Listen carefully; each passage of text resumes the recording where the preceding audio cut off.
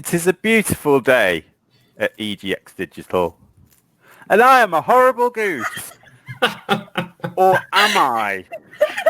Surely, as a goose, I exist beyond the realm of human morality and cannot be judged on the spectrum of human morality. It would be ridiculous because I'm clearly a goose. However, I have got some people here who are going to be judged. They're all the most terrible recidivist people. They're gamers. They work in the gaming industry. Let's meet these terrible people. Hang on. Let's get the slides on honk. Yeah. Let's meet the victims. First up, who's first? Here we go. Boom! It's Me. Ben. Who are you? Why are you here? I'm Ben Nizan. I work at Mediatonic on a little-known game called Fall Guys. So There it is. Most well known for, of course, ruining the lives of everyone over the summer. Are you responsible for that fruit game, the one with the panels? No, I'm not responsible for that one, but it is one of my faves. So I guess I am in a way. I enabled it. So yeah. We've got the enabler. Ben is terrible. Right? I could have said no, but look! Oh, look! Oh, look! That's nice. Follow Ben. Do that. All right, go away, Ben. Okay. Because up next is Kat. Who are you? Why are you here to be judged? I'm Kat. I'm here to be judged. I'm sorry. I'm a marketing manager at Potter Studios, so I do all of the adverts that you guys see. I am so sorry. And I also am one of the admins at London Gamers, so I am promoting the gay agenda. Mostly it's just cats, to be quite honest. Just cats? Yeah. Let's put some... Follow, if you want to be gay in London, join the Gamers. Known for taking the waifs and strays off the streets into a disgusting life of gaming. Appalling. All right, we'll come to your judgment shortly, Kat. And up next, Oliver, who are you, Catman? Hello, Cat. Cat ears, that is a big part of my personality. So I'm Oliver, best known for the work I did on Sniper Elite VR, some talks and panel things at EGX, and most recently we just released Brightpaw at my current studio, Radical Forge. Oh my god, whoa, what's that logo? Logos! So many logos! So yes, that's me, and what a pleasure to be here. Most well known for telling people that it's okay. The life of a game dev is okay. And something what have I done? Unforgivable. Outrageous behaviour. Get him follow, folks. Right, now I've got to see if I can add you all in. Oh, hey, look at that. Hi, everyone. Flawless victory. Right, so how's it going to work? I should probably tell you. That's me, by the way. It turns out I'm not actually a goose. I'm going to get oh rid my of that. god! What? You've ruined the illusion now. Ruined. Everything's ruined. I've got my own logo I can put up. Oh my god! Coach All right, I'm easy. Find me. Confidence coach for geeks and nerds, and do stuff like this apparently. So it turns out that the majority of gamers, when given the opportunity, will play as a goodie. Why is that? If you're given the opportunity to explore your darkest desires and fantasies, why do people still play nice? As demonstrated on this pie chart. It doesn't get any better than that. Let me just tell you now. It's not going to get any better. So I'm going to subject you to a series of moral dilemmas. But who's what? The Paragon. Beware! Evildoers, I will get you. The Renegade doesn't play by the rules. Where would you place yourselves right now if you had to put yourself on the Paragon Renegade spectrum? Oliver. Oh no. My friends describe me as immensely chaotic, and I actually strongly disagree with this. I have always considered myself a very lawfully evil person. However, if my friends are to be believed, I'm extraordinarily renegade.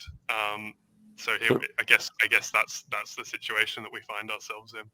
So renegade and contrary. Good. Kat, what about you? I think I'm the opposite. I think I'm kind of like quite a little bit out there. I'm not always doing good. And then my friends turn around and like, no, you're so nice. I'm like, I'm not. I really am not. You just don't know me well enough. And then they keep knowing. So I think I'm in the middle though. Like I'm very much lawful neutral. I stick by my own set of rules, but like, yeah. The misunderstood monster operating in shades of grey. Excellent. And Ben, what about you? Oh, I think probably renegade for the aesthetics, but I think I'm a boring paragon, really. Maybe enough into the red to get forced lightning or whatever, and then everything else the other side. Paragon with a nice hat. Lovely. Yeah. Okay. So that we've got an idea of where you are. So I'll pose some questions, some classic gaming dilemmas. You'll have a debate, and then I'll judge you. Excellent. That's what I was born to do. Content notice. Blood, death, theft, infidelity, interspecies romance. There might be some swearing or cursing. I'm not sure how much we're allowed to get away with. Sorry, EGX and lovely Tom Champion. Hi. And also sometimes maybe you might get some slide numbers because apparently I've forgotten to take them all out. Spoiler alerts for Bioshock, Mass Effect 2, The Walking Dead Telltale Games Season 1 and Fallout New Vegas. If you've not played them by now, tough tits. Right, so let me try and get a baseline level of where you really are. You've told me where you think you are. We'll be the judge of that. So, Bioshock. Who's played Bioshock? Excellent. So, spooky little girls. They're clearly a bit evil and a bit spooky. They've got slugs in their heads. You can remove the slug and get all the magic to give you like bees from your hands and stuff. Or you can save them and not get the magic. What did you do? It's all about the bees, right? I think I'd harvest for the bees. Harvest, one harvester. Yeah. This is the thing. Bees aren't that good. Like, give me give me something better than bees, and I'll harvest. But like, otherwise, it's got to be rescue. Like, I want the power to like instantly like hold my hand out and just have coffee appear in it. That's the power I need for harvesting a child soul. Would the coffee spurt from your fingers and would it be hot? Or would it just... It would be lukewarm and it would come from like the palm of my hand. So like if I hold my hand like that, I can just go... Attention to detail is good there. Have coffee. I think you would have to kill spooky little girls in order to have coffee palm. I'm fine with that. I'm fine with killing little girls for coffee palm. I'm not fine with killing little girls for bee hands. For bee hands. Oliver. So we've got a problem with bees in the world. So I actually think murdering the little girl to save the bees is the correct moral decision, and I get to keep my renegade street cred. For the greater good. Killing children. For the greater good. Spooky little girls cowering. For the greater good. That's fine. So we're all killing little girls for our own benefit. Great. Mass Effect 2. A reporter's chatting shit about you. Do you punch her in the face? Cracks knuckles. That moment is so incredibly iconic, and giving people the joy of such an iconic moment, is that not again a greater good? There's a theme emerging in these answers. The greater good. On, the evil for the greater good. You know, yeah. How annoying are they being? Oh, really? Really annoying. They're spreading shit all over the Citadel about you. They're dragging your name through the dirt. They're endangering your military efforts. Oh, okay. Are they actually doing any good reporting of any useful kind? A little bit, you know. Little bit. Shades of grey here. It is very fashionable to attack journalists at the moment, but I think I'd probably not punch them in the face on balance, even if they are being annoying. Cat.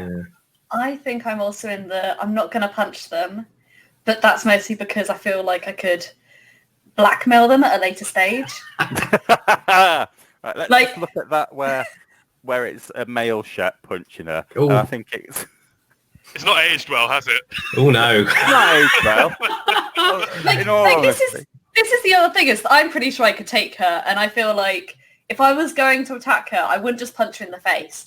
I'd like rugby tackle her off the thing. I think that's how you get rid of them. But I also feel like there's much better ways to get back at them.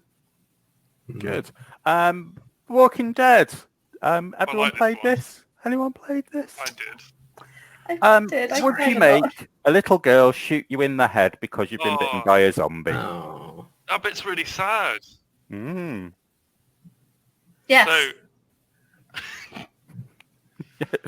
Yes. You're going to be a zombie, right? Yeah. Yeah. I'm Yeah. going to be a zombie, and she needs to learn.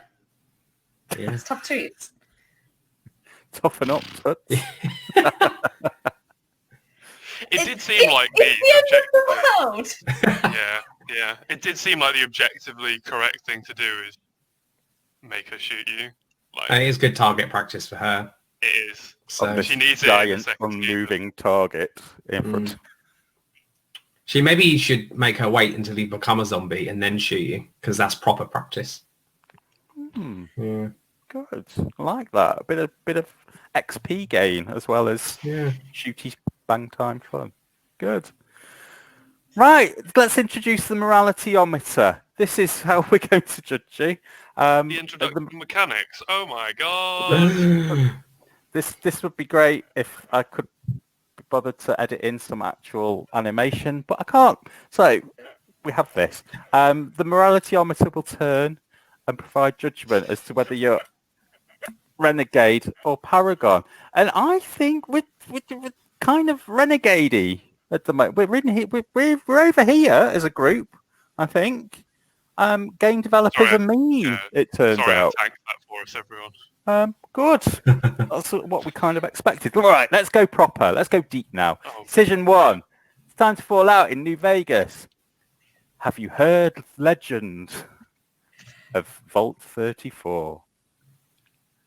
Now, Kat, I know you've played a lot of really, Fallout.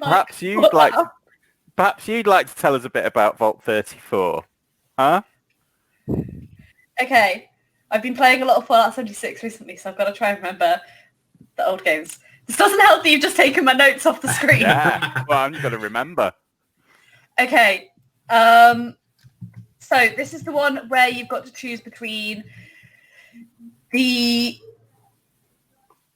it's the one where it was overstocked, and originally it was it was overstocked, and so they basically decided over whether they wanted to shut down the core, which saves the cops but kill the vault dwellers, or save the vault dwellers, the cops will fail. Like you've just got to choose how you die.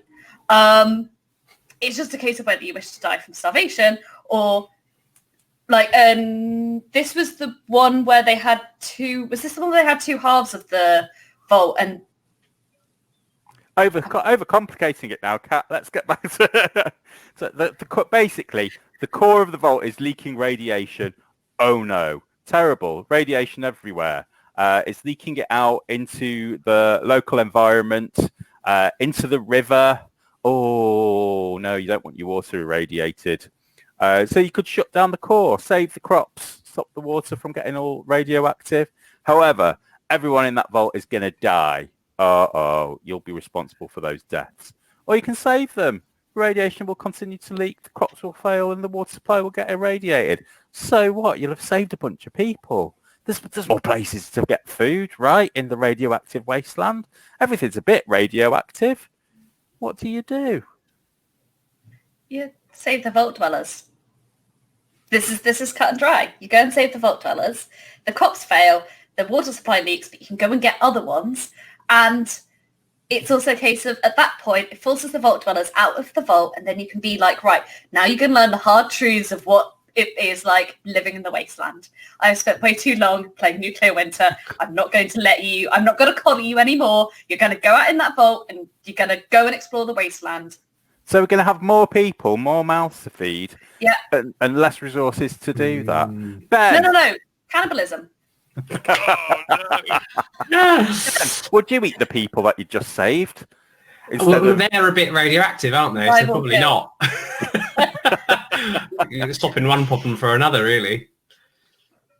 But what would you do, though? Would you shut would I down the do? core? Or I would don't- you well, I save mean, them? what I'd actually do is get them to fix the core themselves, but I suppose I have to choose. I'd shut down the core, I think, because you just Core. you can have a long-term all problem otherwise. those. Oh, that couple who just got married yesterday. Yeah.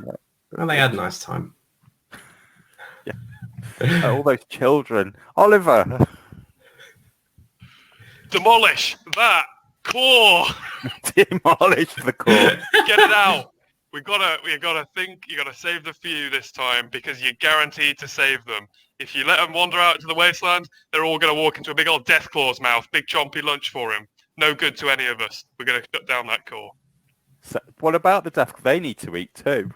Death They've got to claws have are an some lunch. endangered species. I swear they don't look like they eat much. They're fine. They're gonna be like So they're angry all they're the like time. spiders. They're like spiders. They can exist without food for long periods of time. So we've Is had that two. true? Fallout Two law. for the greater Fallout good. law. Please don't Google the Fallout law because I'm almost certainly wrong. Oh, the comments below. Tell Oliver how wrong he is in the comments below. Well, I, of course, as a goose, as an evil goose, as a horrible goose, I'm just going to have a little roll around. I'm going to let the leaks happen and have a lovely roll around, and then go steal all of the food for myself. I wonder if I could eat people. Right, moralityometer time. What? I have no idea anymore. Oh, we're on question 1, and I think the greater good there won out. I think we've nudged it from over here. I think we're a bit middly. We're a bit grey. We're a grey Jedi at the moment, and that means we get to ask the moralityometer for some advice. And you'll join in with me next time, but this time I'll just say, moralityometer, swirl, swirl, swirl. Tell us the lesson that we must learn. And that's a very good lesson that we should learn. Thank you very much, moralityometer. I don't know if we're going to get away with this. That's outrageous. You can edit something in, it's fine. Fantastic. Decision 2. This is crazy. Let's do a question about Cool Mountain, maybe. Please don't sue us, Nintendo, because this one's about Super Mario 64. Have we all played Super Mario 64? I like that one. All right. The video I'm about to show, fair use, love affection. I love you, Nintendo. Thank you very much. It's by YouTuber Butter Bailey, so give them some love and some likes. So Cool Mountain, the mission where you have to rescue the little penguin baby and bring it back to its mama to get the star. And once you've done that, of course, you can pick the little penguin baby up and take it to the edge of the cliff and then say, bye-bye, penguin baby. Away you go. Did you do this? And then to add insult to injury, did you still collect the star that you just then? What did you do? Would I'm you? appalled Could you? by that. Would you drop the baby penguin off the mountain in Mario 64? Have you ever done this? Anything? Sorry? Do you gain anything for chucking the baby penguin off? I mean, I think it is very comedic. You just have a lovely time, really. and you're testing the emergent narrative that emerged within Mario 64. See, I might have chucked the penguin off the mountain, but I wouldn't have thought to do it after giving it back to its mum. I think that's the bit where I'd have been like, it's locked in now. Can't change my mind now. Surely not. But Apparently you can if you're a monster. Looking at you, Kat. I wouldn't chuck. I mean, what's below the mountain? Is there like a pool or something that it's going to drop into and it can go have a nice swim? Nah, it's a kill zone. They're just kind of floating in infinite void space. It's going to die from starvation, or it's going to hit something at some point, or it's going to respawn. It might go so far into like the 3D world space that it'll just appear at 000. Yeah. Or floating point numbers get it. Starts glitching out. Yeah. Uh-oh. I don't What think kind of existence? What kind of end is that for the baby penguin? I don't think I could chuck it off. It's a baby penguin. Penguins are innocent. Unlike like the Bioshock children or like anybody in Fallout, penguins are innocent. They are in suits, though. Never trust someone in a suit. It's a good point. Does that make it okay? If something's in a suit, you can just kill it. Are those the rules? No one told me. It's not okay, but, you know, on the meter. On the morality meter, killing someone in a suit. Don't kill people in a suit. Yeah. No, I think I'd still not chuck him off because it's a nice penguin. You got to start. He is nice, and I actually love penguins as they genuinely are my favourite animal. But I just can't deny how comedic it would be. Thing is, I can watch you two do it, and then I don't have to do it myself. You get all the comedy factor, but none of the repercussions. Oh no! We're just going straight to red. Oh no! Is that a bad one? Is it? Oh no! Oh no! I think that's probably an accurate reflection of how Renegade we've just gone. I think both of you, Oliver and Ben, nudged it quite far over, and then Kat saying, well, I can just watch you do it. That just makes you complicit. That doesn't make it okay. I like teaming up in my Renegade options, honestly, Ben. Like it's it makes it works. Less benevolent somehow. Oh God, it's swirling. Oh, Moralityometer. Swirl, swirl, swirl. Well, Tell us the lesson that we must learn. Come on, swirl, you. Learn our lines, probably. Yeah. Yeah, you probably shouldn't start the word either. All right, decision 3. You've got your dream job with Electronivision. Ruin everything. You've been working on your most epic project. This is your dream game. You've been working on it for years. You've managed to amass a really killer team behind it. The press has picked up on it. Streamers have picked up on it. Everyone's really excited for this game that you developed. Your magnum opus. It's going to sell like millions. The world is going to go crazy. And you open up the latest build. And oh no. What's this? Oh no. Oh no. There's loot crates. Loot crates everywhere. They've played with your game and filled it with loot crates. Now, do you continue development? Or, knowing that you will not get caught and nobody will know it was you, do you delete it? Do you stop this bastardized version of your dream game that has been destroyed by meddling folks? Do you get rid of it? I feel like you're about to say meddling marketing teams because I would be the one in the loot boxes. I'm so sorry, but I'd be the one that had added in the loot boxes. I've worked on too many mobile games to say I'd delete it. It would be really hypocritical of me. You don't need to anyway, because they'll all be illegal soon. See, it's coming. People that don't know what they're doing are making decisions again. Yeah. Okay. Oliver, you're near the start of your game development adventure. It's true. It's true. So, like, if I was on an extraordinarily successful RPG project and, like, it was based on, like, a really big pen and paper RPG, and then I walked into work one day and I saw that had happened, and, like, seeing it so close, so Icarus, so close to the sun, I'd dramatically bash down on that delete key, because you can't get that close to the sun and then do that. I would burn it to the ground.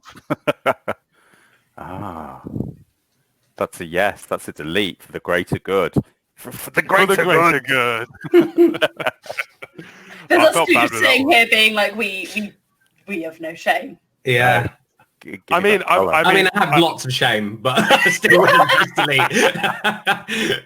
It's more. This is the thing. It's easy to like it's easy to like theorize in a hypothetical, you know. So I'll enjoy myself in the hypothetical before I have to actually make a decision like that someday.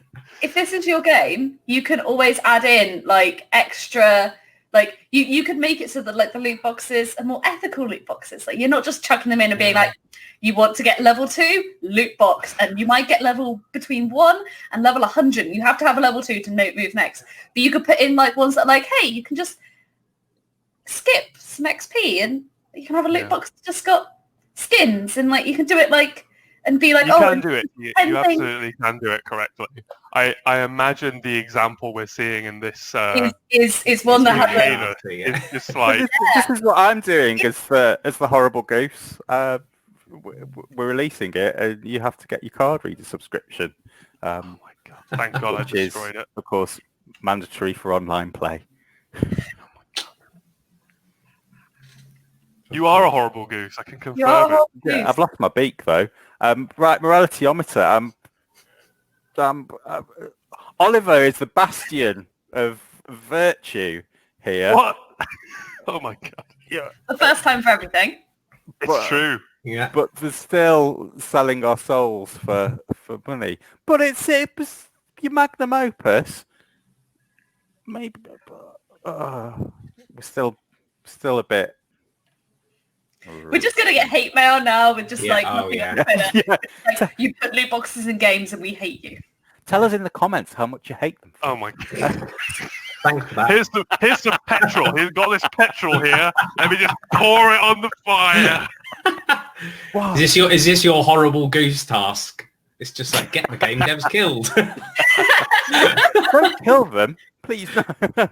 We want more content from them before that that's happens. true. Moralityometer, swirl, swirl, swirl. Tell us a lesson that we must learn. Yeah, you can only make a kerning joke so many times before the audience's interest flicking off. Unfortunately, we can't see you at home, beautiful audience. So do tell us in the comments what your favourite moral dilemmas are. And would you kill a little girl to have coffee hands? That's what we want to know. All right, where are we?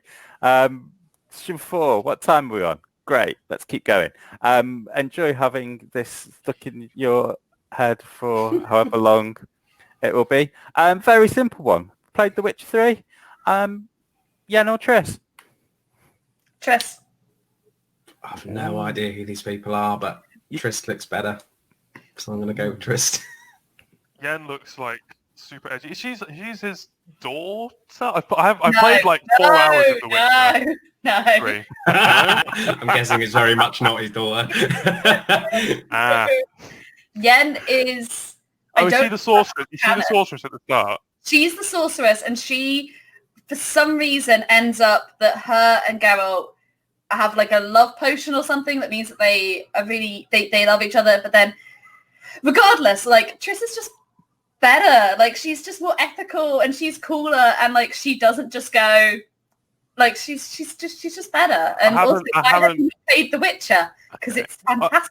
I played like 3 hours of it, and I'm very much, when it comes to video games, I'm like, I play until the point where I'm like, I feel like I've seen the majority of the systems at play, and then I go, oh, that was nice. Next one, because I'm obsessed with playing as many games as possible. Anyway, I've only met Yen, who is not Geralt's daughter. Otherwise, it would be pretty bizarre. So I'm going to go with Yen. And this is what we call flame bait for the comments. That's the only reason it's here. So tell us in the comments, folks, who would you choose? Can I change my answer to Geralt's butt? Well, Oh, was that an option? Well, there it is. indeed, you may choose Geralt's butt. Why That's limit what yourself? Real swap. Why not give yourself a buy 5 and have all of them? let's not limit ourselves, folks. We're not even going to consult the moralityometer, but we are going to ask it to swirl, swirl, swirl and tell us the lesson that we must learn. Oh, that's a fun Sega fact about Flicky. Interestingly, it was originally titled Busty. Why? We don't know, but hey, Flicky it is. All right. You've decided to take a break. You decided to go and work on Firewatch for the summer. Get out of the city, spend some time in the woods, protect people from horrible fires. You know, horrible fires, as opposed to those nice fires that only make you a little bit crispy. Fires. You're walking in the woods. There's no one around, and your phone is dead. Out of the corner of your eye, you spot him, Shia LaBeouf. He's following you about 30 feet back. He gets down on all fours and breaks into a sprint. He's gaining on you, Shia LaBeouf. He's looking for your car, but you're all turned around. He's almost upon you now, and you can see there's blood on his face. My God, there's blood everywhere. What do you do? There's a bloody Shia LaBeouf almost upon you in the woods. I'm not doing anything. I love Shia LaBeouf. He's like a champion of postmodernism. Do you think maybe this is a performance art piece by Shia LaBeouf? Yeah, exactly. He's just got a point to prove, man. Like he's just doing his thing. Just let him be. Yeah. Leave Shia be. In Firewatch, Shia LaBeouf. Yeah. I feel like we've gone back to loot boxes again. I feel like you just have to follow what Shia LaBeouf says and just do it. And in this case, doing it is literally just running as far away as possible, because I feel like anybody bloody and running on all fours towards you is not a good thing. And up a tree is better than on the ground with Shia LaBeouf. I feel like that's going to be taken out of context at some point, but yeah, I'm going to go and hide up a tree because I don't think anybody bloody and like crawling towards you is a good idea. What if Shia LaBeouf's had a really nasty injury and he's just looking for some help? Oh my God! And then I can fix his wound, and I can ask him questions about his the meaning of his art over the last 5 to 10 years. Please. Shia LaBeouf would probably love that. That'd be Or great. He might bleed out though in the time he's talking. Yeah, but I'll get my answers. but what, of course, the flip side of that, what if he is an actual cannibal Shia LaBeouf? He wouldn't actually be a cannibal. It'd be too real. What if like Shia LaBeouf's in a party with somebody and they've accidentally shared the cannibalism perk, and he just comes up to you and presses E to chat to you and accidentally just starts eating your corpse. Yeah. That's a feature. Thank you, Fallout 76, for that. Yeah, I feel like in keeping with Firewatch, I'd probably just walk slowly away and then get sad on the radio, probably, and ignore that he's there because there's no other characters. But what if Shia LaBeouf is then upon you and is killing you? Fine. I'm drunk. She just couldn't let it be. Yeah. You've had a good time.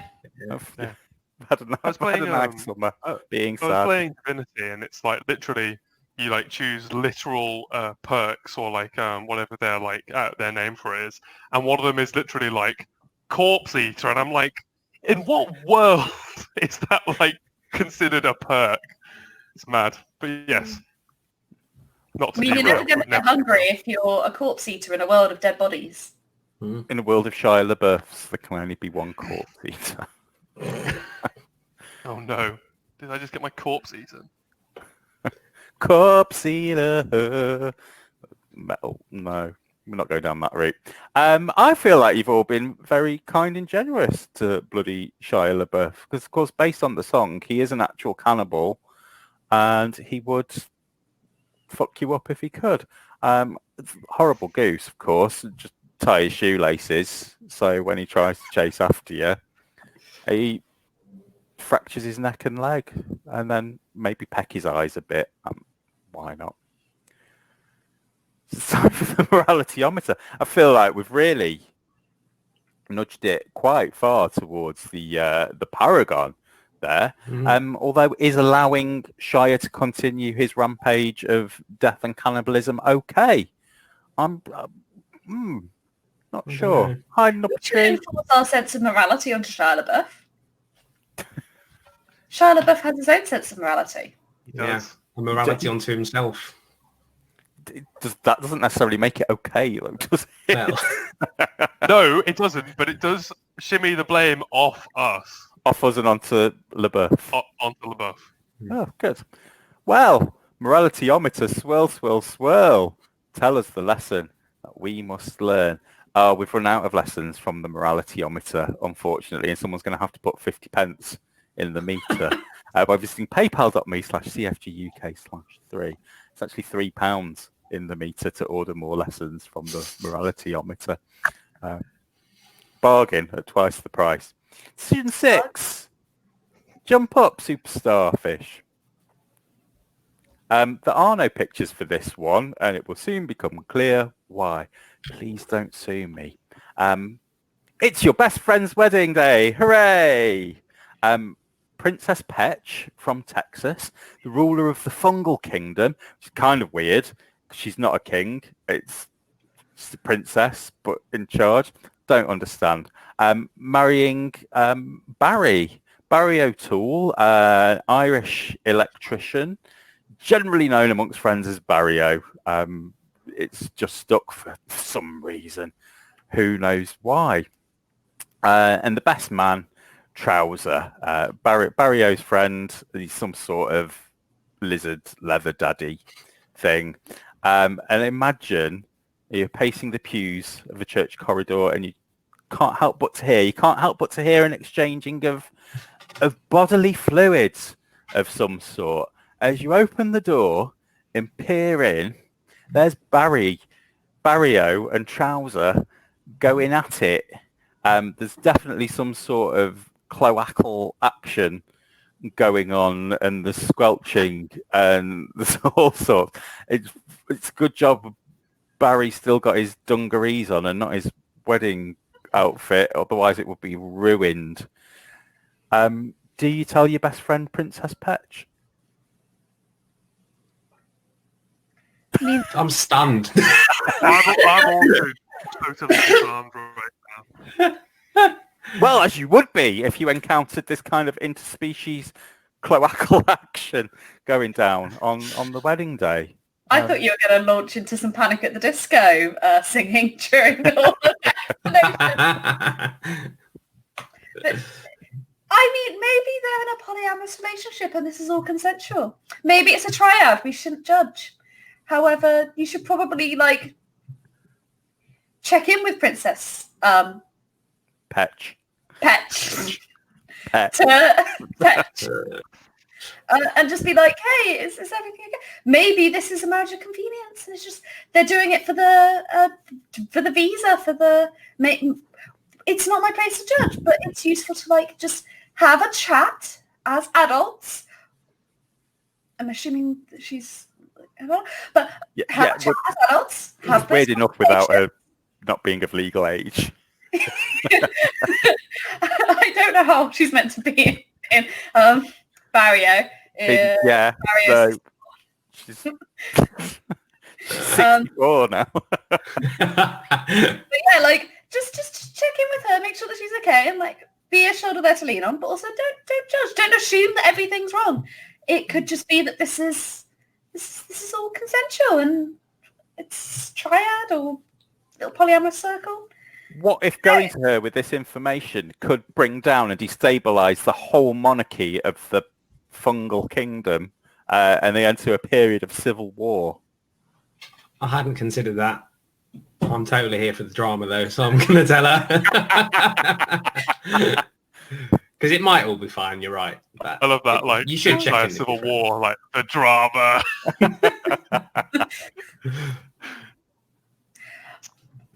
I mean, if everybody, it's better to tell her, and then everybody to have like a nice adult conversation about it, then her to walk in on them one evening, scales all over the floor, copper wires everywhere, gold coins aplenty, and it's better to let her know than have her jump in on something. They actually use platinum pieces in the fungal kingdom. Sorry, gold coins. Pieces, not gold coins. Quality. I mean, from my perspective, this could be like a stag do thing, gone out of hand, you know, just a couple of boys, one last hurrah, you know, and then it's all in for the marriage, you know, he's going to be a perfectly great husband, the kingdom will survive. There's no way I'm dropping the boys in it. It's just, I just couldn't to the boys. Good.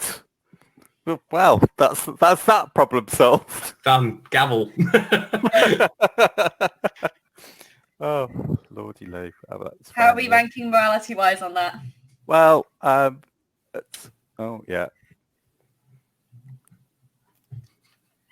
let's find out where we are. Where are we? I think everyone did pretty good there.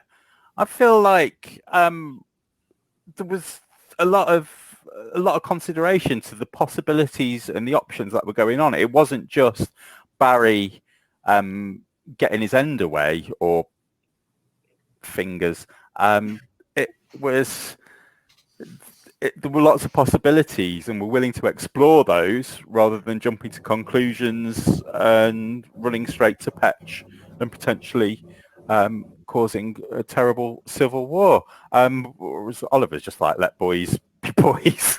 Let them get down. I think not all the time, but in this instance. What's the morality meter's decision on the very, very close and careful copyright infringement on this? Oh yeah, no, the moralityometer is a little bit concerned about It would detonate. about that. We were very careful. it likes that we were very careful. All right, so we're feeling quite good and virtuous here, I think. Who knew that people in the gaming industry could have morals? So moralityometer, swirl. Tell us the lesson that we must learn. Swirl and learn don't really rhyme, do they? But you can't just steal everything from Animaniacs and get away with it. Decision 7, the final one. The trolley problem. Morality 101. And yes, I am obsessed with the trolley problem. This is going to be great.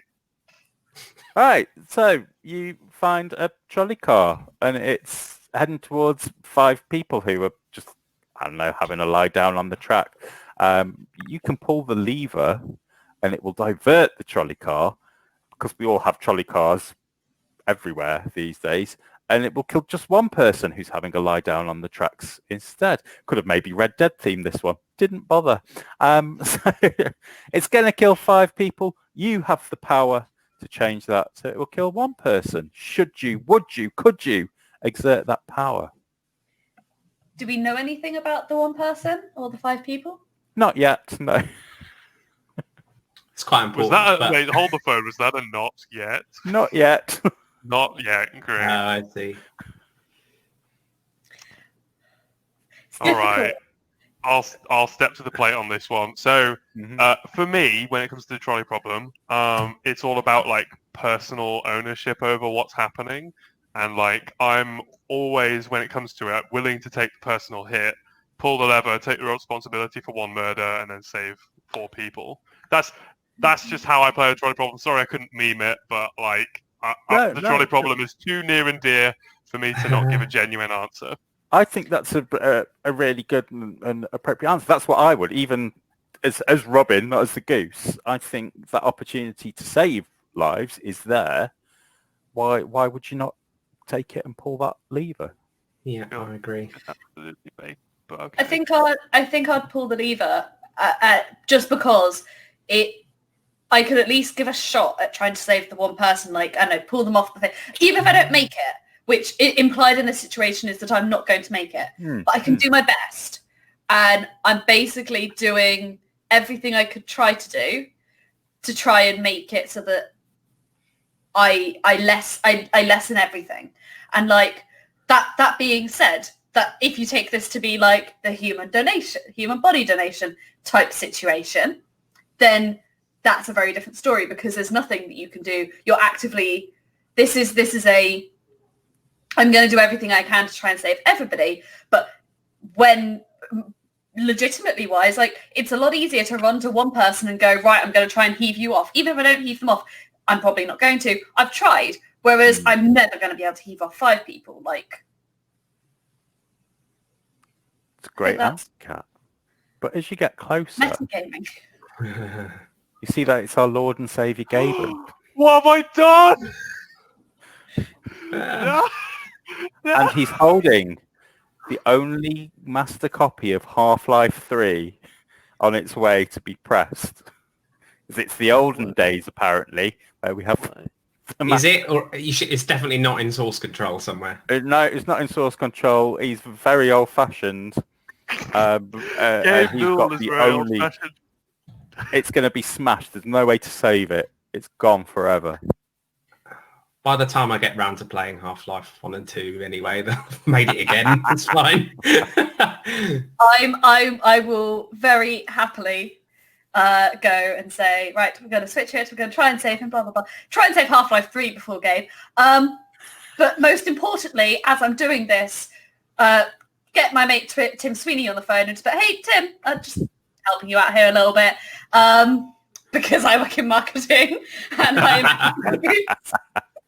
I'm so sorry, Gabe Newell. Please don't hate me. Please nobody hate me. But yeah, just get my mate Tim Sweeney on the phone. Just be like, yo, just about to help your share prices, buy a few stocks in Epic. Oh my god.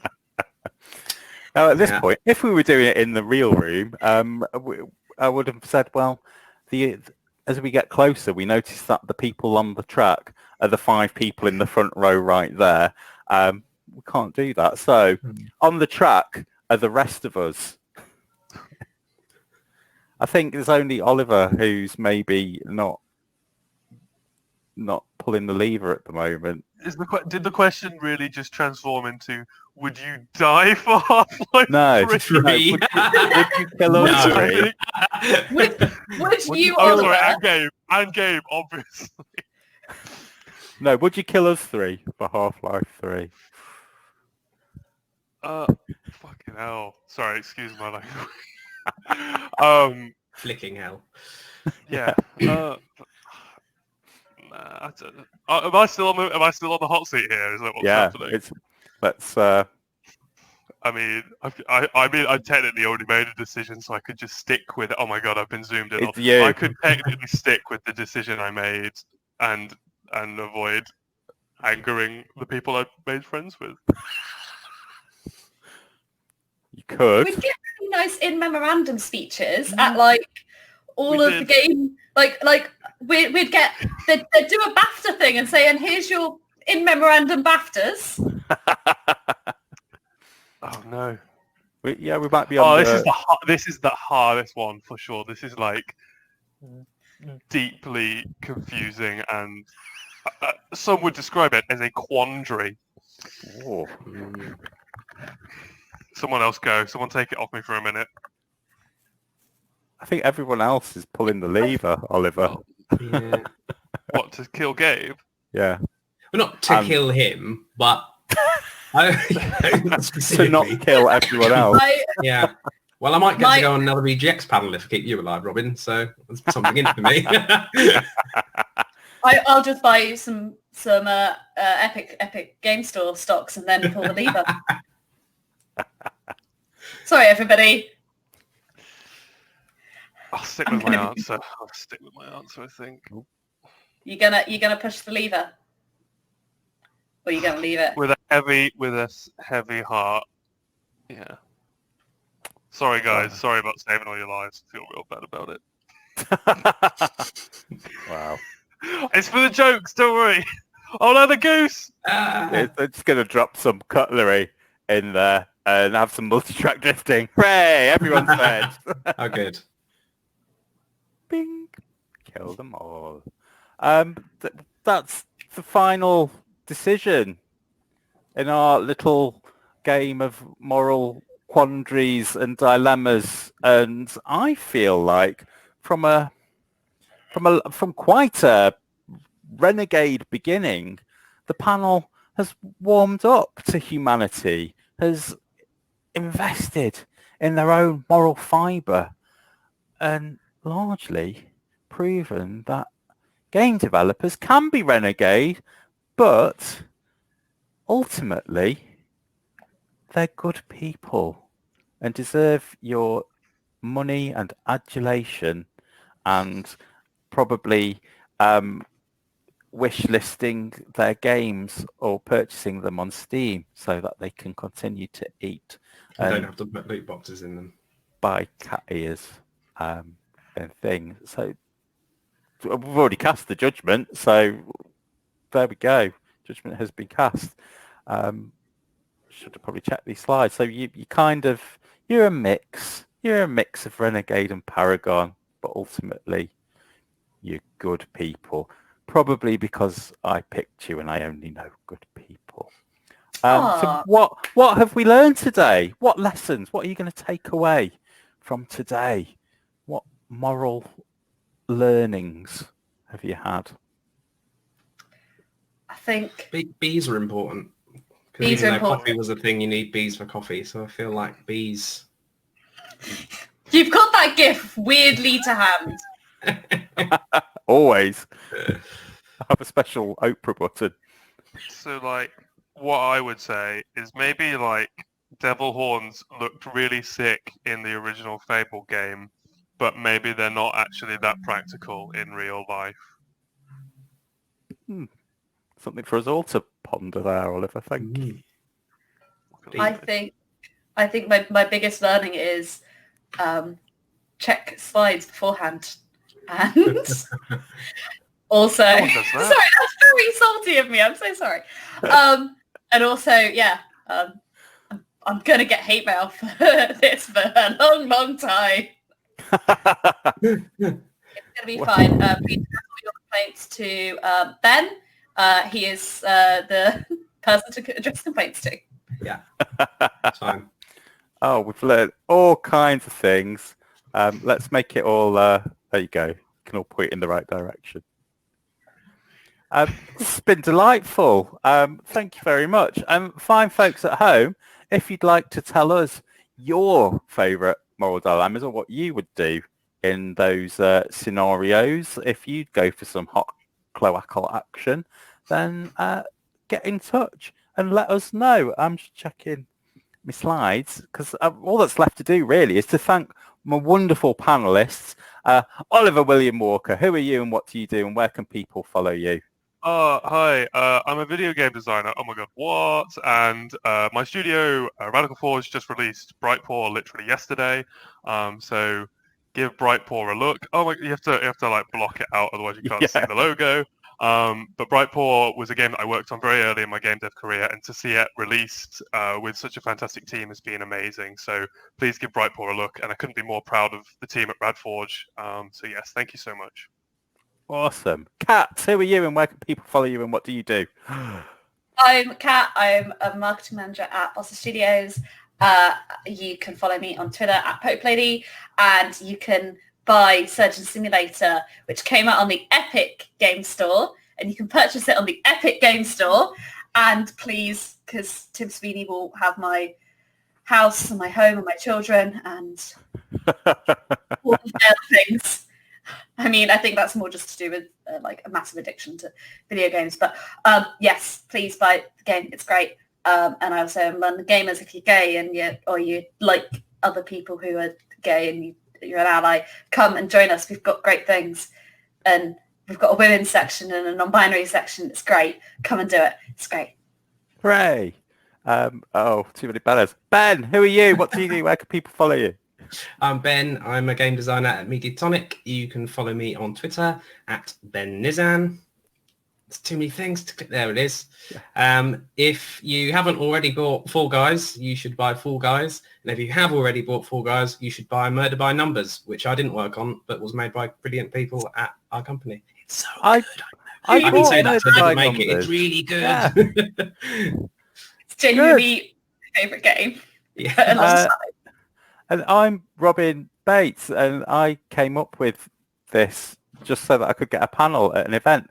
I run a company called Coaching for Geeks, which is life, love, health, fitness, geek culture, gaming, everything for the modern geek nerd or introvert. Come along, get involved, and that's it. That's the end of the panel. So let me just fiddle around with this. Thank you, panelists. You were dead good.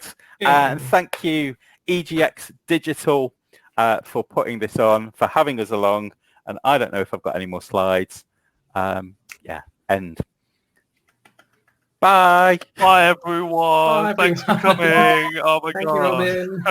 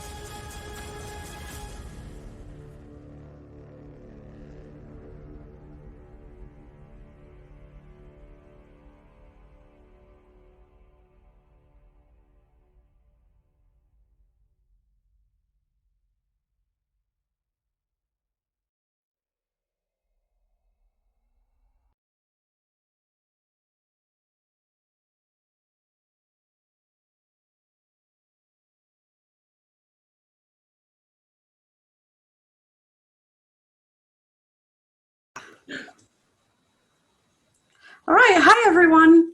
Thank you so much for tuning in. You've tuned into a fireside chat about diversity and inclusion. I'm going to let Adam and Leon introduce themselves, but I'm Cinzia. I'm diversity and inclusion advisor at Splash Damage. I've been at Splash for about 3 years and started doing that role recently, where my role is making sure that diversity and inclusion is at the forefront of what we do at Splash Damage. Adam, do you want to introduce yourself? Sure. I'm Adam Campbell. I'm Director of Product at Azumi and DaVinci Media, which is the #1 kids edutainment company. I'm also co-founder of POC in Play, which is Europe's largest advocacy group for racial diversity in video games. I'm also a member of BAFTA, and I've been in the video games industry for more than 11 years now. And I've had previous roles at organizations such as Miniclip, Sega, and Jagex. I'm Leon Killen. I am founder of Balance Patch, which is the UK's a diversity inclusion consultancy service for the games industry in the UK. I've previously worked in various inclusion and diversity projects in higher education before moving over to gamers quite recently. Also on leadership Outmaker Games. Cool.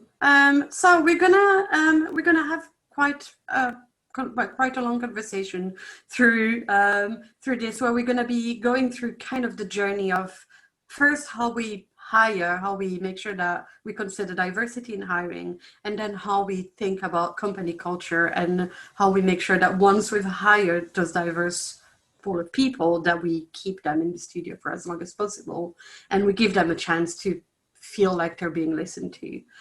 So like the first big question, I guess, is what can studio do to hire more diverse? If one of you want to kick us off. Sure, shall I go? Yeah. Okay, I'll kick off. So I think that one of the biggest temptations in hiring, maybe more so the video games industry from what I've seen, is also one of the biggest problems. And that is the tendency to hire people that you know within your own personal networks. Now, obviously that can give you candidates who you trust. It can also be a quick way to find people with particular skills that you're looking for. However, that does reduce the pool of candidates that you might bring on board. So one of the most important things, in my opinion, is looking for multiple sources for your candidates. So that can be personal networks, but also multiple agencies potentially, job boards that target underrepresented or marginalized groups, and also reaching out to other people perhaps within your industry who perhaps come from a different background or demographic to yourself, who can also reach diverse candidates. Yeah, I completely agree with all that stuff. I think it's very, very much, I've been in games for about a year and a half now, so the sort of difference in terms of hiring is quite striking. I didn't appreciate what a tiny, big industry games was, and this sort of very, in a very, very short space of time, how many people I knew who knew someone who knew someone who then knew someone who I knew who then they knew. Which is really surprising. I think, and very hard to appreciate before you're in industry, but also at the same time, it's quite an insular industry. It's very, I think it can be quite difficult to break in. And personally, I feel quite fortunate to met the people that I did when I did, but it's not everyone's experience. A lot of people kind of experience sort of almost a sort of orbiting around the edge of the industry, and it being hard just to break into the network, let alone getting an actual job with the industry. I think the industry is a little scared of what talent is available outside. It hasn't come up with like, my first job was in games and now I'm in games and here is games, and like that's the be all end all. I think it's sort of very stuck on games specific experience. Must have shipped X number of games and must have been in roles for a certain number of years. Whereas I think a lot of marginalized folks struggle to get even transferable experience. And I think it's very hard for games to break out of its own shell in that regard. Particularly when I think talk to particularly sort of LGBT folks, that's my corner of specialization in particular. They talk about saying, oh yeah, I went to university and I got this, but I know my straight peers got a foot in the door more easily, or that's compounded by other identities. For example, my white peers got a foot in the door much more easily. I think games would do well to sort of open up what it expects from people. I think they'd be really. I think by and large we'd be quite surprised to see what we could achieve with transferable skills that aren't just, oh yeah, I shipped this game, did this thing, did that, because there are a lot of really talented people coming up that sort of traditional. Go to uni, get the computer science degree, programming, and to get in that way. I think sort of widening what we're looking for, what we expect, I think would help a lot with diversifying yet as far as industry. Yeah, and I mean, it's been proven as well through data that having a diversity as far as industry goes will make you more likely to be successful as a company. And that's something that we're so scared that we think that you need to have games experience to understand how to ship a game. But there's so much transferable skills from other industries that would give us a completely brand new experience, a brand new point of view that we're missing entirely because we're trying to close ourselves within the industry, and because of needing to have that network of people before you can make it into the industry. And yeah, we're missing on so much talent and so many things that we wouldn't consider because we're not having those people. We're not having the people with different experiences and different pathways into the industries that will bring those completely new point of views that we're missing out on. But so what can companies do to help with that? How can they find that pool of talent that isn't just the people from the games industry?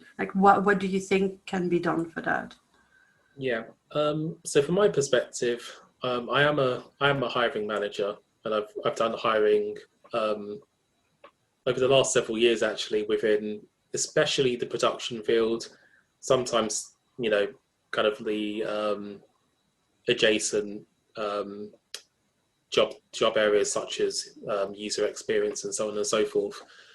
And I think for me, one of the first things is making sure that the job adverts are visible in multiple places where possible. Mm-hmm. If you're a game specific or even a games biased company, it can be tempting to think, what are the famous games industry publications or games industry job boards which you can post in? And that's probably going to find people who are specifically looking for games jobs, probably already from the games industry. And if they're not in the games industry, there might be people who are looking to take their first step in the industry.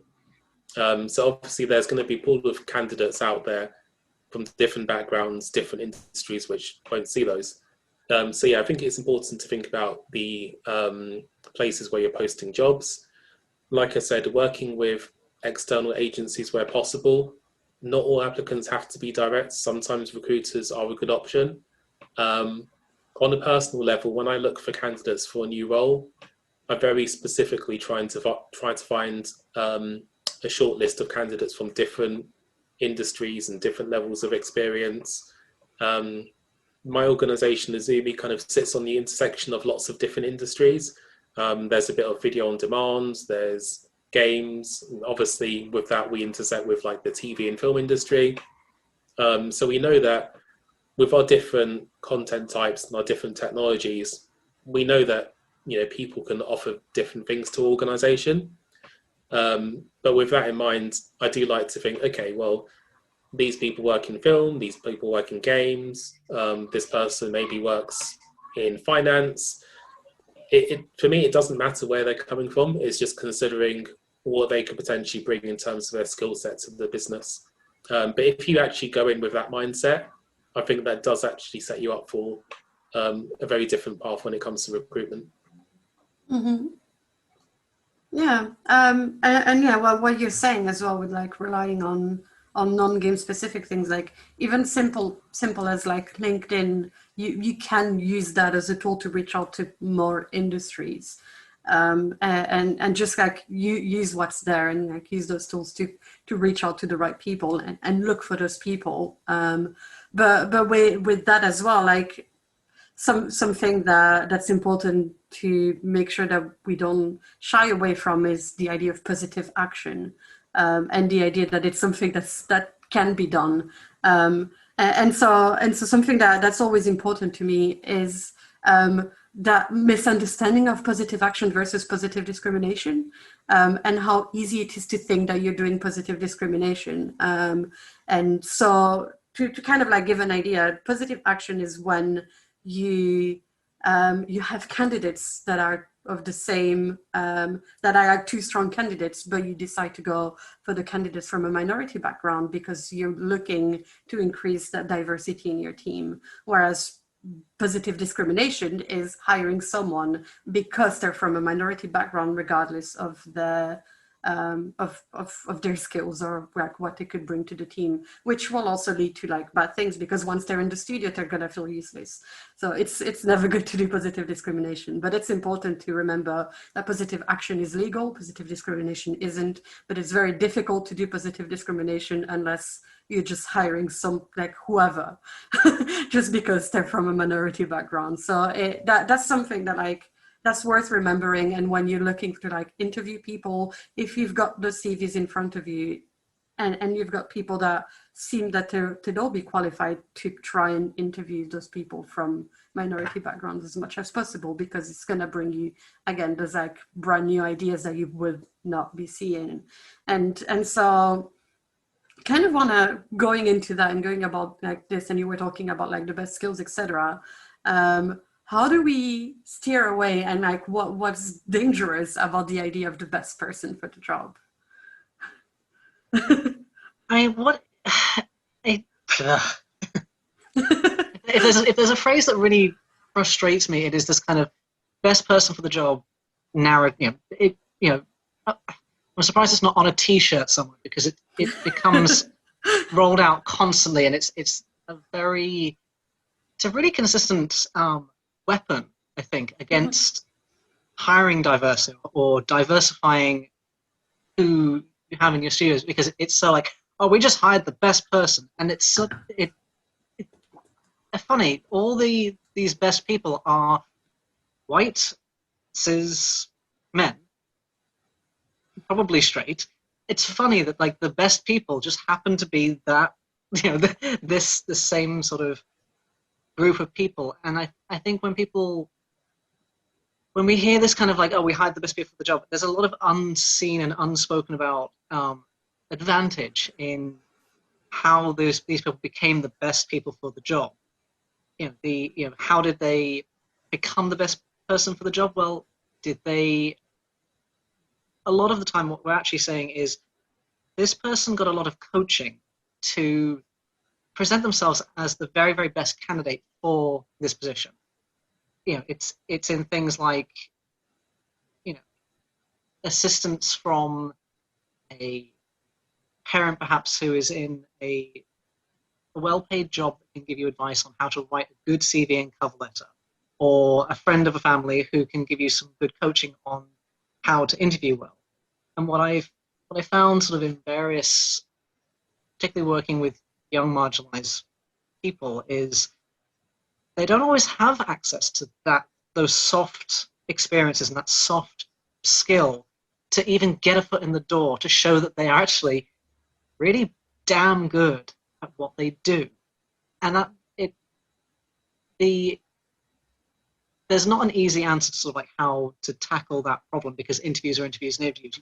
You've got to do something to get to get to know what someone's about.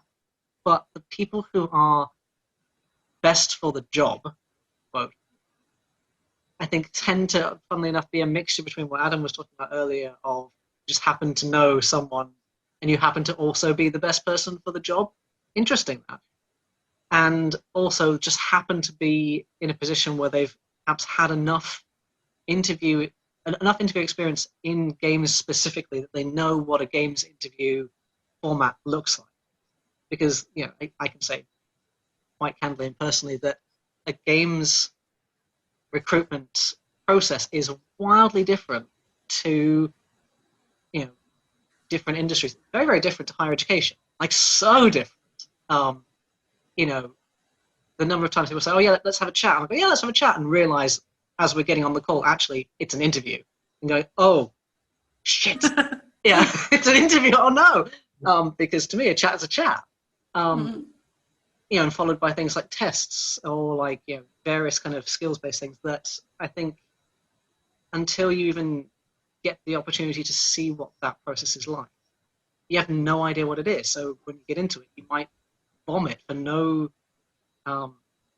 reason, you know, of your own, no reason that you don't have, you know, you're not an excellent artist, you're not an excellent programmer, you're not an excellent marketer, you know, any of these things, but just you haven't had access to those soft skills that a lot of professional families, for example, you know, there's loads of compounding things. These are just some sweeping things, but man, best person for the job always really makes me pull a face, because I'll see some people say, "Oh yeah, I went for this job," and I go, "How did you not get it? You are excellent." And it boggles my mind in so many ways. I mean, from my perspective, I think, I mean, it's a very loaded term. In my opinion, the best person for the job is the person who your organization might need right now. Also, the person who can add something a little bit extra, a little bit different. You know, the X factor, so to speak. And that thing is not always going to be something that you've already seen before. So it's always worth keeping a bit of an open mind. You know, I spoke a lot about trying to diversify the sources by which you find candidates. I think that's a very good starting point. So when you are shortlisting people, they're not all from the same industry. They didn't all go to necessarily the same university.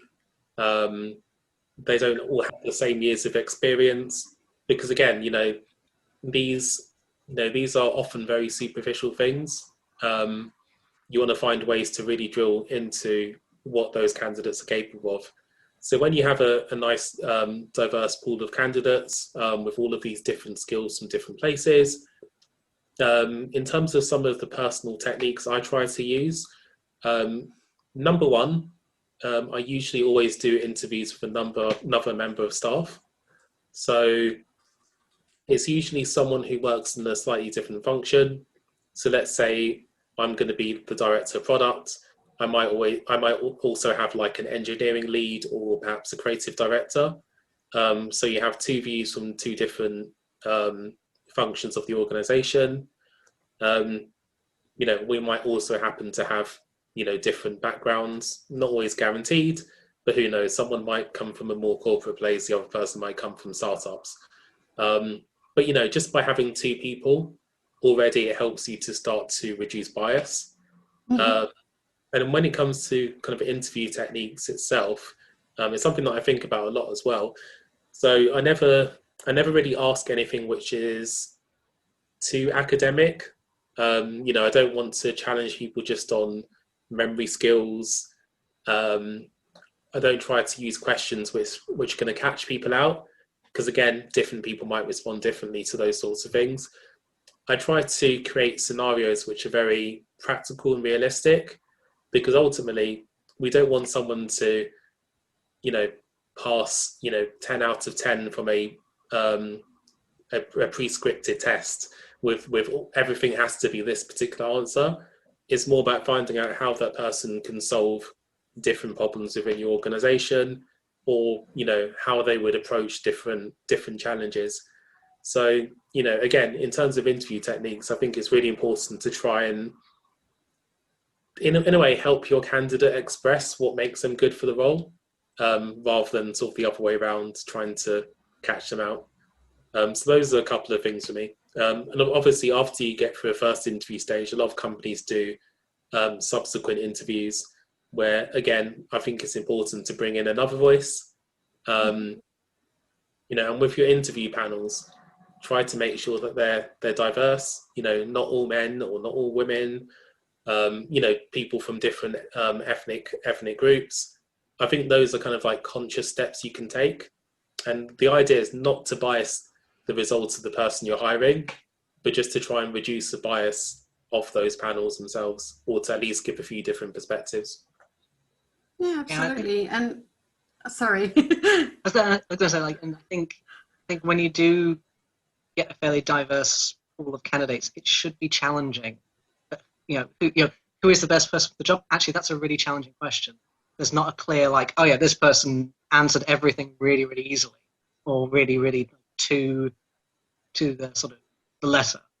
Actually, there are a few candidates that bring something very, very different. This is going to be a challenge because they're going to bring something different.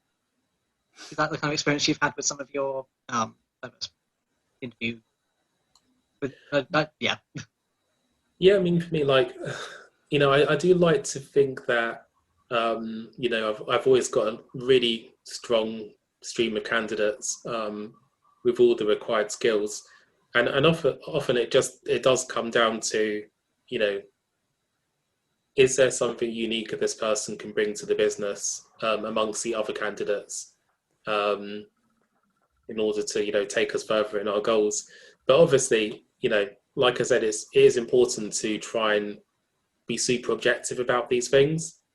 Like, you can't say, oh, well, this person likes, you know, a specific game that I like as well, so I think they're the one who should be hired. You know, you still have to be appreciative of people's actual work experience and their technical skills, and, you know, have they studied a specific course which perhaps contributes to their ability to be a good practitioner.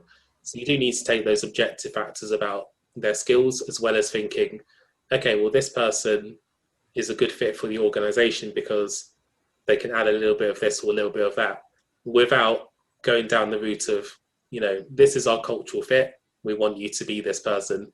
You know, your culture should be a melting pot of you know, different unique people. We should never try to create a preconceived idea of what culture must be. I like to call it cultural add. Like, what are you trying? Like, what are you adding onto the company? But and to add to that as well, like, what I like to do is having specific set of questions that I ask everyone, so that I get enough of, like, to a point where, like, the answers will be what guides the way that I'm judging, rather than, like, what I'm seeing. And, like, having the same questions and hearing different answers and everything helps with that, because you have some form of consistency where you can be a bit more data driven with how you're judging candidates, which is difficult when it comes to people. And yeah, diversifying the pool of people that interviews is super important, because as well as, like, making sure that you're getting different opinions, there's also things with, like, different lived experiences that will mean that red flags might be spotted, that if you had the same kind of people interviewing, that wouldn't have been seen. That can be the case. Like, people feel things differently. Like, there's things that they'll spot that you might not have spotted otherwise, and it's super important. I'll just back up that I think, you know, it's really important to keep as much consistency as possible. You know, obviously, natural flow of conversation could go in multiple directions, but I think if you're asking a consistent set of questions, you're giving people an equal opportunity to offer their solutions there as well, and you can compare those quite objectively. Yeah, because there'll be a point where, if you've done it enough, you kind of know what kind of answers to expect. Really, at that point, you're like, these are the things that, like, are gonna be something that will add to the company. these are the things that like will show critical thinking and emotional intelligence, like the soft skills that are important for someone to be bringing into a company. But to just backtrack a little bit, I'd like to talk as well about job descriptions. And so we know that it's really important to, like, job description can have a big impact on who you're hiring. And we've talked about like experience and not requesting like for someone to have, 5 ship titles to be able to get into the industry. Is there anything else that you think can be good for a job description to keep in mind, and I think that could be done to help with it? Yeah, I think maybe actually one of my bugbears is that I don't in this industry I actually don't see many entry level or junior positions just in general. I know that's a little bit off from like job description specifically, but the it really strikes me how there's a lot of want for talent and a lot of sort of want for people to move into the industry, but there isn't a lot of opportunity for people to gain the skills that are very industry specific in a sort of way that invests in people and brings them up through the industry. I notice this in almost every discipline in the industry. There's a lot of this kind of moving around of senior, you're always looking for senior positions. And when I look at those senior positions, I'm like, that's terrifying. What you want for these senior positions is terrifying. Where are the sort of opportunities to climb towards that kind of role? That those don't. There's a huge disparity. It's quite scary. It's a catch-22. Yeah, really. It becomes because if we hear that, that you're an industry veteran after 5 years, I find that a really scary number. And to become a senior, you are senior after 5 years. That's not the same in other industries. That's a bit of a tangent, but it just sort of struck me that as far as what is expected in various roles is really specialized and sometimes quite bloated. Yeah, I think that's a really, really interesting point. So, I mean, there's no one answer for how to, write the perfect job descriptions or how to find the right people. But I think for me, some of the things we do are in terms of like the questions we ask ourselves, and some of those things are in terms of how we draft job descriptions. So one thing we will ask ourselves, for example, is this a job that a junior person or an associate level person could potentially do? That obviously takes us away from a mindset of, okay, let's just find the most experienced person ever to do every single role, because some people don't have years and years of experience, but they could do the job if they had the right sort of mindset and background, and obviously there's a potential for them to be trained in the role. If you want to look at it from an economical perspective as well, that person might be less expensive for the company to hire, but there's obviously mutual benefit. You're giving someone experience, and you have someone who's hungry and eager to learn. In terms of actual job descriptions, I don't think we tend to be super specific about the level we're looking for. And the truth is, sometimes we'll go into a role thinking there might be a certain profile, but we're very open-minded about that. Because again, you could be, for example, a developer with 1 year's experience, or a developer with 5 years experience, or maybe you have no years industry experience, but you might have some practical example of your work.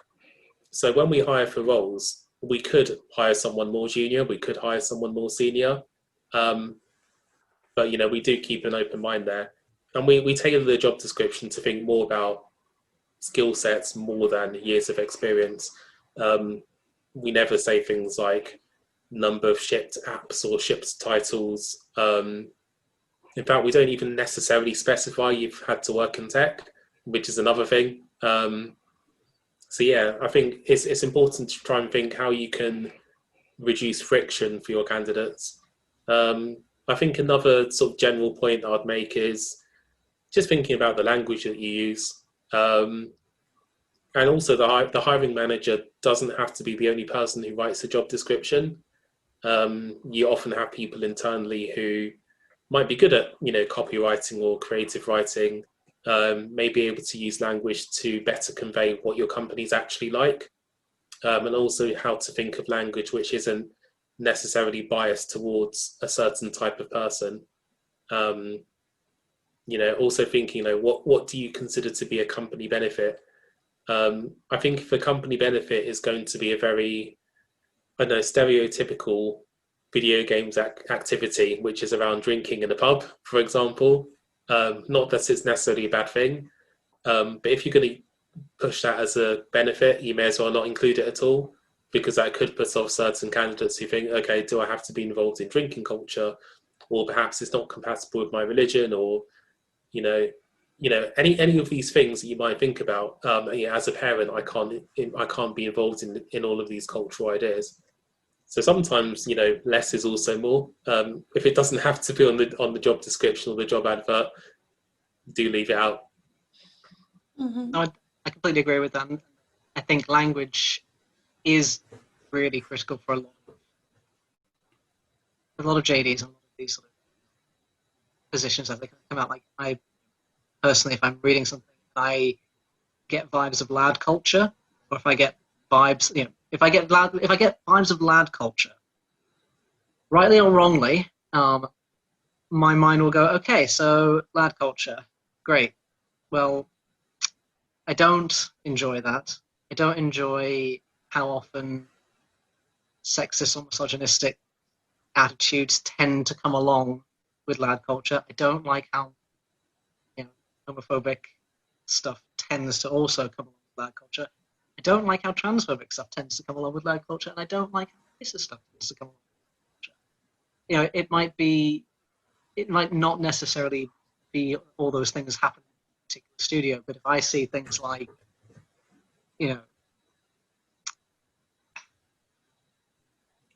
work hard, play hard.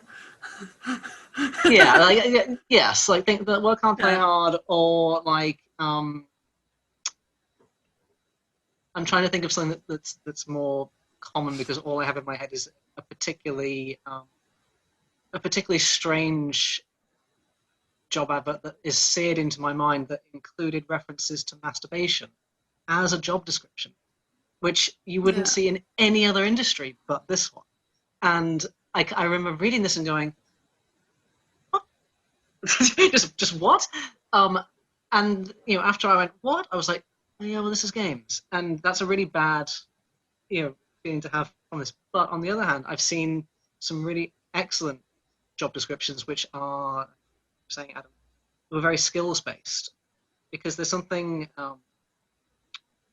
I think as someone who was raised as a woman, when I read a lot of job descriptions that are sort of laden with very masculine terms that are sort of unseen, or are very kind of to do with sort of number specific stuff, that I'll go, well, I don't have 5 years experience doing that. I'm no good for that. I'm not, they'll never consider me because of that number. Whereas,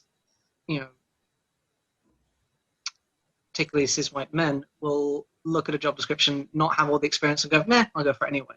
But that's not how marginalized folks necessarily look at job descriptions. So things that are more skill based, can you work as part of a team? Do you have creative problem solving? Are you able to, do you have copyright? All these sort of things that sort of break down projects, as opposed to when you say must have shipped a game. What does that mean? Like, what are the skills that were involved in shipping the game? Was it to do with programming? Was it to do with art? Was it to do with copywriting? Was it to do with what was it? Was it project management? What is it?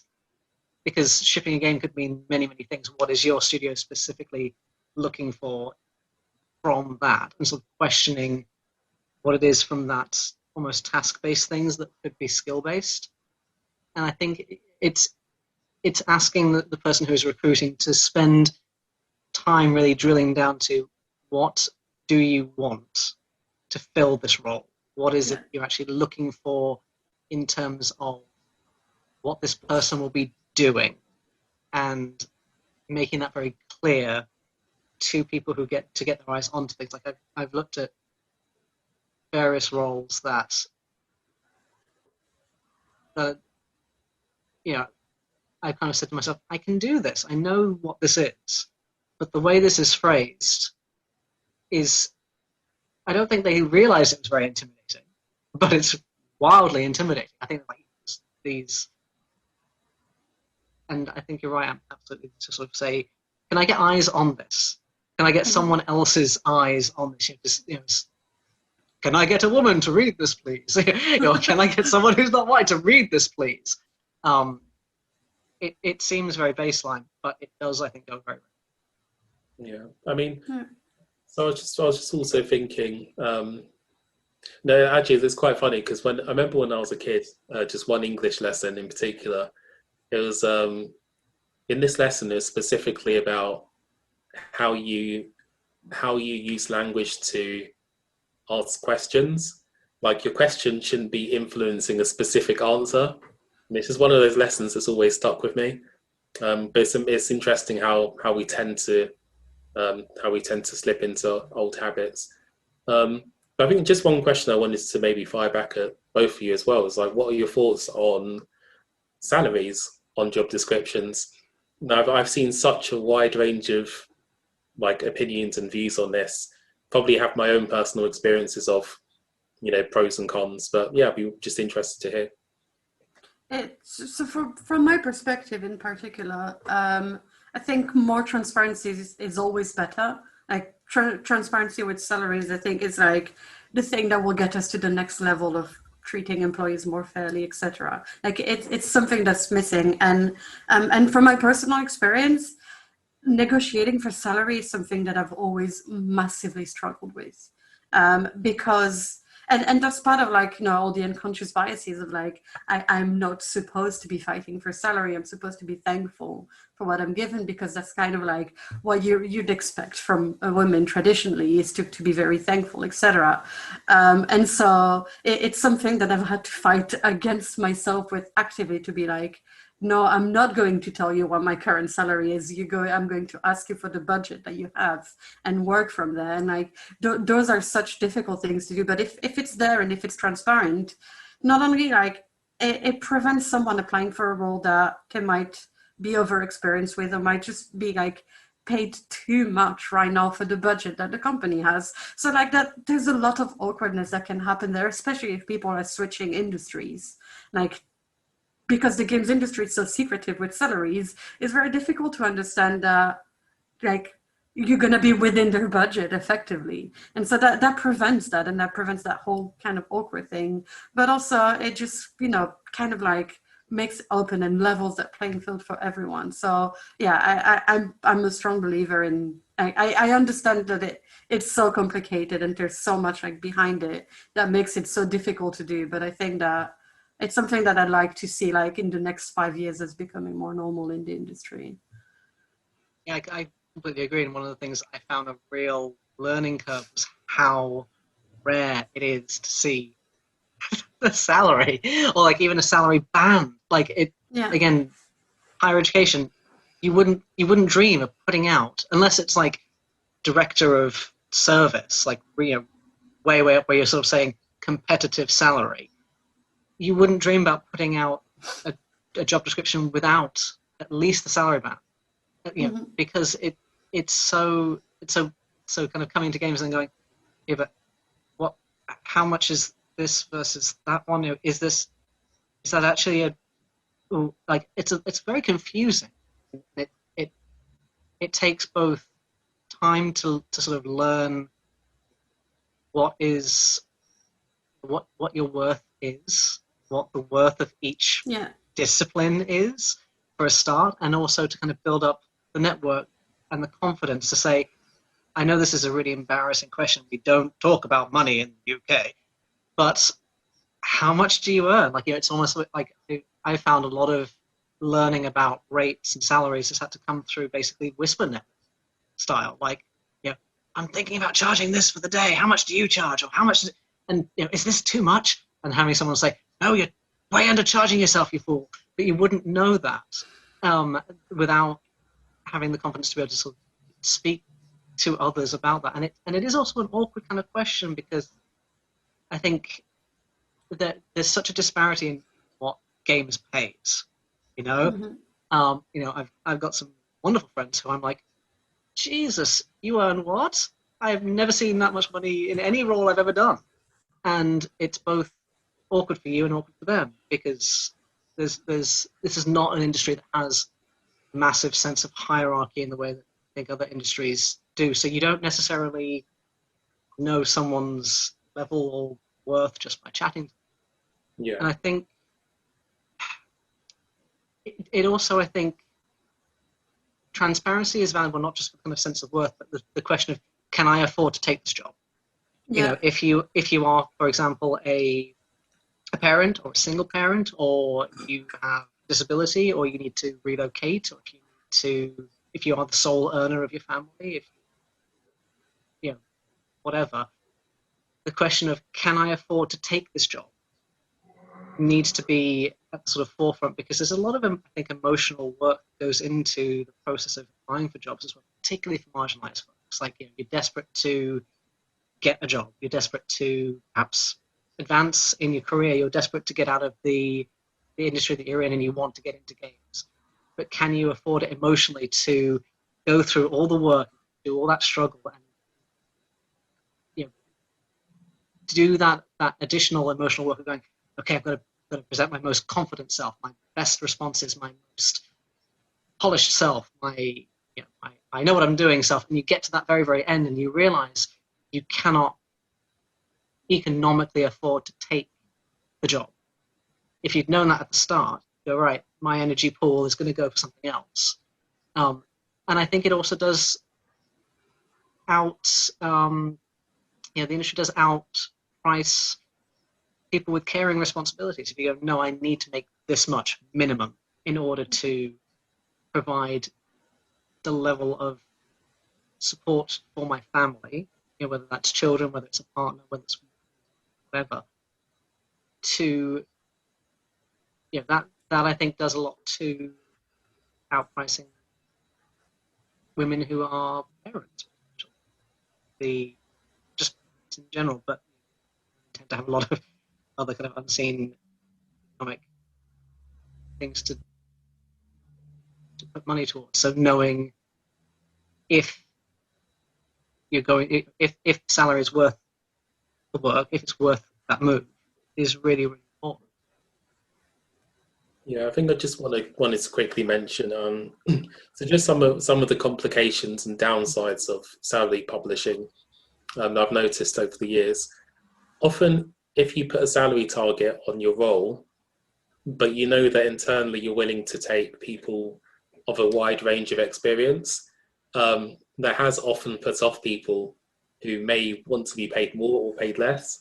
It's a really funny problem in the sense that you can be super transparent about the salary, but the salary itself can give off a certain perception.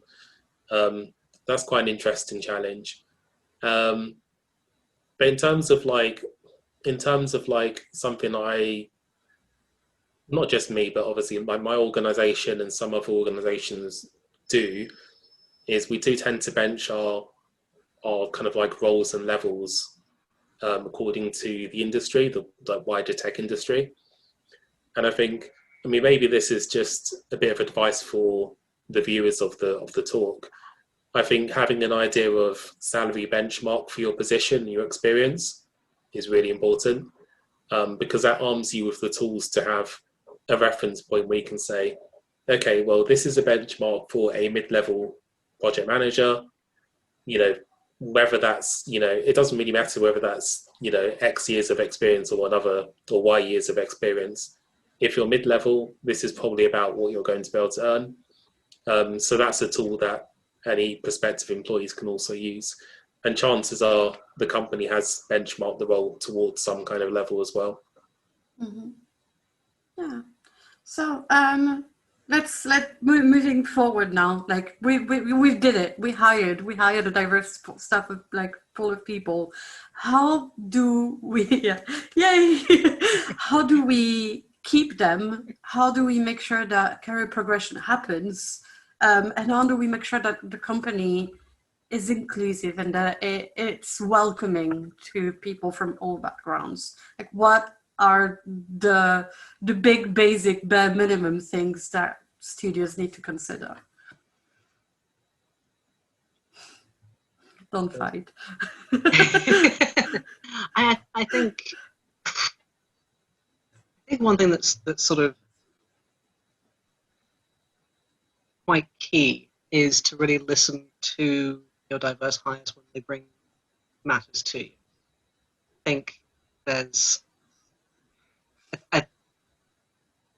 we're in a very interesting kind of place right now where I think there's a lot of interest in hiring diversely, but there's not so much question about how do we make this a comfortable environment for this potentially one diverse hire that we've got, and ensuring that actually that they are comfortable in what they're doing. And it's a very, very tricky sort of situation because people don't want to rock the boat. You arrive somewhere, you go like, got the job, amazing. Oh my God, it's not quite what I was expecting. My co-workers are, actually co-workers are nice, but they occasionally make little comments that aren't so nice, that are innocuous, which are these kind of microaggressions that are mean well or are but hit a bit strangely or just are a little bit ignorant, things that make it very, very difficult for folks who are marginalized to sit comfortably, but then also go, this makes me really uncomfortable. But it's not so bad. They're not, not really racist. It's not really transphobic, not really sexist, but it's on the cusp. I think making it possible to hear people if they want to bring that up, say, hey, I had this big deal, but I want to address this. Can you support me in some way? Being willing to talk through that in private and not blow it up into a big social media thing or a big office-wide discussion, I think goes a long way. But also being willing to step up and say, on behalf of other people, let's not do that. Let's not make that kind of joke. It's not that safe. Like that's not, and make yourself take some of that work off your marginalized hires to take, so it's not always them saying. I think what a lot of us get nervous about is being a nag. Being not only that the person who is not like the rest of the group, but also a bit of the stick in the mud. You're not fun. Oh, you can't take a joke. Like it's not that big a deal. It's not that serious. And it starts to weigh on you both as a sort of social thing, also emotional. And so having the wherewithal to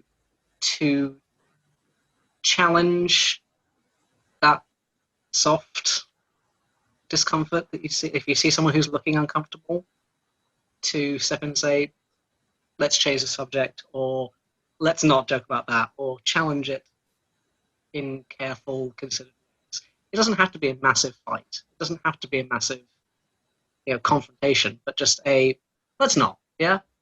Because I think if you are in a position of frankly privilege where you can take that social hit, take the social hit. It will roll off you much, much more easily than it will someone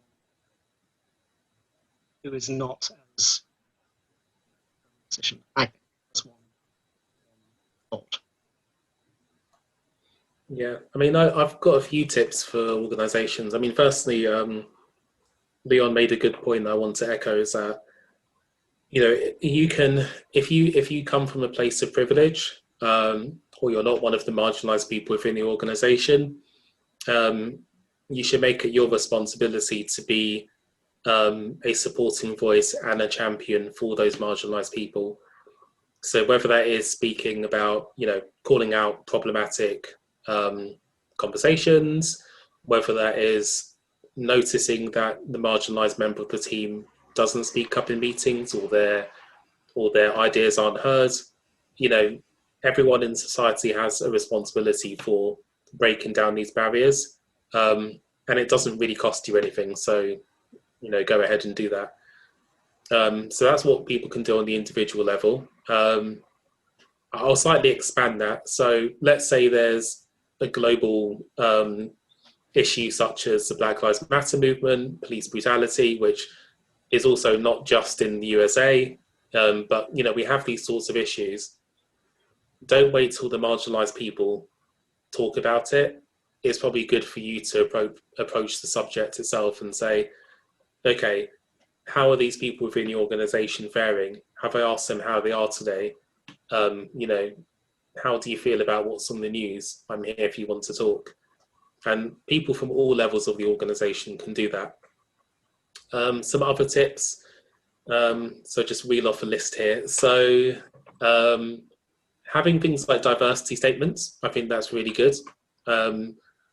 Like telling people internally and externally what your views are on, on things like race, racial inclusion, gender equality, LGBTQ rights.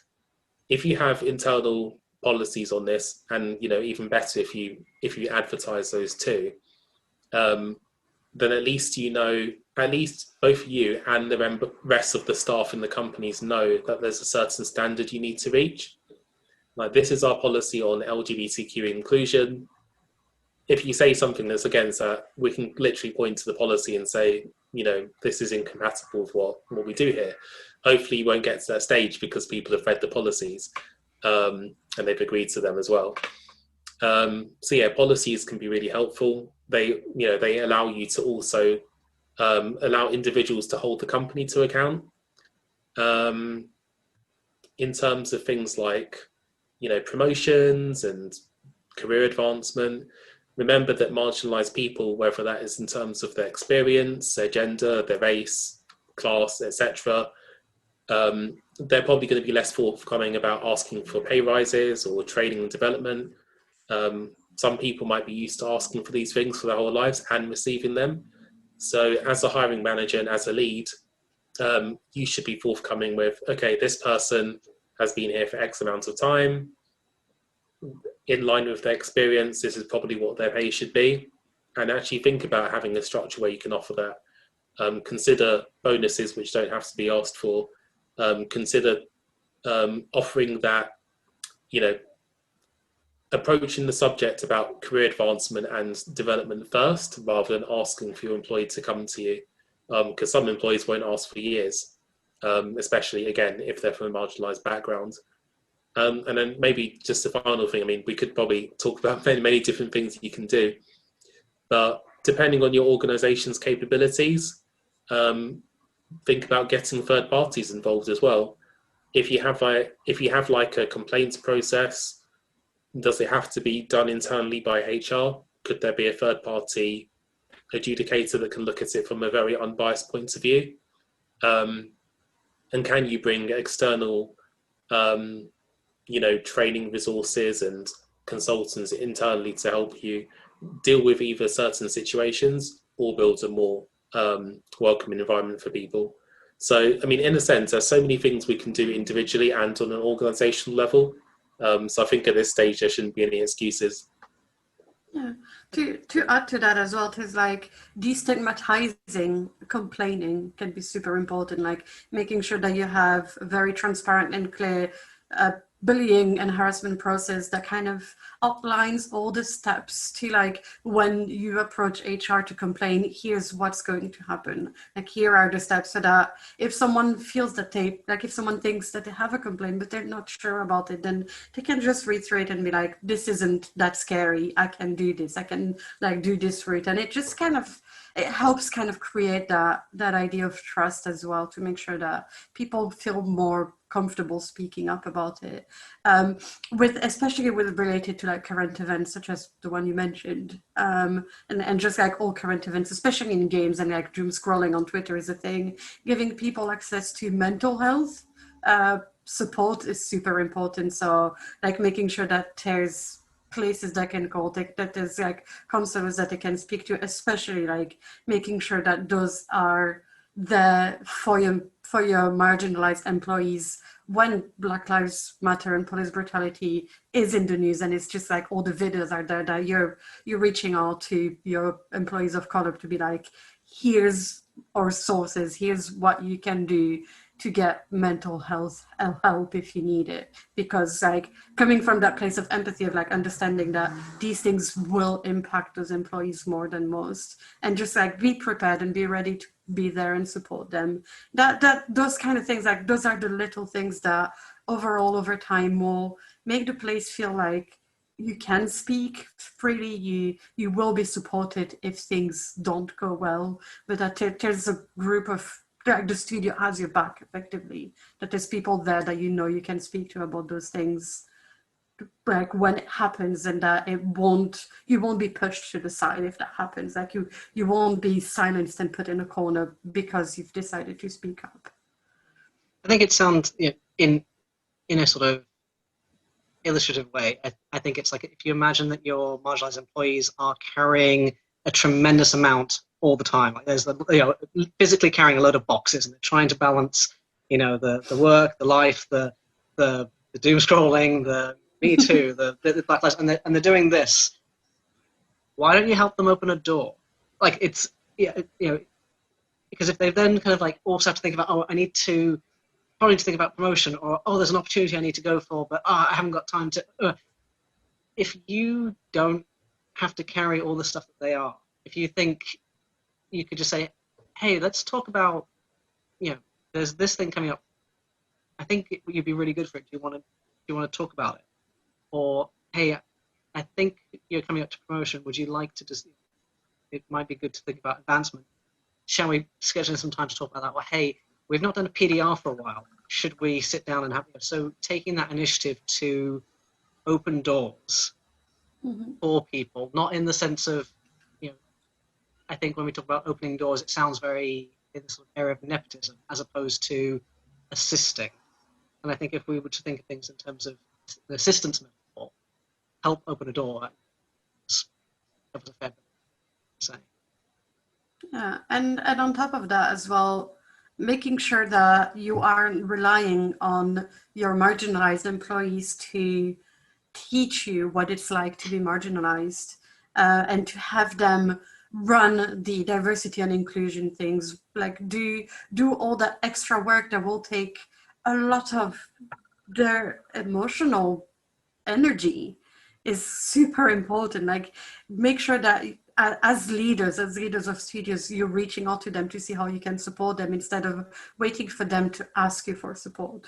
Just like be there and be there with your unconditional support and be like, I will do the things that you need me to do, instead of just like waiting for them to carry that torch and to lead the way for your company in terms of diversity and inclusion.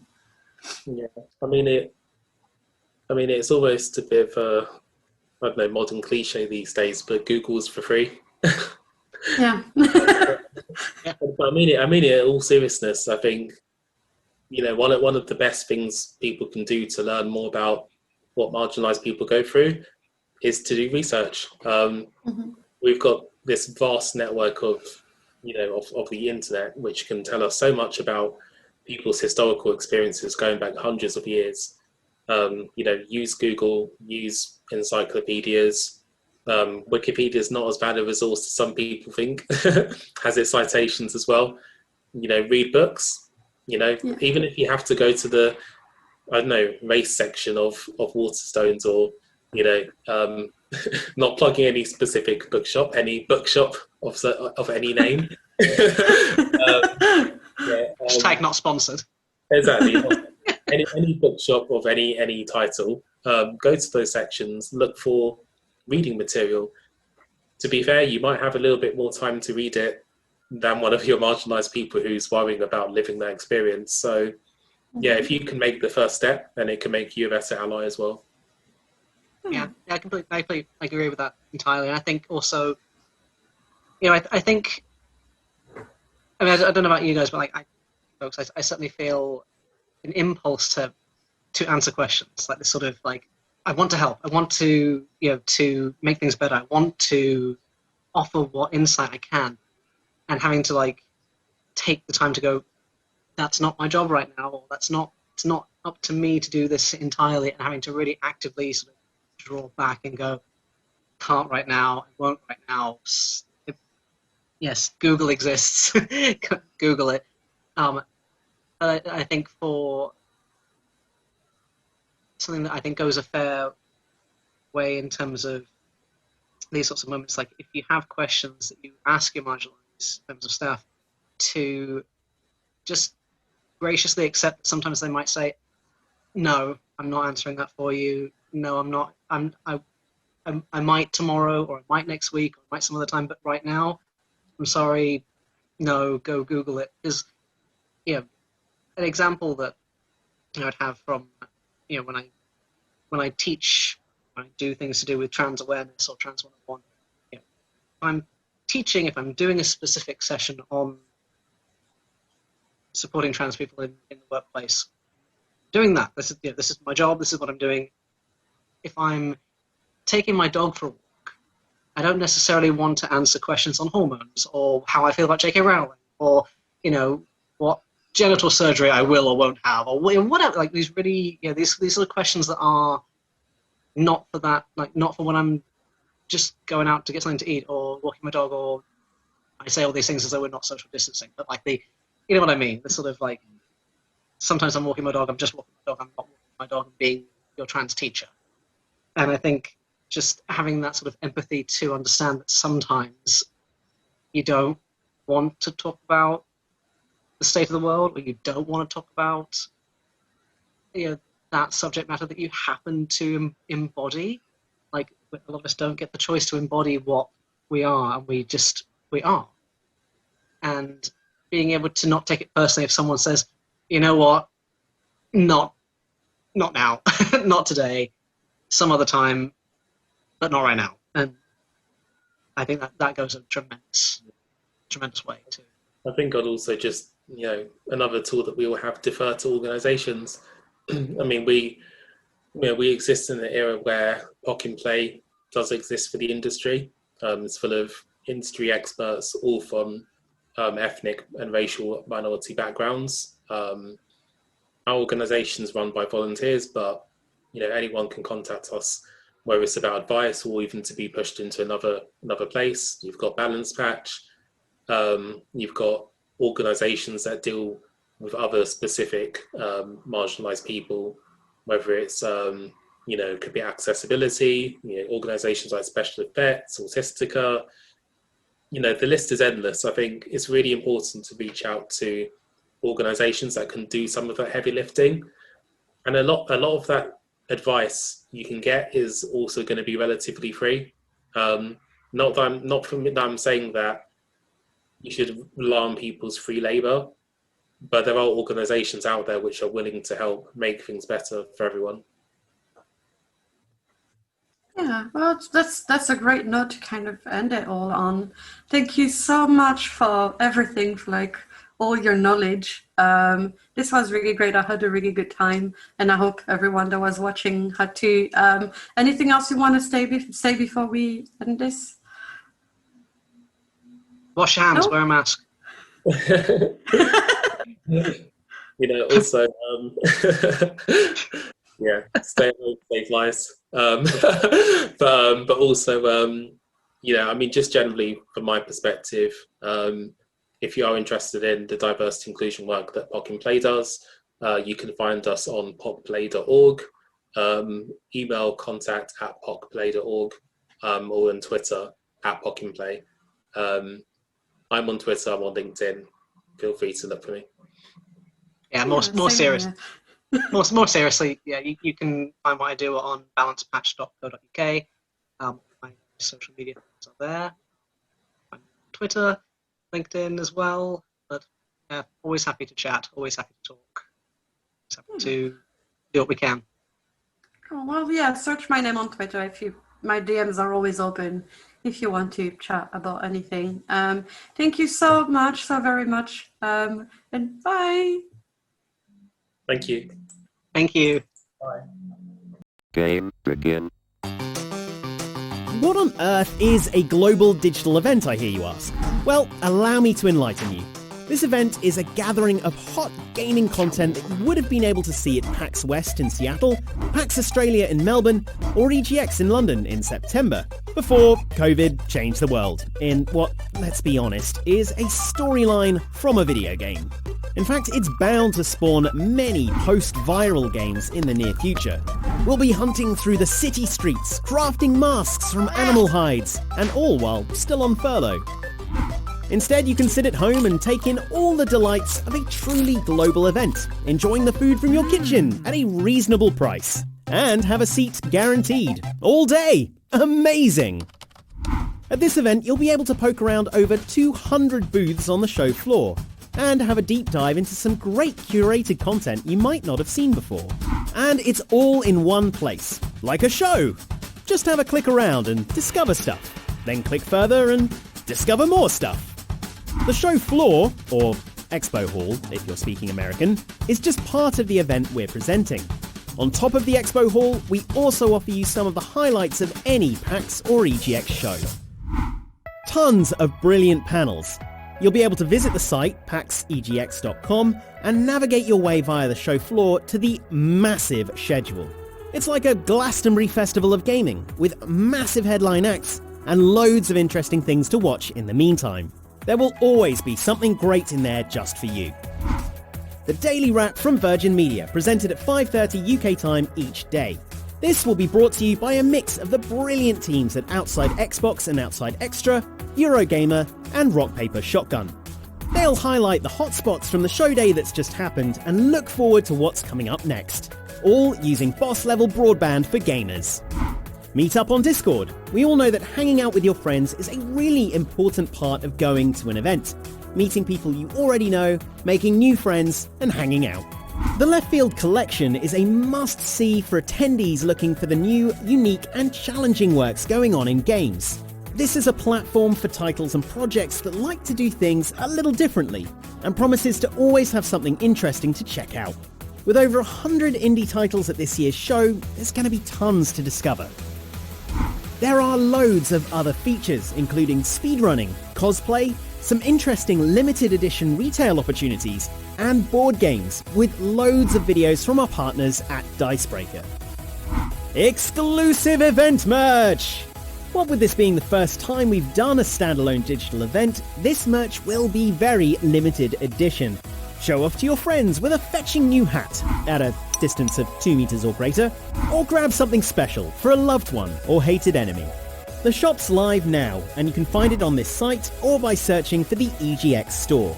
And if it's PAX merch you're after, you can search for that too. That's a taste of what to look out for while you're strolling around the digital show floor. There's loads of hot gaming content to come over the next few days. Some of it's live now, and some will be going live later, so be sure to check out all the booths to find out more.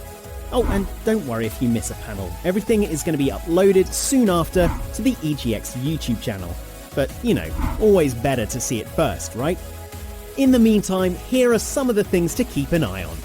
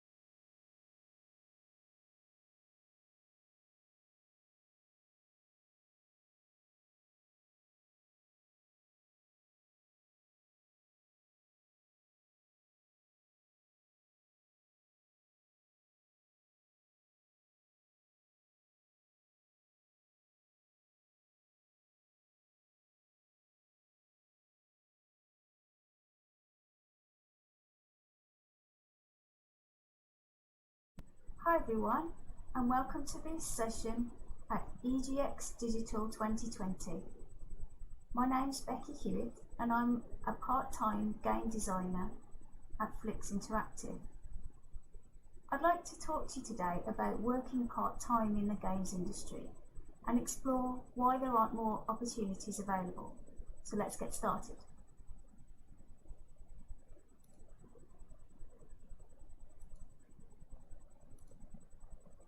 First, a little bit about me.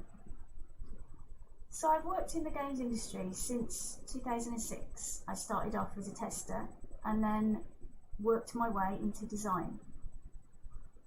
And during that time I worked on quite a few different platforms and many different game genres, from racing games to online shooters and everything in between. And after 10 years of being in the industry, my partner and I decided to start a family. However, I wanted to retain everything I'd built up in my career because I'd worked so hard. I asked my employer at the time if I could go part-time, and astonishingly they said yes. They were extremely supportive and, I still believe, quite pioneering in their attitudes. Equally, when I moved on to Flix, they were incredibly supportive of having me part-time. So, I'd like to ask the question, why aren't more games companies like this? The current situation as it stands is that I couldn't find any part-time positions on games industry websites advertising jobs. And in over 14 years in the games industry, I haven't come across a single one. Many other industries offer part-time positions. So it's interesting to ask the question, why our industry doesn't. Some people I've spoken to are afraid even to ask for part-time positions. And this is a really dangerous situation to be in if people can't ask for what they want.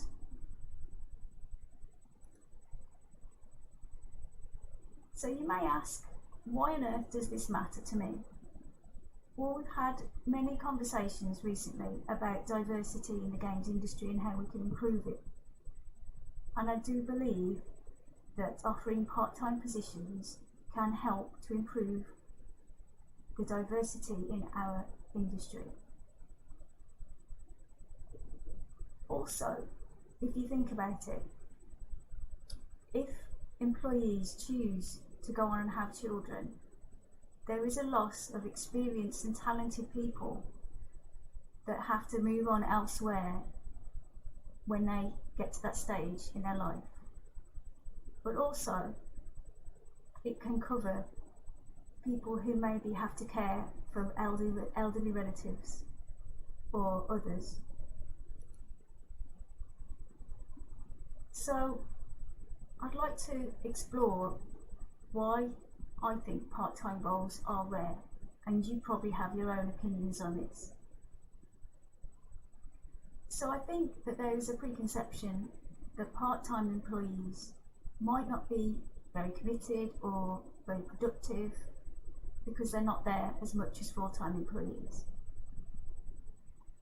But in my experience, I've been told that my productivity is definitely on par with other full-time employees, because when I am in work, I'm very focused and I want to make the most of the days I have. I thoroughly enjoy being at work and I want to spend my hours being as productive as possible. I think there's also a preconception that part-time employees aren't there when they're needed. Now obviously both sides here need to be a little bit flexible. So I need to be open to rearranging my childcare if there's fires that need to be put out. And my employer needs to understand that there are times when I may not be able to drop everything. But I think the games industry as a whole definitely has an issue with extra hours becoming the norm. And it's going to depend very much on the company culture as to whether part-time roles will fit in. There's also the idea that some employers have of hiring employees based on the value that they bring, not necessarily just the hours worked. Another preconception about part-time employees is that they're not as experienced or maybe even not as educated as full-time employees. But of course, it could be that the opposite is true. For example, slightly older employees who want to start a family. The other point to raise is that generally it's thought that it costs more to onboard part-time employees and to keep them up to date on a day-to-day basis. And I have a few tips and tricks that might be able to mitigate this sort of thing. So can part-time roles work? Well, of course, yes. I'm a part-time employee and I feel I'm working quite effectively. I think some of the key elements for success for the employer would be giving the part-time employee self-contained work, so there's less need for catching up with other team members and they can have more ownership on the feature that they're working on without having to rely on going backwards and forwards to other people. Another thing that I certainly use is chats through Teams and Skype that can be read any time of day. I can catch up on those outside of hours and understand what's been happening while I've been away. I also use online documents, obviously, so that I can read and catch up on what's been happening with design work.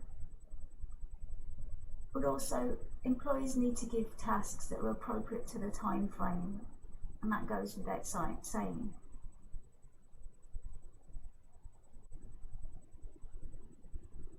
So some of the key elements for working successfully part-time for employees, I think, would be being prepared for a steep learning curve every time you return to work. Things move on quickly in the games industry, so every time you come back after a short break, there is a certain amount of getting your head back in the game and catching up. You just have to be prepared that that's what you're going to have to do. Obviously, offering overtime and flexibility where you can goes a long way. But be prepared that promotions might have to wait. Obviously, it may seem unfair for an employer to promote you when you're not doing as many hours as other employees are. And that would be up to you to negotiate with your employer. One of the things I've experienced myself is feeling left out socially because you're not there all the time, which can be an important part of work to a lot of people, and also feeling one step behind. But that is an issue for communication. You also have to be prepared that some people may have to complete your work at some point in time, and that feels pretty rubbish. But sometimes it's a reality of game development. You also might have to do some less fun tasks than you would have before, because they might be more self-contained or require less guidance from others, and that's okay.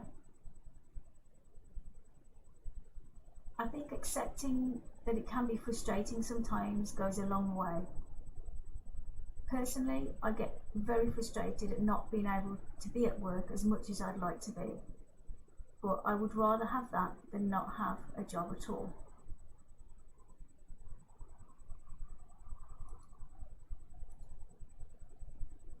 So I'd like to give a working example of how part-time working can actually produce successful results.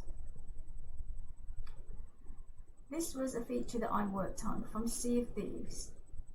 It was a new weapon called the Blunderbomb, a throwable weapon with explosion and knockback. And I was trusted with having ownership of the feature, obviously with support from both the Rare and Flix team, who did an awesome job of supporting me, by the way.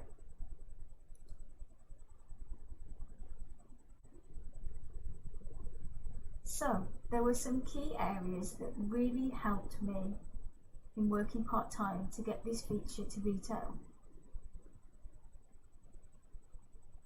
When we scheduled the feature, we looked at a fairly long time frame for completion and also had weekly reviews of it so that any problems or missing parts could be quickly dealt with.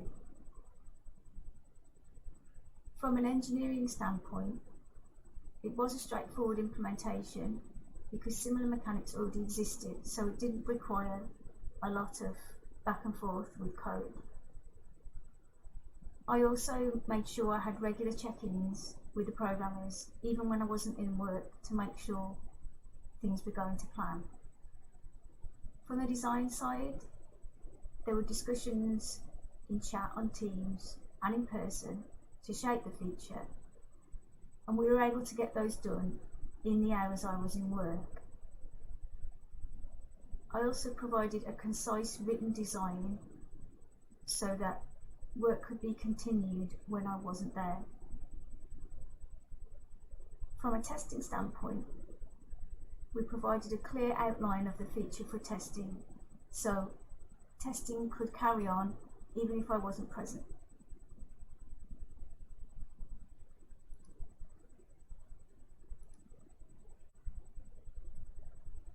So what do you think? Is it time for a change? It would be nice to get to the point where employees have found they have the ability to discuss options like this with their employers. Let's have some open conversations about whether part-time work could work for your company. And think about it. Would you rather lose experienced employees or offer them a part-time position? I genuinely believe this is a good route to diversity in the workforce, as it will broaden the scope of people who can apply for jobs. Coronavirus has taught us many things, but one of them is that we can think more creatively about the way we work.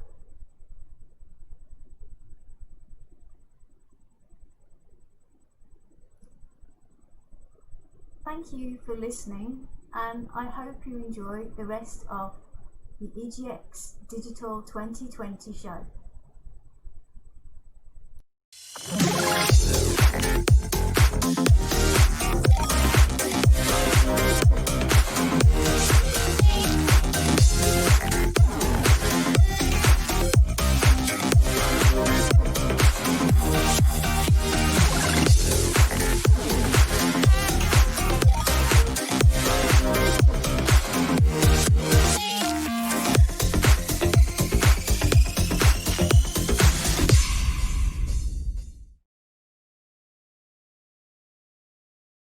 Hello everyone, and welcome to Meme Marketing and How to Drive Engagement with the Internet Fads at EGX Digital 2020.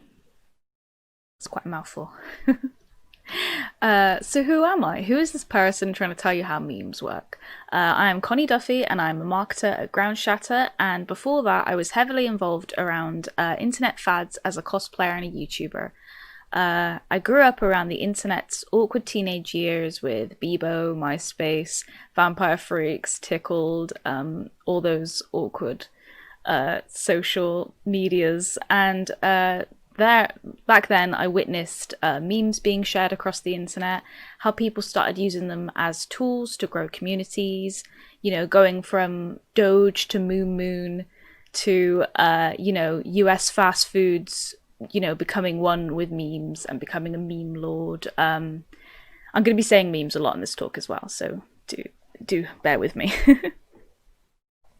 So what I want to talk about today is how we used memes for, how we, Ground Shatter, used memes for community building leading up to Rico's release and during development for Fights in Tight Spaces.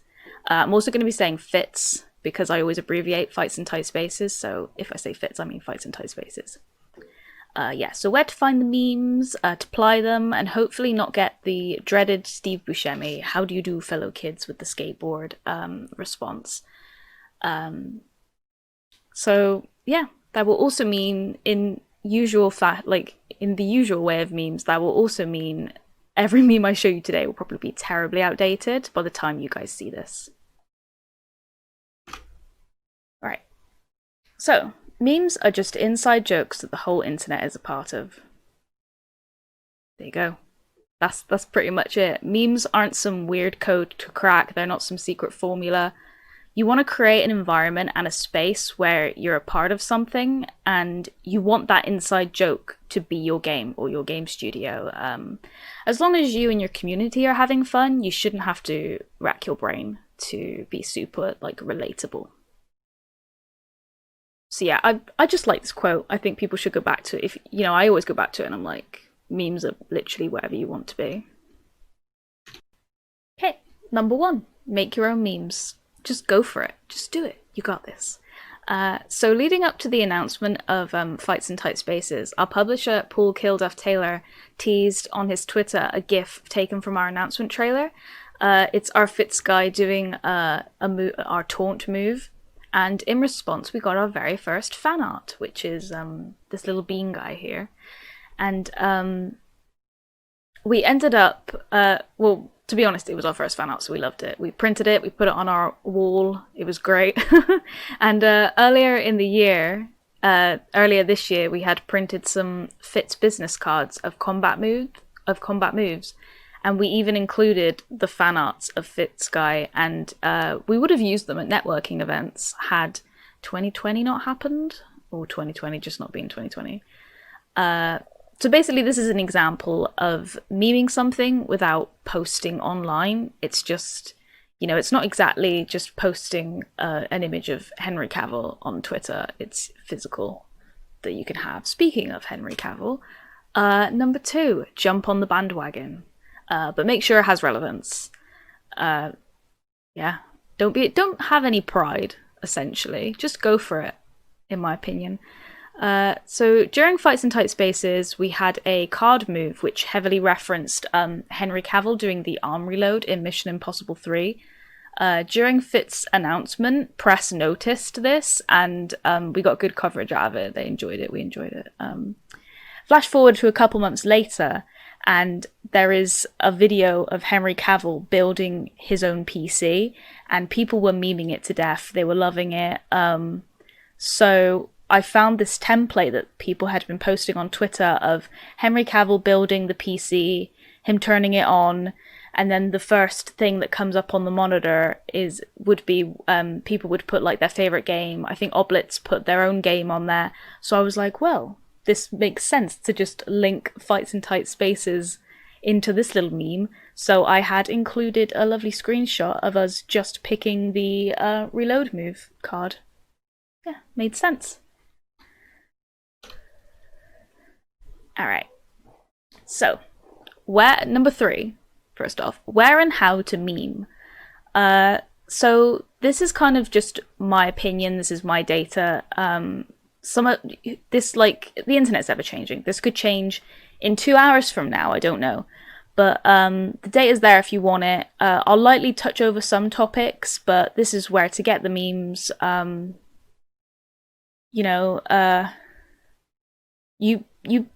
The short of it is you want different memes for different spaces. A simple repost might not get the engagement you want. There's obviously exceptions to almost all of these platforms.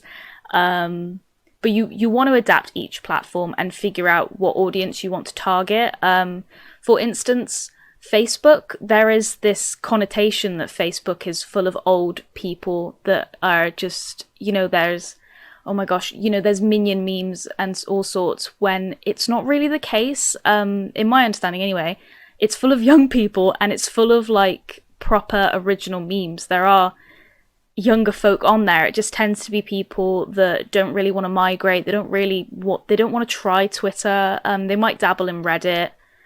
So yeah, don't underestimate Facebook. Whether or not it's got good engagement for you marketing your game could be an entirely different thing.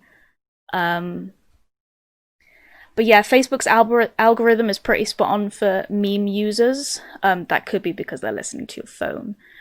But there you go. TikTok, yeah, physical, comedy, reaction. I think it's not really a place that you repost memes unless it is someone's reaction to them reacting to that meme. What else? Let me have a look here. So Reddit. Reddit is one of those social medias that personally scare the bejesus out of me. I tend to... You sometimes get good ones, you get good engagement, but it's such a tight-knit community. They like what they like, and they don't always, want to click at whatever made them laugh. That's just the way it goes. Sorry, to keep going. Twitter, the holy grail of game dev memes. It has the widest audience. You kind of want to make sure you're following the right communities for Twitter, because its algorithm isn't always as speedy and as what's the word I'm looking for, as personal as, say, Facebook or TikTok can be, and Reddit especially. But also some people have made like their kickstarts just from a simple GIF on Twitter. So, I mean, we all know about Twitter, don't we? It's the best one out of the bunch. But let's see. The main takeaway is each platforms have bad spaces and communities. You kind of want to make sure you don't really want to go near those ones. Just be wary. My main takeaway here: different memes, different spaces, different places, different folks, different strokes. There you go. Which leads on to research. Please research your memes. Stay safe out there as well. It's both rewarding, and the annoying issue with memes is they go off so quickly. You're really encouraged to be quick with them. And even if you want to be speedy, just please research your memes. Going in blindly can just literally do an Uno reverse effect. Things like comics, emojis, even depending on how you would spell slang, can give the audience the wrong impression of your brand. Try to follow closely your favorites and likely-minded studios are doing. Follow by example. Research the origin of your memes. Establish if they're positive. if they have relevance, and make sure you're proud of them as well. So, right. So, sometimes, number 5, I'm not numbering these, but I'm sure you're reading along. Number 5, this is how we do it. It's team effort. So sometimes they can be your memes can be a quick 5-minute Photoshop job, and annoyingly, they can be the most successful memes that you end up doing. A good example was when I was playing, When I was playing Rico, I was doing some testing, and I had managed to kick a door, and it had flown into another open door perfectly. I had posted this on the subreddit r/satisfying, and without a doubt, it's one of the most popular posts we've ever done. It occasionally resurfaces on Reddit's front page now and then. Just quick drink water.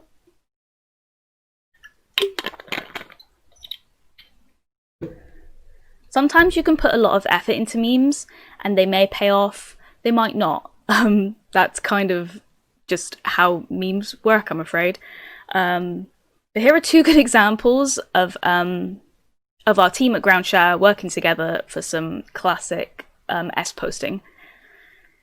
So here we have, where's your man here? We have Officer Duck here in a rare spur. So Officer Duck was a rare spur of the moment in development for Rico. It was around Untitled Goose Game's announcement, and we were like, let's just put a duck in our game. Why not? We did it for a little video. It didn't do amazingly. We didn't know if we were going to keep the duck in. We didn't.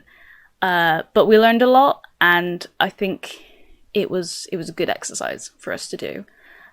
Another example of that working out for us, of course, was the previously mentioned Henry Cavill punchy, shooty, arm reloading move for the Fights in Tight Spaces trailer.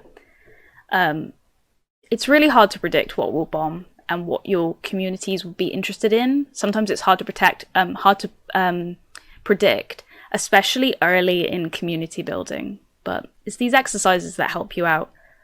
Yeah. Okay, before we wrap up, here's some game memes I've enjoyed in different platforms from different folk that I enjoy. I couldn't put everyone that I enjoyed, but here's a small snippet. So there's the obvious Naughty Dog reaction GIFs that they always that they tend to overlay. I think they did it recently with Last of Us 2 as well. But those are the ones that are there where they have overlaid it with Parks and Recreation and I believe Antonio Banderas Assassins. Yeah, fun, easy, a good team. That's a good example of a team effort meme right there. Then the TikTok video, we've got Astroneer that did a nice TikTok dance to a popular song that was trending at the time. Four Guys naming a new game mechanic after a famous Vine phrase, Big Yeetus. And Kit Fox using nostalgia for old school PowerPoint text. That's really enjoyable. I love a good nostalgia post. Yeah, those are just a small snippet of memes I enjoy. Never gatekeep your meme templates or your formulas. They're to be shared. 100%. And yeah, that brings me to the end of my talk, guys. Thank you so much for watching. This is my favorite meme. It's called Bode. And do give us a follow on our social medias if you can. If anyone has any questions or they would like to obtain my awful slides, you can email me or DM me. But yeah, my name is Connie Duffy, and thank you so much for watching. Goodbye. Game begin. What on earth is a global digital event, I hear you ask? Well, allow me to enlighten you. This event is a gathering of hot gaming content that you would have been able to see at PAX West in Seattle, PAX Australia in Melbourne, or EGX in London in September, before COVID changed the world in what, let's be honest, is a storyline from a video game. In fact, it's bound to spawn many post-viral games in the near future. We'll be hunting through the city streets, crafting masks from animal hides, and all while still on furlough. Instead, you can sit at home and take in all the delights of a truly global event, enjoying the food from your kitchen at a reasonable price, and have a seat guaranteed, all day. Amazing! At this event, you'll be able to poke around over 200 booths on the show floor. and have a deep dive into some great curated content you might not have seen before. And it's all in one place, like a show. Just have a click around and discover stuff, then click further and discover more stuff. The show floor, or Expo Hall if you're speaking American, is just part of the event we're presenting. On top of the Expo Hall, we also offer you some of the highlights of any PAX or EGX show. Tons of brilliant panels. You'll be able to visit the site, paxegx.com, and navigate your way via the show floor to the massive schedule. It's like a Glastonbury festival of gaming, with massive headline acts and loads of interesting things to watch in the meantime. There will always be something great in there just for you. The Daily Wrap from Virgin Media, presented at 5:30 UK time each day. This will be brought to you by a mix of the brilliant teams at Outside Xbox and Outside Extra, Eurogamer, and Rock Paper Shotgun. They'll highlight the hotspots from the show day that's just happened and look forward to what's coming up next, all using boss-level broadband for gamers. Meet up on Discord. We all know that hanging out with your friends is a really important part of going to an event. Meeting people you already know, making new friends, and hanging out. The Left Field Collection is a must-see for attendees looking for the new, unique, and challenging works going on in games. This is a platform for titles and projects that like to do things a little differently, and promises to always have something interesting to check out. With over 100 indie titles at this year's show, there's going to be tons to discover. There are loads of other features, including speedrunning, cosplay, some interesting limited edition retail opportunities, and board games, with loads of videos from our partners at Dicebreaker. Exclusive event merch! What with this being the first time we've done a standalone digital event, this merch will be very limited edition. Show off to your friends with a fetching new hat at a distance of 2 meters or greater, or grab something special for a loved one or hated enemy. The shop's live now, and you can find it on this site or by searching for the EGX store. And if it's PAX merch you're after, you can search for that too. That's a taste of what to look out for while you're strolling around the digital show floor. There's loads of hot gaming content to come over the next few days. Some of it's live now, and some will be going live later, so be sure to check out all the booths to find out more. Oh, and don't worry if you miss a panel. Everything is going to be uploaded soon after to the EGX YouTube channel. But, you know, always better to see it first, right? In the meantime, here are some of the things to keep an eye on.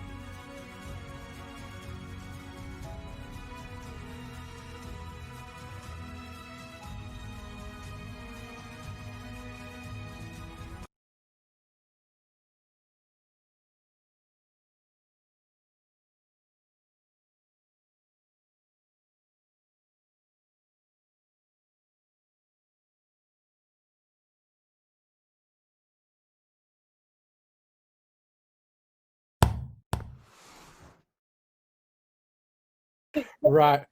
Okay, so hello and welcome to the Gamers Beat Sorry, I'll start again. Boo!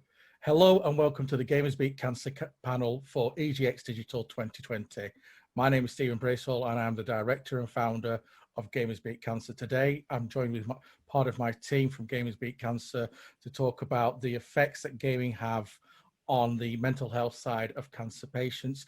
I'm joined by Catherine Nibbs, Ben Nichols, Harvey Toeface, and Dr. David Tully. First of all, my life was changed last year. In March 2019, I was diagnosed with an aggressive form of leukemia. Obviously, the news from my angle being a patient was devastating. Gaming has always provided me a release of escapism from a very early age. And I didn't start to realize how much I would rely upon gaming during my battle with cancer over a period of 5 months. Upon the day upon diagnosis, my wife, amazing that she is, decided that it was time for me to be able to stay in touch with my gaming friends, because having a PC, taking that into the hospital would not have been an ideal scenario. So I needed to find a solution that was portable at the time, that also helped me remain in touch with those people that would support me through my cancer journey. I found that gaming, like I said, is a massive release. And the fact was that during treatments with chemotherapy, was obviously a great part of my healing process through my cancer journey, playing obviously Mario Kart, Legend of Zelda, and many other exciting games with my friends online, gave me a chance of hope and a bit of normality in the darkest of days. Now, obviously, my cancer treatments were very, very rough. Within my first sort of cycle of chemotherapy, I unfortunately ended up in ICU, and the fact that I could hold on to the hope that I could still escape into a virtual world, of a better term, was an absolute lifesaver. And whilst during those crucial times, obviously bringing me back to a good, healthy state, gaming was obviously very integral. The work of Gamers Beat Cancer work with cancer communities currently nationally across the United Kingdom. We have started to build bridges within the United States as well with other cancer charity partnerships. The whole point of Gamers Give Back is the gift of gaming. To receive a gift or something like that in your darkest of hours is certainly a form of escapism for everybody. We have numerous projects throughout the year, and it's crucial that the industry start to realize that gaming obviously has many more applications outside of the realms of just playing games. It's a form of a social experience, but for cancer patients, it creates a lifeline for them. I'm talking to you today as a patient, as a first-hand experience of that journey that I took. Obviously, conventional therapy and obviously the treatments that we receive are still a crucial part, but I start to believe that looking at the idea that gaming could prove a very, very intricate part of the recovery. Gamers Beat Cancer was the concept. It came together in about my third cycle. And obviously from there, I've built an amazing team of people around me. And obviously it's very, very important that obviously people get behind this cause. There's nothing like this at the moment. And we're trying to change the face, obviously, on cancer itself, and using this alongside traditional treatments as well. On that note, I'll hand you over to Ben Nichols. Ben Nichols has been a caregiver, and we'll be able to give you more insight of how it looks from a caregiver to a person dealing with cancer. So yeah, I think from my point of view, as I was a carer for my husband, Steve, you were lucky in that you are still here. My husband, unfortunately, isn't. He passed away in January 2018. He suffered from esophageal cancer. And it's one of those cancers that is very, is just diagnosed very late because it presents itself in different ways. He went and had treatment for acid reflux. With him being 33 at the time, that sort of cancer isn't really something that it's usually associated with people a lot older. So they gave him tablets for acid reflux, as I mentioned. When he finally was diagnosed, it had spread to his liver, started chemotherapy straight away, and that was about August 2017. And in January 2018, he succumbed and passed away. We were married for just less than 4 weeks.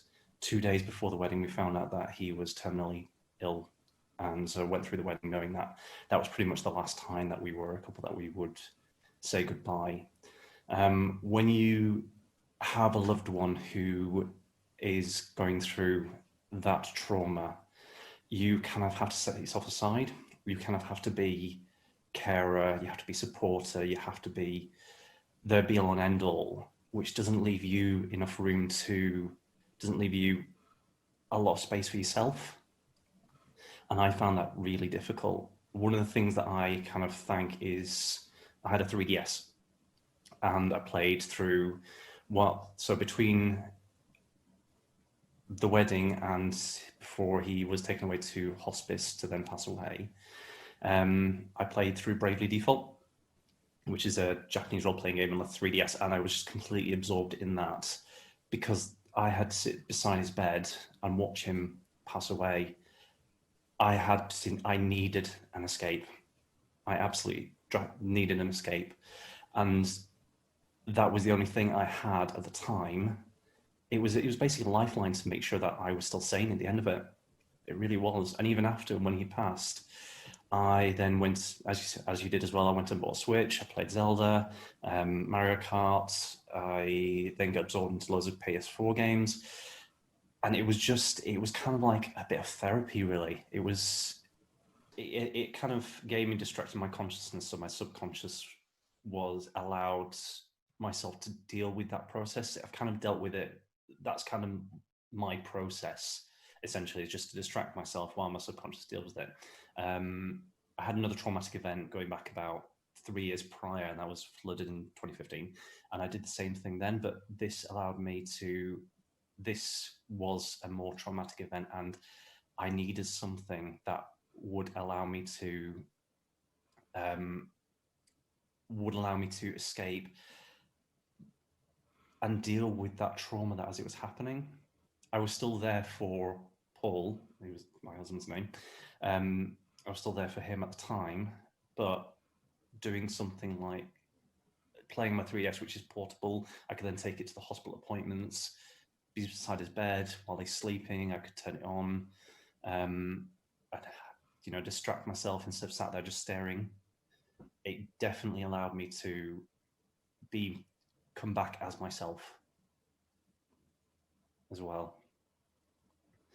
And that's what I wanted to help out with Gamers Beat Cancer. I wanted to Steve's come at this from a patient's point of view. I've come at this from my point of view, and that there isn't much there for people whose loved ones are passing away. And I think gaming would not only help those with people who are going through cancer treatments and experiencing the disease, it would also help people with whose loved ones are going through that.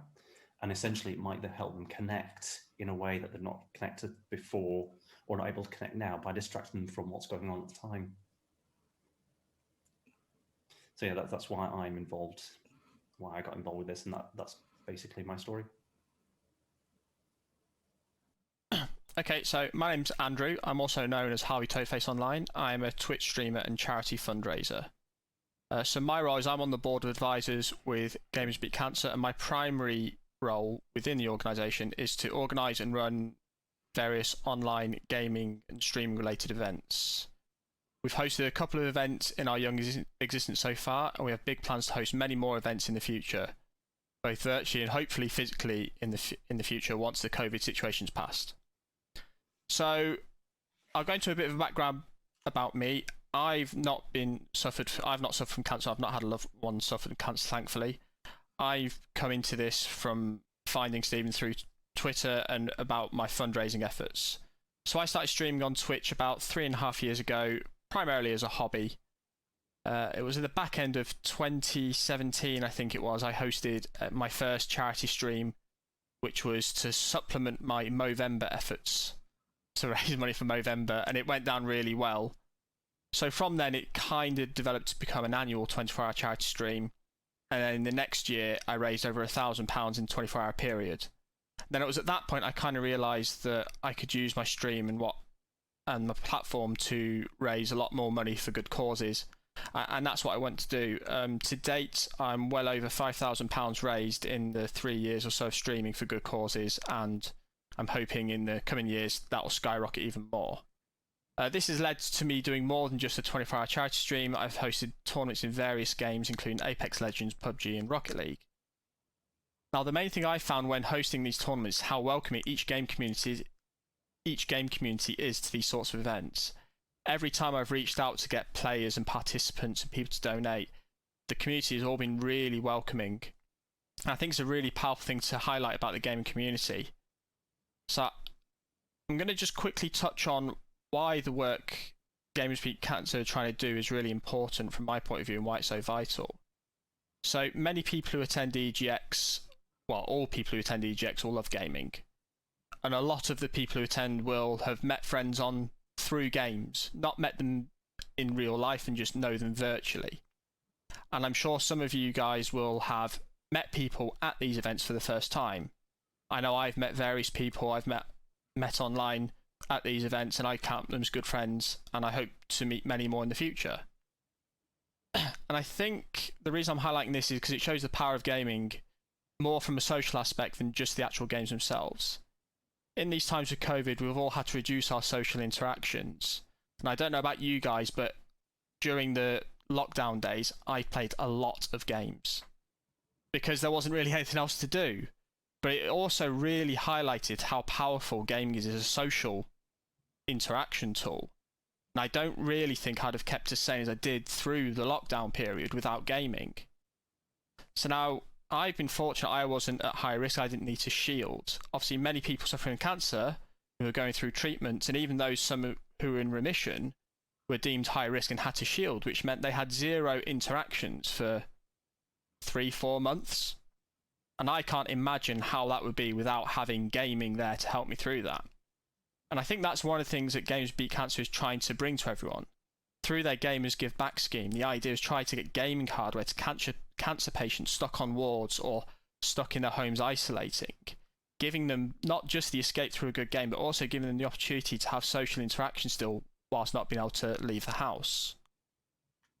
And it's through hearing stories of people like Stephen and Ben, it makes me realise how necessary this sort of outreach is needed. Once the COVID situation has passed and life goes back to normal and people carry on going out again, people may forget about the times where they couldn't go out. But in that time, there'll still be cancer patients who have to stay at home. And Gamers Beat Cancer is going to help as many of these people as possible through their toughest of times, through the power of gaming. So that's my main reason of being involved with Gamers Beat Cancer. My responsibilities, as I said before, will surround the online space. So over the coming months and years, we're going to host more charity streams, we're going to host more tournaments, and ultimately we're going to get games in front of more people whose lives will improve because of it. But I can't do that alone, and none of us here can do that alone. If you're a streamer and want to host a charity stream, if you have an old console that you could donate to us, reach out to us. I know that Games Beat Cancer are going to do a hell of a lot of good for a hell of a lot of people over the coming years. I hope I could play my small role in aiding that, and I hope that some of you people will be joining me at some point too. I'm now going to pass you over to Kath, who's going to go into more detail about the impact of the diagnosis and research into gaming being a valuable tool in the recovery process. Thank you, Andrew. So I'm Kath Nibbs. I am a child and adult trauma psychotherapist, which means that through my practice, I've seen many variations of illnesses that are terminal, as well as ones that don't result in that outcome. I'm also a clinical and academic researcher. I'm an author, and I am really interested in gaming and tech in therapy. I actually use games with my child and adult psychotherapy clients.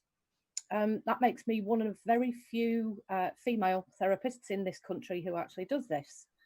I'm also a podcaster, and because of that little bit of background, one of the things I'm going to do is talk a little bit about gaming and mental health, particularly in the circumstances of cancer in terms of the diagnosis, prognosis, interventions and recovery. But it means that I can also ask Stephen and Ben and Andrew and David questions as we go throughout this panel, because obviously we're not doing this live, so we're not going to see the audience participation in the way that we normally would do on a panel. So just to give you a little bit of background, I've been interested in what we do online and why it has such an impact on us in basically our human development. And one of the things that has come to the forefront in much of the research and my writings is how much being in a world of gaming is facilitative to social interaction. And given that we're talking about COVID-19 and people being in lockdown, one of the things that has happened for many people with the diagnosis of cancer is it's meant that they've had to shield, which has that added layer of isolation, which doesn't necessarily mean a lot to people without these kind of diagnoses.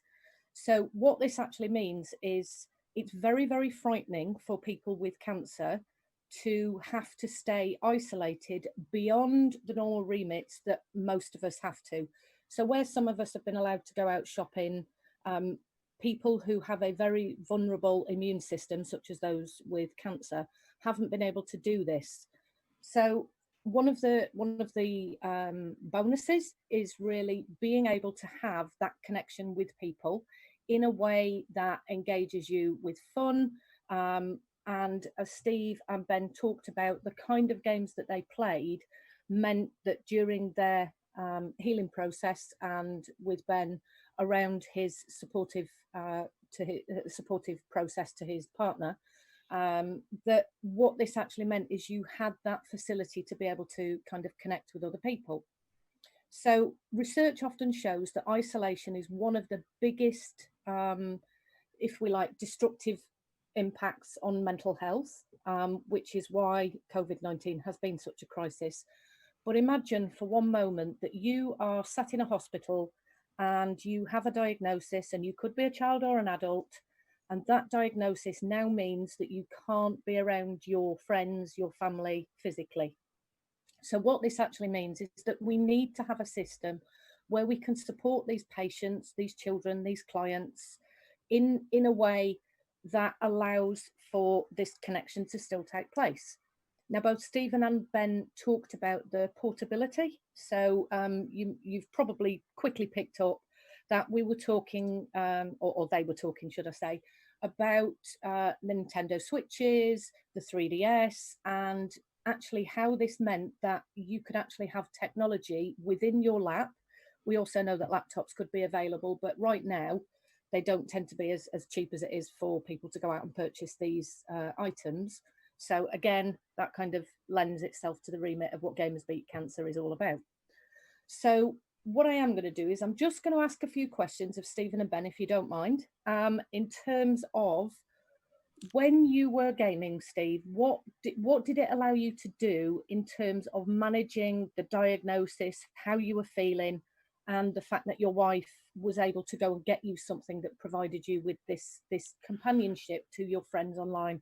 Yeah, it provided a form of escapism. What it did though as well, it gave me chance to get into an area whilst gaming. I could help obviously process those emotions, not suppress them, but being able to process them better through a game whilst talking with my friends, because obviously having that connection with them, being able to use functionalities like Discords and Nintendo chats, I was able to talk to them, and they were just able to help me make myself feel better. And I think by gaming and that escapism, that the doctors there always believe that when you're fighting such a disease as cancer, if your mind is healthy, it can also help the body as well heal at a certain level, whether it be hearsay or not being able to prove scientifically. A positive and healthy mind can also help result in an equally healthy body, which is what you need to fight cancer. Yeah, so what I'll do is I'll give a quick interpretation there. So cancer diagnoses, a lot of the interventions are actually really traumatic. So to give you one line from the science, the way that we heal trauma is through relationships. So one of the things that you were able to do is continue those relationships in a virtual space. And also one of the things that you've reflected there, Steve, is the feeling of managing your mental health and those positive emotions, which also is supported by science and research as, again, a facilitative mechanism for healing. So I'm just thinking about what was the hospital reaction like in terms of, you know, your wife disappearing off one day and bringing in this thing that you sat with and played on. Yeah. To be quite honest, what it was when I was diagnosed, I was called back in on the Friday, and I had to go in Friday evening, and I wasn't told anything. There was no information. What they'd done is taken a bone biopsy the day before, then released me home. But then there'd been an issue with the biopsy on the Friday when they phoned me back and said you need to come back. I was kept completely in the dark. I didn't know what was going on. My wife and myself, we spoke to the consultant. We were brought, obviously she was in the room at the time, and a nurse assistant came in with the doctor and brought the news that I had AML, which is acute myeloid leukemia, which explains is an aggressive leukemia that affects the blood and bone marrow in a human being. From that, I did crack jokes about buying Nintendo Switch, saying, I need some way to stay in touch because I couldn't take an Xbox into hospital, even though there were the TVs there. I just needed something that was reliable and portable at the time. I did notice on the ward that I was on, there were other patients in similar situations that were gaming on a laptop, which had brought their own laptop and they were playing games like Sims. There was another gentleman who I think had brought in his PlayStation 4 even. But at the time, it was just, for me, it was just something portable because obviously the Xbox had to remain at home because my wife needed her escapism. She certainly won't touch the gaming PC. So yeah, that is important, but it's a very cold, and unfortunately doctors have to be not emotionally attached to the patient, even though they want to be. And to be told that you've got a disease that's going to kill you if not treated correctly, there's no word to describe the feeling. It's just an empty void that you stare into after that. Mm-hmm. So I'm thinking actually the whole process, which we'll come to David with in a minute.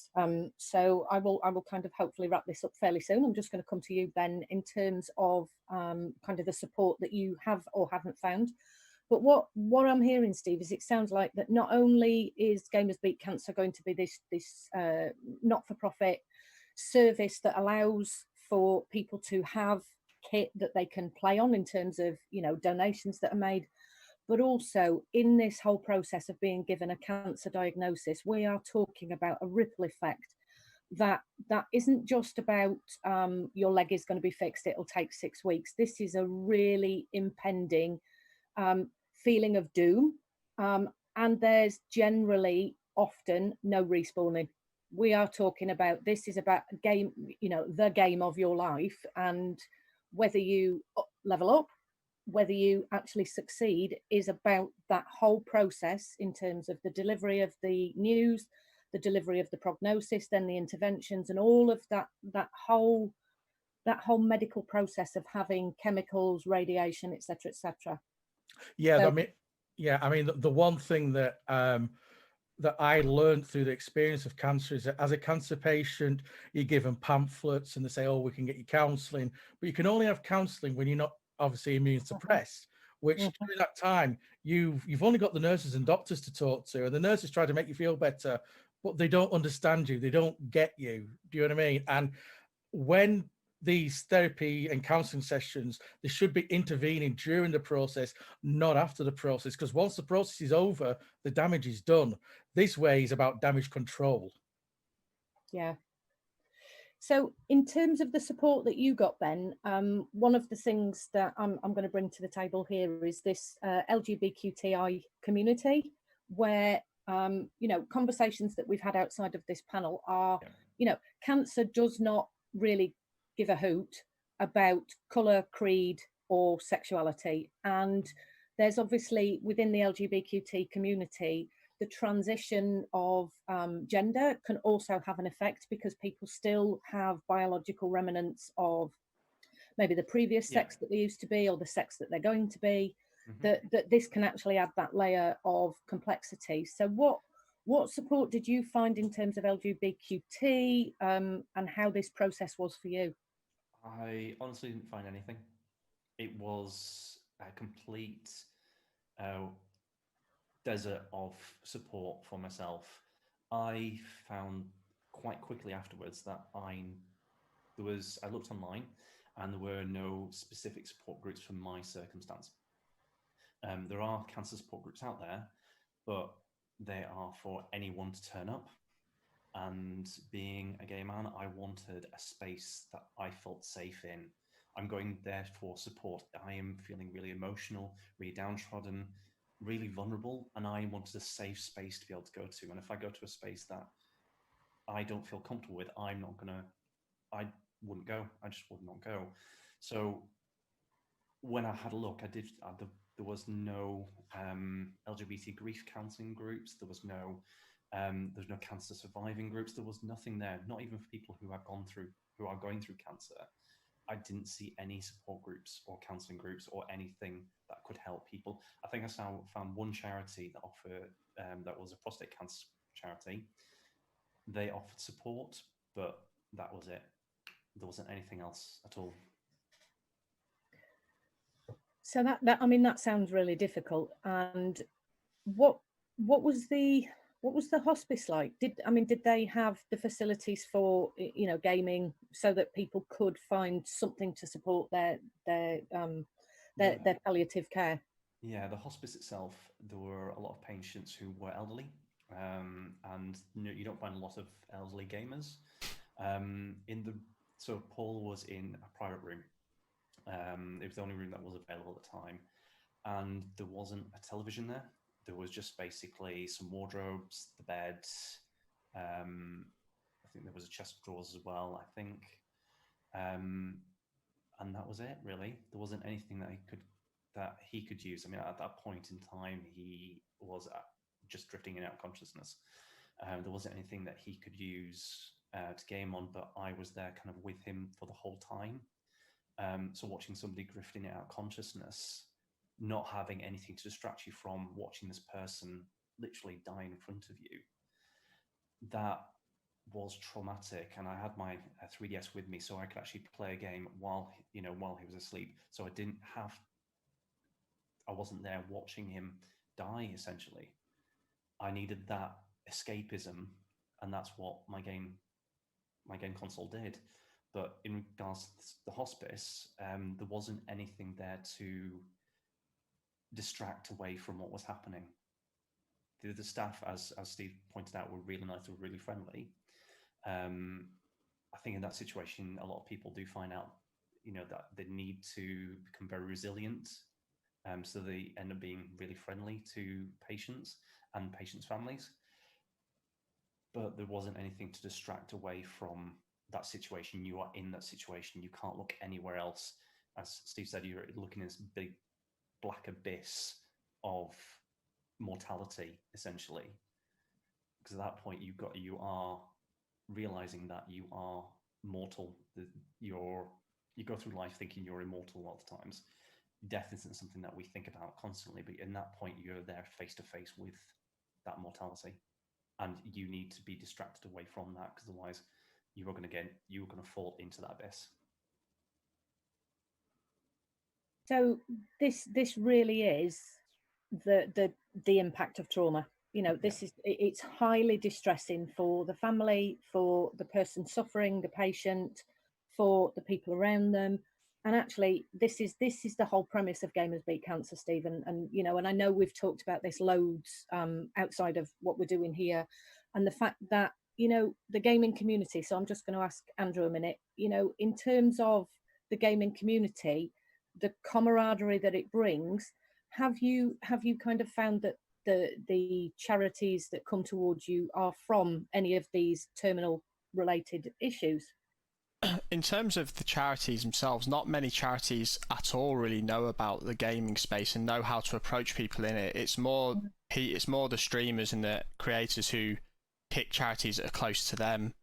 I think generally as a whole, sort of the gaming space is learning more about mental health and is being a lot more open to sort of accepts it as a thing that people need to try and keep on top on. It's okay to not be okay type of things as well. But generally charities as a whole struggle, apart from a few select charities, they do struggle to really enter this sort of the gaming space and know how to take advantage of it, really. And I think obviously during the COVID situation, basically every charity out there had to stop all their fundraising events, and there was this clamour for everything to start looking online, but you had a lot of people who had no idea on what they're trying to get into, trying to all of a sudden figure out how they're going to make up shortfalls of potentially millions of pounds of fundraising in a very short time. And I worked with Shine Cancer Support with one of the events I did with Games Beat Cancer, and I know from speaking to them, they're quite a small charity and they were really struggling to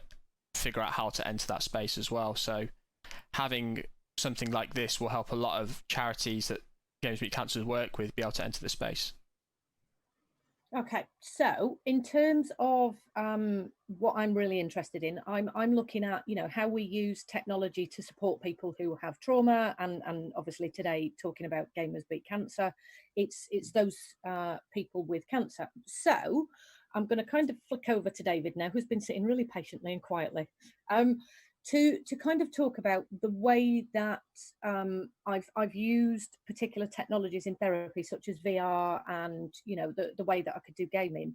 That actually there is the potential here for gaming companies to team up, you know, hopefully with organisations and you know people like David and you know people like myself who work with children and adults going through these kind of traumas. That actually we could do something in a gamified way that reduces the fear, the terror, the unknown, that kind of stasis that you both mentioned, Ben and Stephen, about the diagnosis to the actual intervention, that there was this lag that you kind of had nothing to do. So, you know, I'm going to leave it to you, David, and then I'll probably come and ask you questions in terms of the VR and so on. No, that's great. Basically, everything that you mentioned then, and what Steve mentioned about the lag, so to speak, you know, what's going to happen. Well, I think, you know, virtual reality is a prime candidate to just tell the story, but more tell the story of, oh, it's normal to feel like this, or this is what's going to happen. It may not be 100% accurate, but it's 99% there. And I think that's the idea of getting behind virtual reality to train people.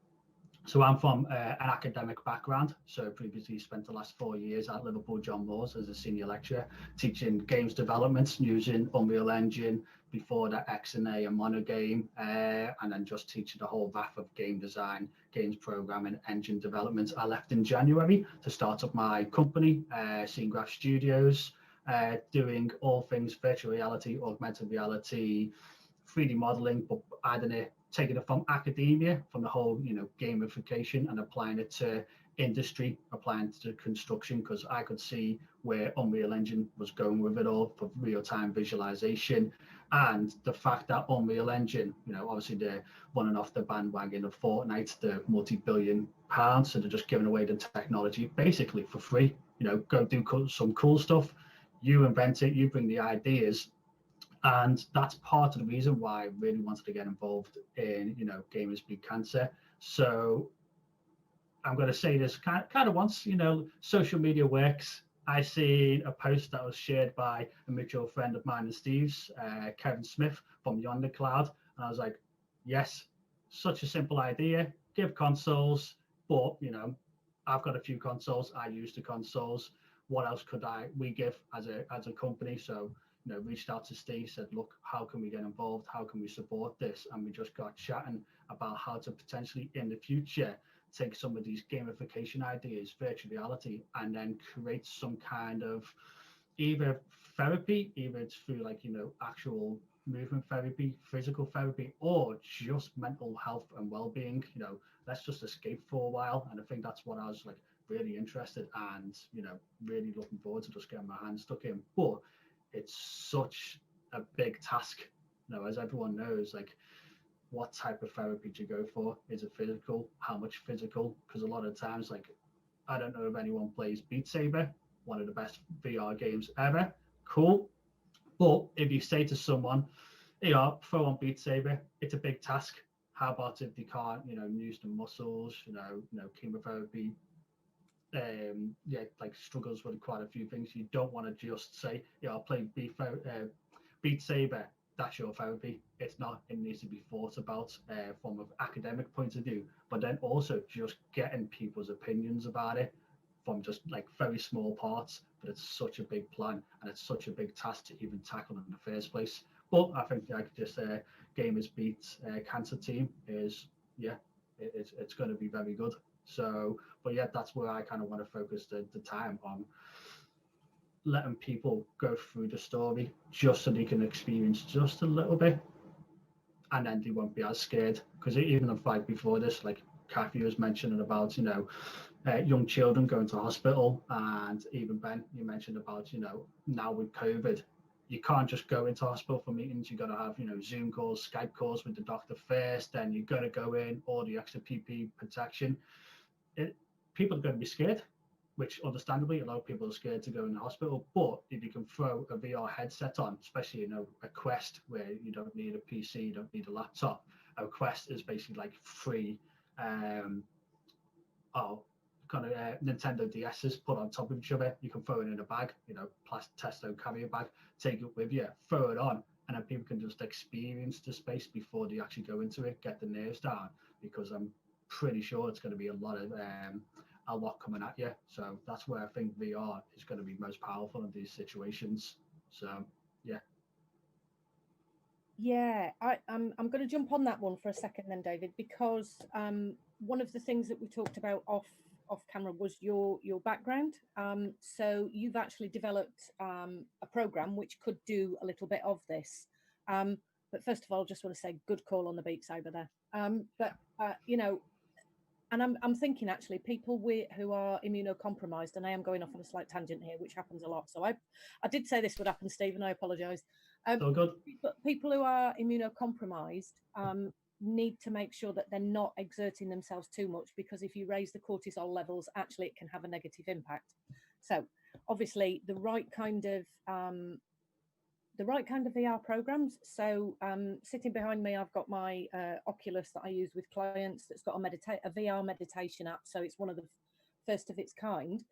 And I know that there is an organization in the US that deals with Alzheimer's, patients with Alzheimer's, getting them to move about and do physical exercise.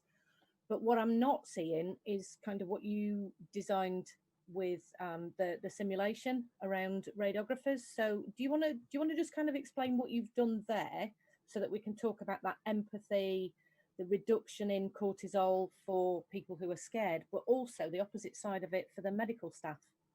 Yes, so we got approached by Birmingham City Uni through some contacts through Liverpool John Moores, and they wanted to develop a simulation, a VR simulation, a very small prototype that would basically keep nurses in radiotherapy, because there was a 60% drop-off rate. So nurses get trained, obviously NHS pay a lot of money, the government pay a lot of money, lots of time training to go into radiotherapy.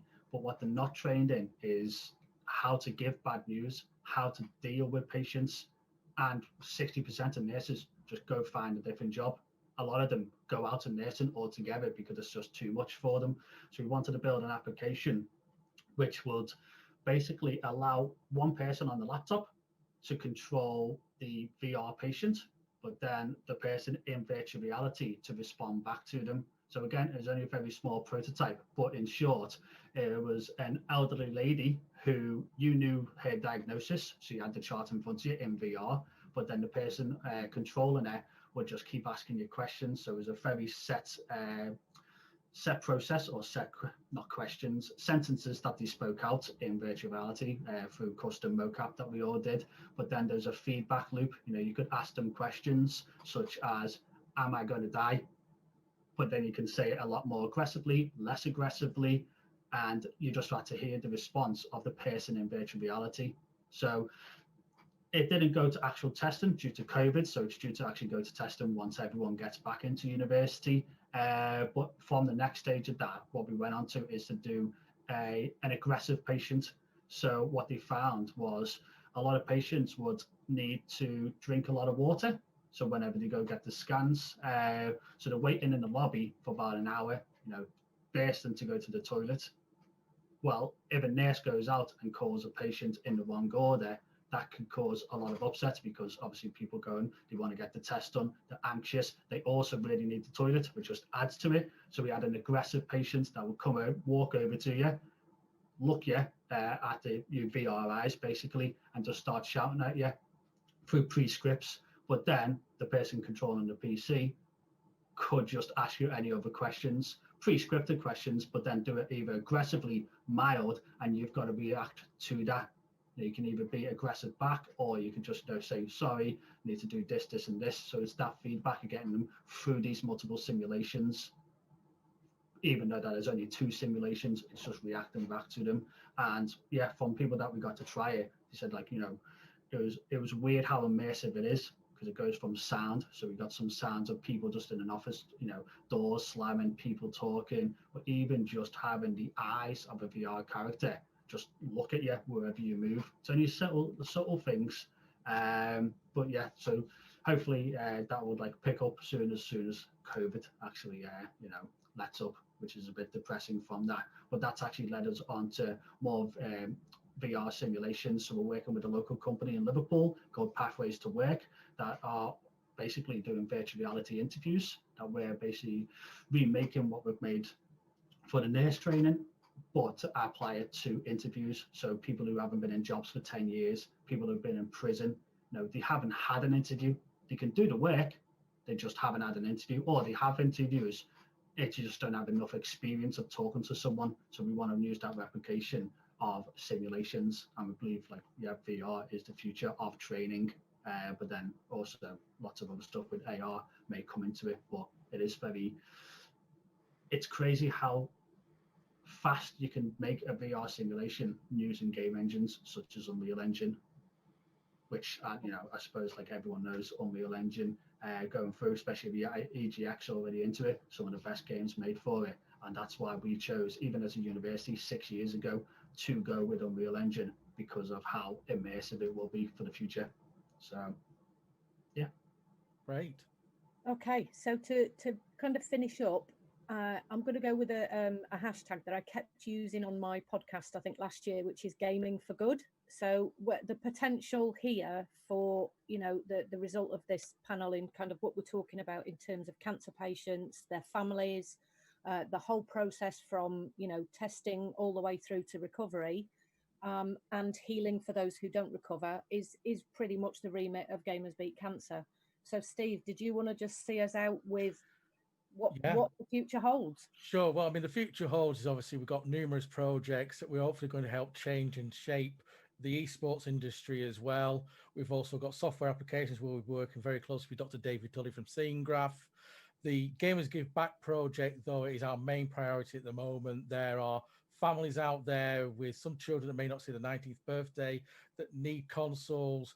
Our funds are only so deep. So rather than go and sell your console, why not actually give somebody the gift of gaming and help change a life out there? That is one of the particular hashtags that we're trying to get going, is hashtag the gift of gaming, because it is a priceless gaming. We've got so many exciting projects. This is something that I hope the industry will watch this and keep watching this space as we develop over the years, because we've got so much more to give and so much more to come. 1, 2, 3. It's a great start. Love it.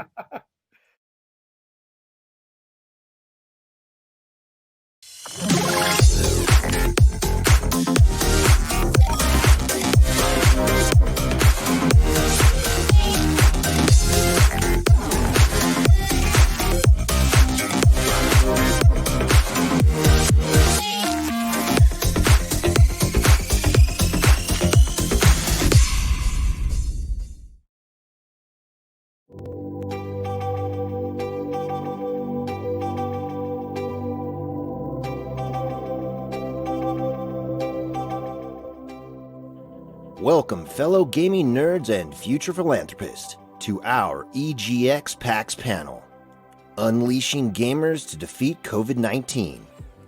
We are happy to be at this conference for our first public reveal of Leyline. This is a mission close to our hearts, and we hope the message resonates with you. Gamers represent the largest unified group on the planet. We're building a platform to connect gamers with scientific researchers and help accelerate solutions for COVID-19 and many other challenges facing humanity. We're calling it Leyline, and it's both a platform and a movement. Gamers, now it's time for a change. It's my pleasure to introduce Leyline CEO and founder, Jeremy Della Rosa. Hi everyone, my name's Jeremy, and we are building Leyline with the aim to spark a revolution in gaming and giving. Leyline is a nonprofit organization, and our platform will be 100% open source and fully transparent to the entire global community. It's 2020, and a global pandemic is wrecking society. Aside from the health crisis, the OECD is projecting over 470 million people will be affected by unemployment and poverty by the end of the year. So we, as citizens of the planet, need to come together and take bold and swift action. So how can we all help? By using science. This is David Anderson. He's a research professor over at UC Berkeley. He helped to create BOINC, which is an open source platform that allows users to donate their PC or smartphone computing power to scientific research.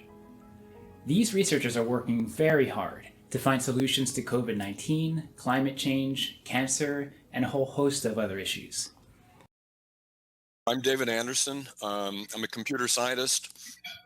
I work at the University of California at Berkeley as a research scientist.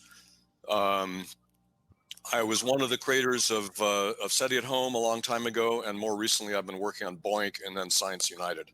Basic idea of these projects, which involve volunteer computing, is that there's a lot of areas of science that need essentially unlimited computing power. Kind of the more computing they can get, the better science they can do. This comes from a couple of different trends in science. One is that scientists use simulation to study things like drug discovery and climate modeling and figuring out how galaxies form.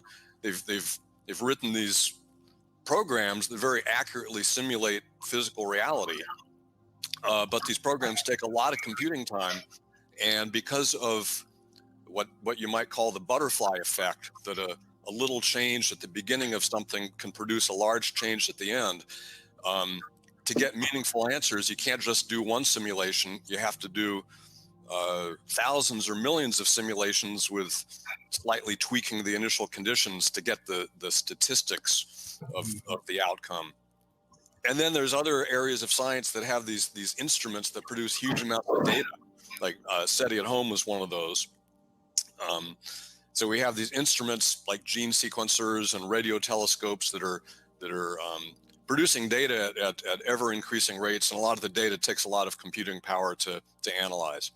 So traditionally scientists use either their own computers or a computer center at their university, and a lot of them need much more computing power than that. When we looked around, we realized that the vast majority of the computing power in the world is not in data centers or clouds or supercomputers. It's in people's living rooms and in home computers. There's roughly 2 billion of those. Maybe a 1,000 times more computing than companies have. And so we wanted to set up the system where scientists could access that, and where people who have computers could use them to support different kinds of science. So that was the original idea. SETI at Home was one of the kind of the first big project that took that approach. And after we got that off the ground, I worked on BOINC, which is a general framework, a general system where any scientist can create projects that are similar to SETI at Home. And over the years, there have been, about 40 or 50 different projects that use BOINC in a whole bunch of different areas of science, everything from cosmology, down to quantum mechanics. I think one very early one was from climateprediction.net, the climate research project from Oxford, which with all the computing power that it had, it was able to kind of simulate the Earth's climate with considerable accuracy out to about 100 years in the future. And that had never been done before. It was possible only because of volunteer computing. And what they found was that the range of increases in average global temperature that distribution went out way farther than people had thought, and that it's there's some non-zero chance of the world temperature going up by an insane amount, like 20 degrees Fahrenheit. The World Community Grid has come up with a bunch of breakthroughs, in particular discovering drug candidates in a particular form of childhood cancer, and that led to some drugs that are currently in advanced testing, and who knows, they may have a radical impact on that particular form of cancer. Their computing power can make a big difference, and that there's all these different areas of science. I think everybody has something that they're excited about related to science. It could be finding a cure for a particular disease. It could be studying global warming. It could be finding extraterrestrial life, and volunteer computing gives them a way to make a difference in the areas that are important to them. And we're trying to set up this system where whatever gets you excited, you can help scientists working in that area. And to me, it's a great thing. I run it on all my computers, of course. But the problem is that BOINC is losing donors. After 18 years, BOINC has contributed to over 160 scientific papers. Really amazing work. So how do we get more users excited to help out? 1 in 4 people on the planet are gamers. There are 2.2 billion gamers out there, and their power can be used for good. But why gamers? What makes them so special for this situation? Well, first off, gaming PCs are the most powerful machines out there, and gamers have tons of computing cycles available for donation. Gamers have more time for research. They're more literate in cutting-edge technologies like digital currencies and blockchain. They're interested in scientific research, and they love low-risk, open-source, and free products and services. Now just imagine if we took only 1% of gamers from one gaming company. That donation would already be 3 times more than the world's fastest supercomputer, and an order of magnitude more than all of BOINC combined. That's the potential that is within our reach. So what is it that motivates users? We all know that doing good, both passively and actively, makes us feel good. But we also seek social reputation. We're driven by economic incentives, and we seek intellectual stimulation. And as social creatures, we all need emotional fulfillment. So Leyline is going to hit every single one of those motivators. It'll help solve real-world problems. It's a platform that hosts multiple social games to play and connect, and it'll reward players with digital assets. These assets being secured by blockchain makes them unique and hold real-world value. In essence, the Leyline ecosystem creates a donation engine that never stops giving. So how do we rev up this engine? We're starting by partnering first with game companies and brands to donate in-game items, promotional codes, and gift cards to create a prize pool on Leyline. Users will be drawn to that prize pool and start to donate in order to earn Leyline points. On the platform, they spend those points to claim these prizes, and at that point, it is fully owned by the player. It doesn't belong to us, we don't control it, it belongs to the people. And they can begin trading and selling those items for real money. The Leyline platform will be generating unique and valuable items paired with gift cards only through your actions, specifically doing good in the world. And these items can be in the form of virtual gear, cosmetics, pets, homes, furniture, communities, and eventually even entire virtual worlds. So I know you might be asking, why would anybody spend any money on a digital item? Well, let's take a look at CryptoKitties as a case study. CryptoKitties is a game based on the Ethereum blockchain, and essentially you collect and you breed your pets. All of these kitties are unique and can't be replicated. And the most expensive kitty was traded for $170,000 in 2018. And the total CryptoKitties market is around $28 million. Now imagine items that are driven and created by doing good. What can that mean for all the people in the world? We recognize and we feel the weight of the global crisis. And so we are working extremely hard and moving insanely fast. Our target is to be live with an open beta for Leyline in November 2020. And we are going to get money into people's hands right away. Throughout 2021, we'll continue to accelerate science and onboard many more research projects that we can assist. And by the end of 2021, we want to have a full ecosystem and economy centered around giving and humanity. Users can donate to any cause that they choose, whether it's astronomy, physics, biology, AI. And that's just the beginning. BOINC is only our first partner. Our aim is to partner with many other research groups. And ultimately, we want to be partnered with every nonprofit on the planet and supercharge their efforts. So our short-term goals are to accelerate solutions for COVID-19 by months, create hundreds of jobs, and generate passive income for thousands of people all over the world. Here at Team Leyline, we've built an extensive network across gaming, academia, technology, media, e-commerce, and esports. And we've already successfully landed key partnerships across the gaming industry and academia. So I'm here to let you know that you can make a difference in any way that you see fit. At the end of October, we'll be launching our crowdfunding campaign, and even $1 could go a long way, or just help us spread the word. If you're a game developer or publisher, we would love to partner with you and have you as a sponsor. And we'll make it super easy for you so you can help the world. Otherwise, just connect us to people that you know or folks that you think can make a difference. And finally, just pitch in.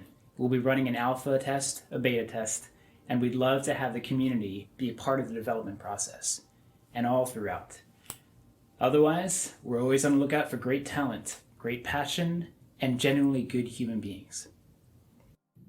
I want to be a part of this because it's a great way to help out, even though it might seem small on like our scale. With everyone doing this together, that processing power is amazing, and it'll just make the world a better place. I'd like to pursue, because frankly, it sounds fascinating. I was really interested in hearing about BOINC, the predecessor project to this. And so in addition to having a scientific impact, which is good, also incentivizing a user and having a monetary impact, just more is the better, you know. It really, there is not another project like this, which is in part which makes this so fascinating. This project's important because lately so many people have felt that they are unable to make a difference in a world that now needs our help more than ever. And what makes this work so well with gamers is that gamers are a community, and it's an unstoppable community when given a common goal. If gamers have a mission that means something to them, then no amount of sleepless nights or hours played is going to stop them from achieving what they set out to do. I would like to see this project just revolutionize gaming and to help solve world crises while also, you know, highlighting the gaming community in a positive light. And I think this is a good idea. I do. I think it's a good idea because it's an opportunity for anybody to have a chance to make a difference in causes that they believe in, and to feel like they have a sense of control and a sense of purpose and a sense of fulfillment, while also growing a positive community and having fun while doing it. So in summary, we can do this thing. Leyline can become a reality. There is nothing stopping the people from coming together and rewriting the rules of the economy. We can do this. Let's go.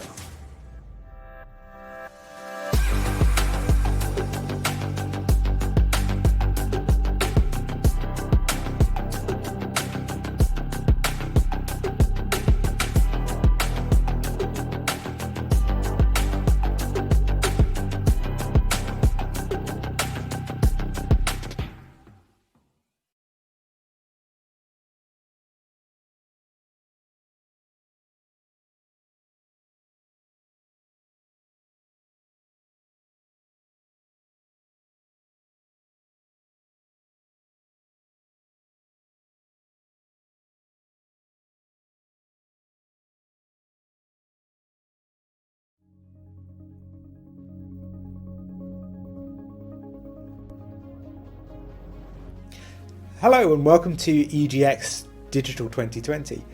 My name is Matt Morley. This is going to be a series of chats and an exploration into the importance of esports in education. Esports, if you're watching this, you probably already know what that means. Whether that be from a casual perspective of playing against, whether that be friends or people you don't even know, or playing with friends, to doing it competitively, whether as a solo player or doing it with your team. Esports as an industry is absolutely huge and booming and growing exponentially as time goes on. Obviously, the money involved with it is phenomenal, whether that be through sponsorship or prize money, $3 million being given out for winners of Fortnite World Cups. And obviously that's internationally, but it applies to the UK as well. Only last year we had someone come second place and become a millionaire because of how well he and his teammate did in Fortnite. It's not necessarily the most obvious or easiest industry to get into, and as such, people don't necessarily always know where to go or what's involved. Esports is phenomenal. It's so much more than just the gaming. You've got all of the events, you've got the team management, you've got sponsorship, you've got the marketing. But where can you go to find out about that? Fortunately, it's something that is now being recognised in an educational stance and an educational setup, and there are qualifications that you can do at college and at university that will help you and aid you with getting into that, and as well as developing many other skills as well. So this is going to be, like I say, a series of chats with some of my colleagues and people from outside organisations that are here to help kind of give guidance and give information about the benefits that esports brings to education. Enjoy. So I'm joined by James Fraser-Murison. Thank you very much. You're welcome. And tell me a little bit about yourself, James. So, as I say, my name is James. I'm the Director of Learning here at Queen Mary's College, and I have helped put together the first ever esports BTEC in conjunction with the British Esports Association, and hopefully there's been a nice opportunity to kind of share Queen Mary's journey from start to where we are now. So what inspired you to start that journey? Well, to be honest, obviously you and I spend a lot of time in classroom with students, and we've watched student trends over the last couple of months and years kind of move to just watching, I don't know, various music videos and what have you on YouTube, to as and when they can sneakily going onto YouTube now or Twitch to watch sort of gamers game. We all know as well that gaming is a very popular area amongst all teenagers and people younger and older than that as well.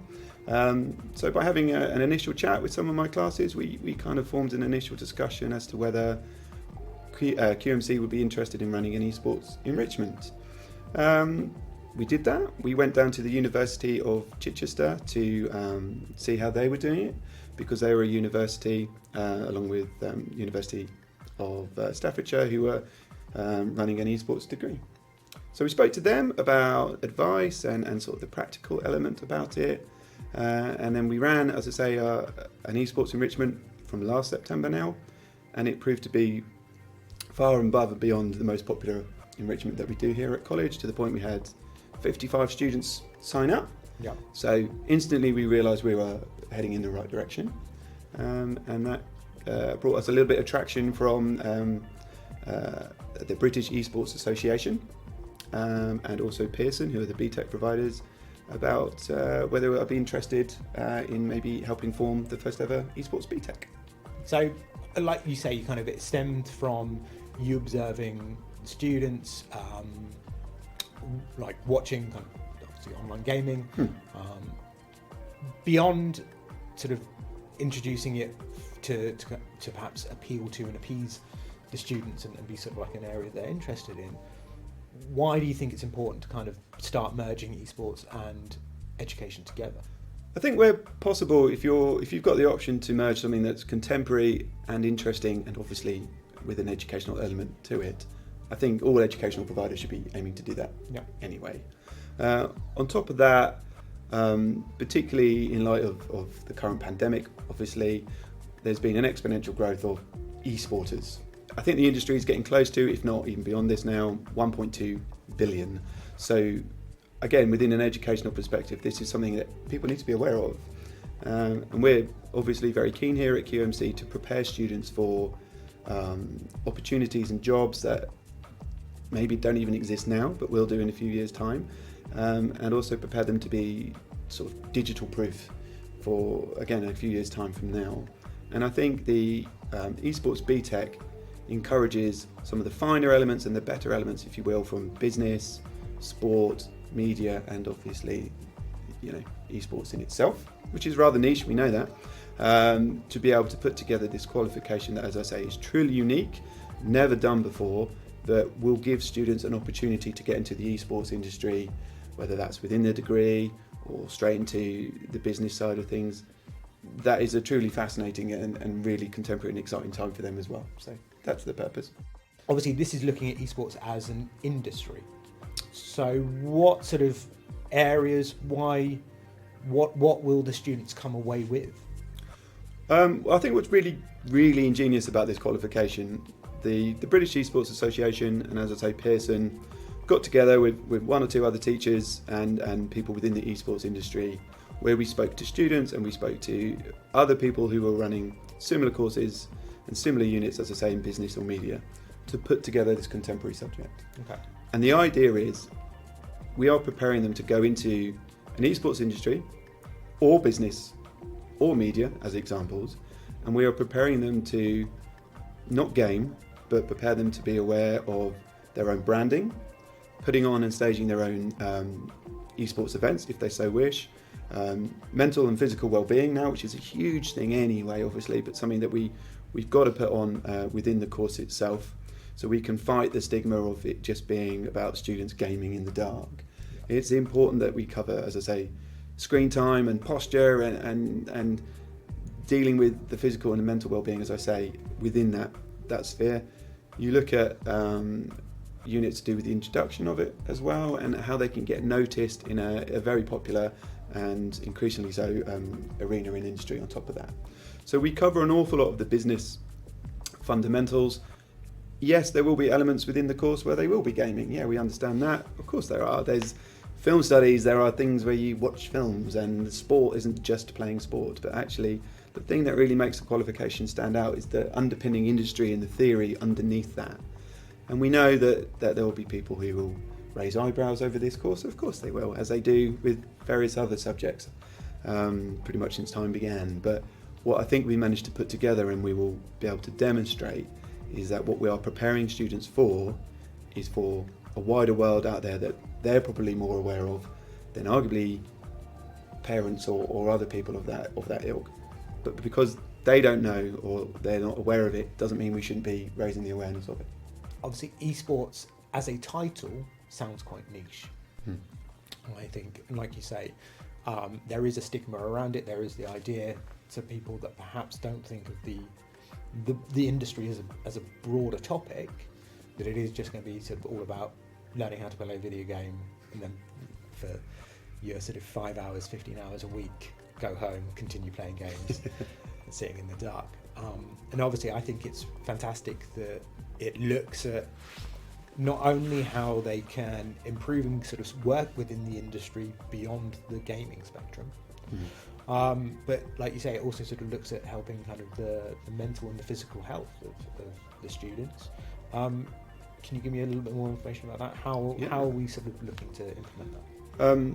There's an awful lot of science out there and studies that have revealed that within the esport fraternity and industry and those that game, there's obvious increase of communication and team building skills, logical kind of thinking and problem solving on top of that, and actually a community that comes from that, which those possibly who don't know an awful lot about it or finding out about it might think it's ironic that you're plugged into a machine and you're improving your communications skills. But if you think about what's involved in that, actually you're multitasking and you've got various kind of dialogue taking place with various people up and down the country or globally to kind of reach your common goal. And so in that respect, that's where obviously the sports bit it comes from. There's quite a huge tie-in these days with STEM subjects as well, because of, again, the process and the logistics that come with that. And I think as the months and the years tick by with this, you're going to see an increase with that as well. Qualification itself is sort of UCAS ready and has been recognised in the latest government report for digital and culture, so they're well aware of it as well. And at the moment within this country, esports is kind of keeping the UK kind of floating at this precise moment, along with the traditional media and film disciplines. The gaming community, as I say, in the UK is huge and is proving to be incredibly popular, with great dividends about the financial implications of, as I say, keeping the businesses and industries going, which is why it's important to recognise these things. Esports isn't going to go away anytime soon. No. And to be able to kind of ride that wave within education, I think is a really important thing to do, and it's come at a really vital time, I think, as well. How do you see that developing? How do you see that growing? And how is it helping the economy as such? What sort of job roles are the students likely to be able to approach?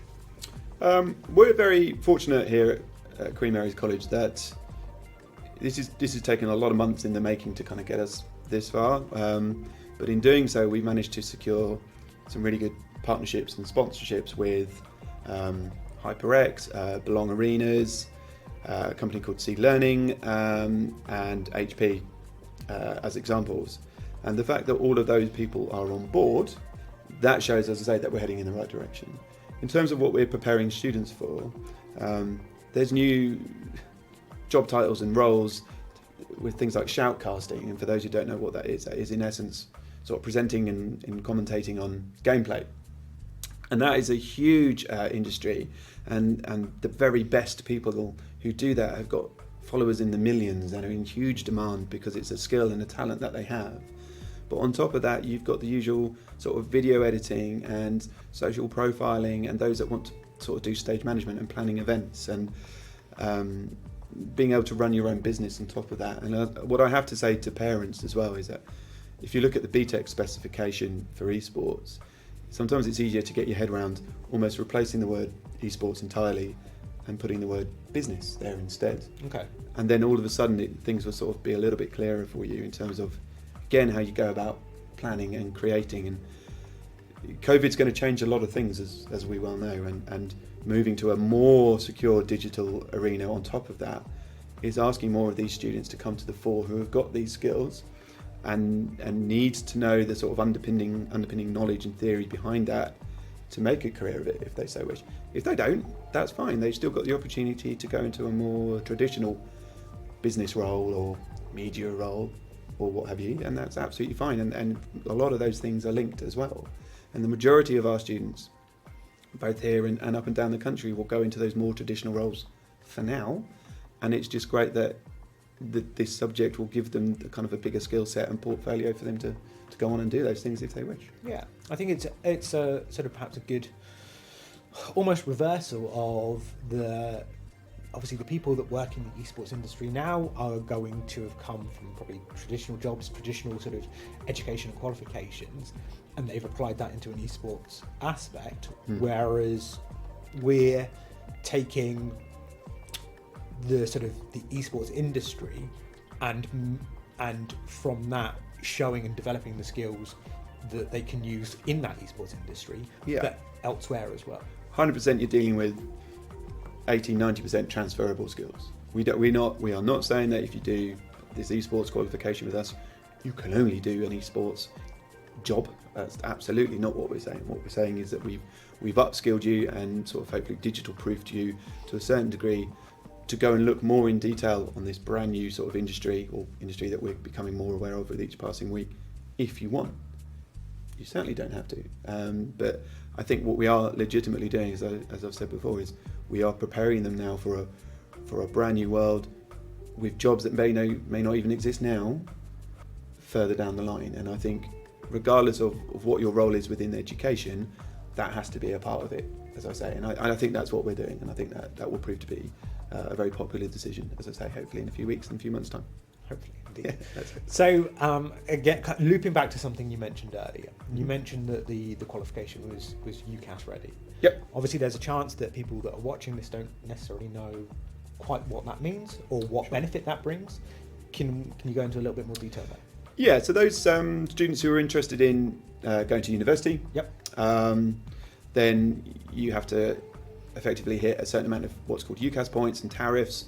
And so what the BTEC in esports has done and secured very quickly was to make sure that this BTEC is in line with all the other vocational subjects and A levels. So if you're doing a single BTEC, it'll be the equivalent of one A level. If you're doing, say, the full qualification, the extended diploma, that will be the equivalent of 3 A levels, and the points that you would get traditionally are the same points. So it's recognised within university and in, employers and apprenticeships and what have you. And of course, it wouldn't have been done a year ago because we didn't have that recognition. We were building this subject.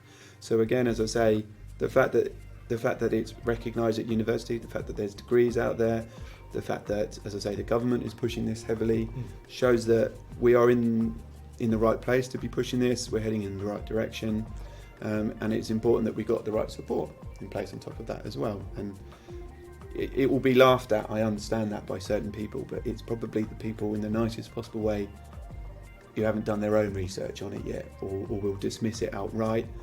And I think once they kind of look at it clearly, that they'll see that there's a lot of weight behind this.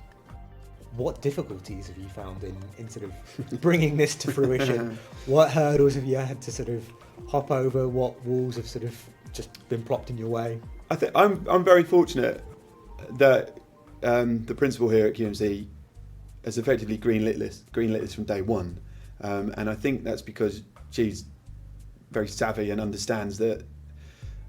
What really helped was the gentleman Wolfies who won the Fortnite tournament a year or so ago, because that made BBC News headlines and whatever.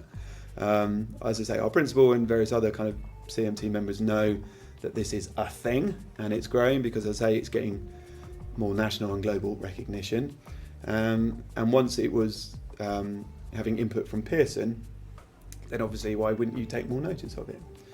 We've had 6-7 months of 50-60 students trial it, inverted commas, with the enrichment. So again, that's kind of added to it.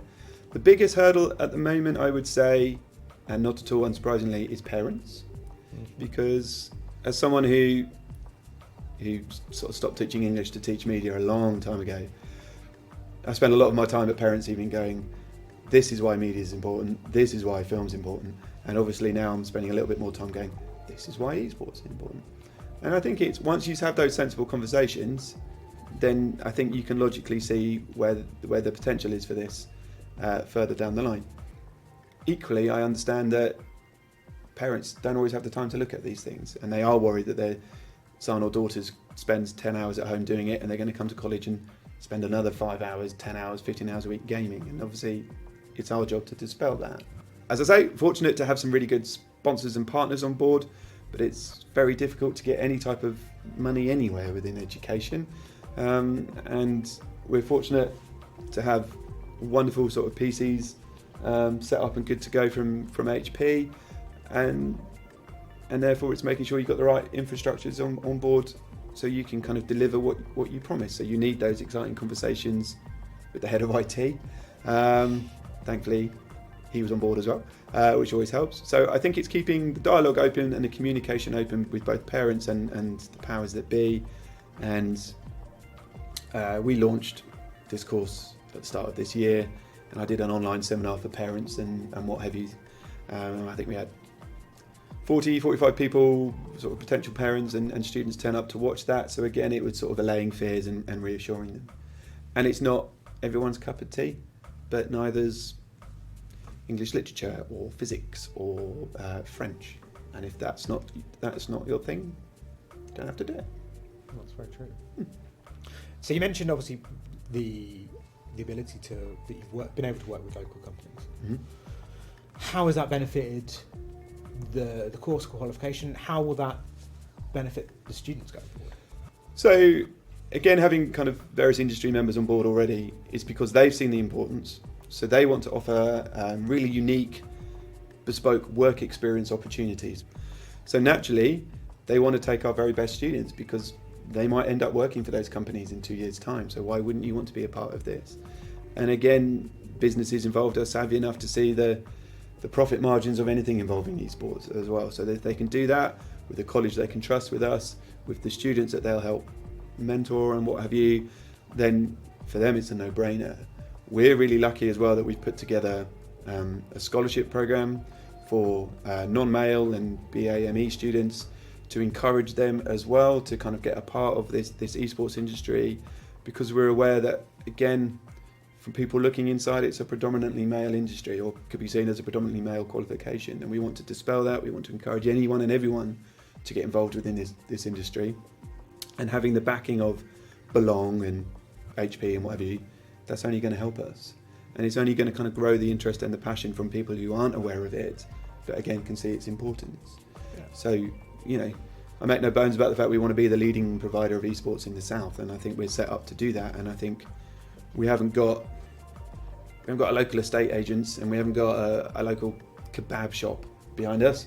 We've got Belong, we've got HP, we've got some serious heavy hitters, and that's because they can see the importance of it. People can go and work in graphic design and promotion and social media expertise with an esports qualification. It doesn't mean you just game. It's far, far from that at all. This just kind of helps push that along if they so wish. So, as I say, I think we've got some really good opportunities coming our way within education. I think we've got the right people involved, and I think this will only grow and grow to be both popular and relevant. And if that's not the point of education, then what is? Very true. I think it's important, like I say, we just need to make sure we're raising the awareness to people that perhaps aren't necessarily on board or just aren't aware of the benefits of sort of a course in esports and the skills that the students can learn. So, James, if people want to get in contact with you, if they want to sort of find out any further information about studying at QMC, about the qualification at hand, where can they go? Who should they see? I think if you type in my ridiculously long surname, James Fraser Murison, you'll find probably various videos now. We'll bring that up on the screen. Yeah, it's probably that's floating around about this area. But you can find me on the Queen Mary's College website for various kind of course details, and you can find me on Twitter at Fraser Esports for any kind of help or queries that you may have. Awesome, thank you very much. And that QMC website was qmc.ac.uk. That's the one. There we go. And they'll be happy to help you out with any questions or queries you may possibly have. I think we've covered everything we need to. I think so. I really enjoyed that. Excellent. It was good. Thank you very much, James. Cheers, Matt. Right. Thanks for watching. Thank you. Hello, I'm Oscar, and I'm an Esports Partnerships Manager at Belong Gaming Arenas. It's been great to be down here at Queen Mary's College today, just to see the setup that they have here.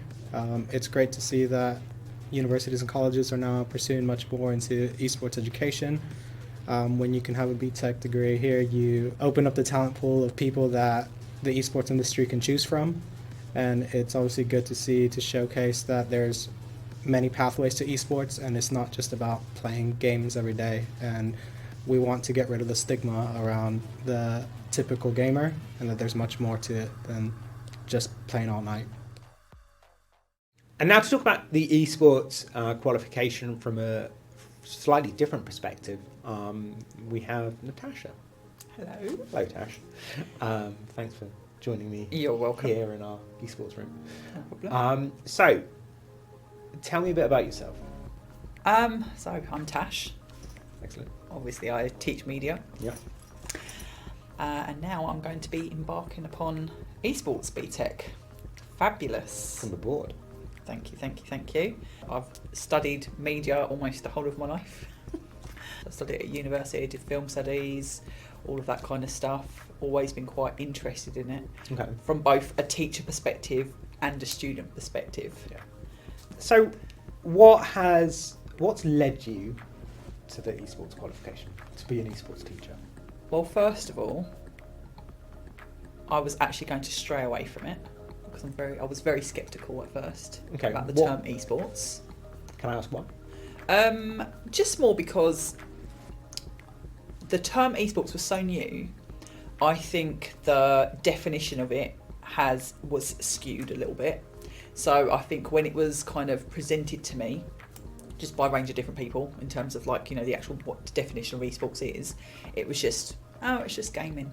Okay. And because I've never been a gamer, so I've never done it for hobbies or anything like that. I have gamed, but I've never been a gamer, if that makes sense. I kind of just felt like, oh, a whole kind of like, you know, qualification, a whole course just for that. How, you know, what exactly is it going to entail? And I wasn't really too sure about it. But then, so, you know, when I've learned a little bit more, obviously done a little bit more research, had more conversations, spoken to more organisations, etc., etc., you kind of see there's actually it's a really huge industry, and it slots almost right into the middle of a media studies qualification for starters, which is why it can also have its own kind of course, which is why we do have the own course. And, you know, there's a lot more kind of like, there's a lot more angles to it. There's a lot more perspectives. There's a lot more meat, if you like, to just the gaming. One way to describe it. Yeah, if you like. It's, you know, there's a lot more substance to it. And that is the bit that started interesting me. And then also, so first of all, there was my skepticism, and then I, you know, wanted to know more. Now that I know more, I'm interested. And then I see there's not a lot of women around. You don't really see a lot of women. You don't really see even a lot of women from the BAME community. Especially, obviously, that's kind of sort of finiting down that kind of... Exactly, and I obviously tick those two boxes, and it's just like, okay, this maybe is something that we can do.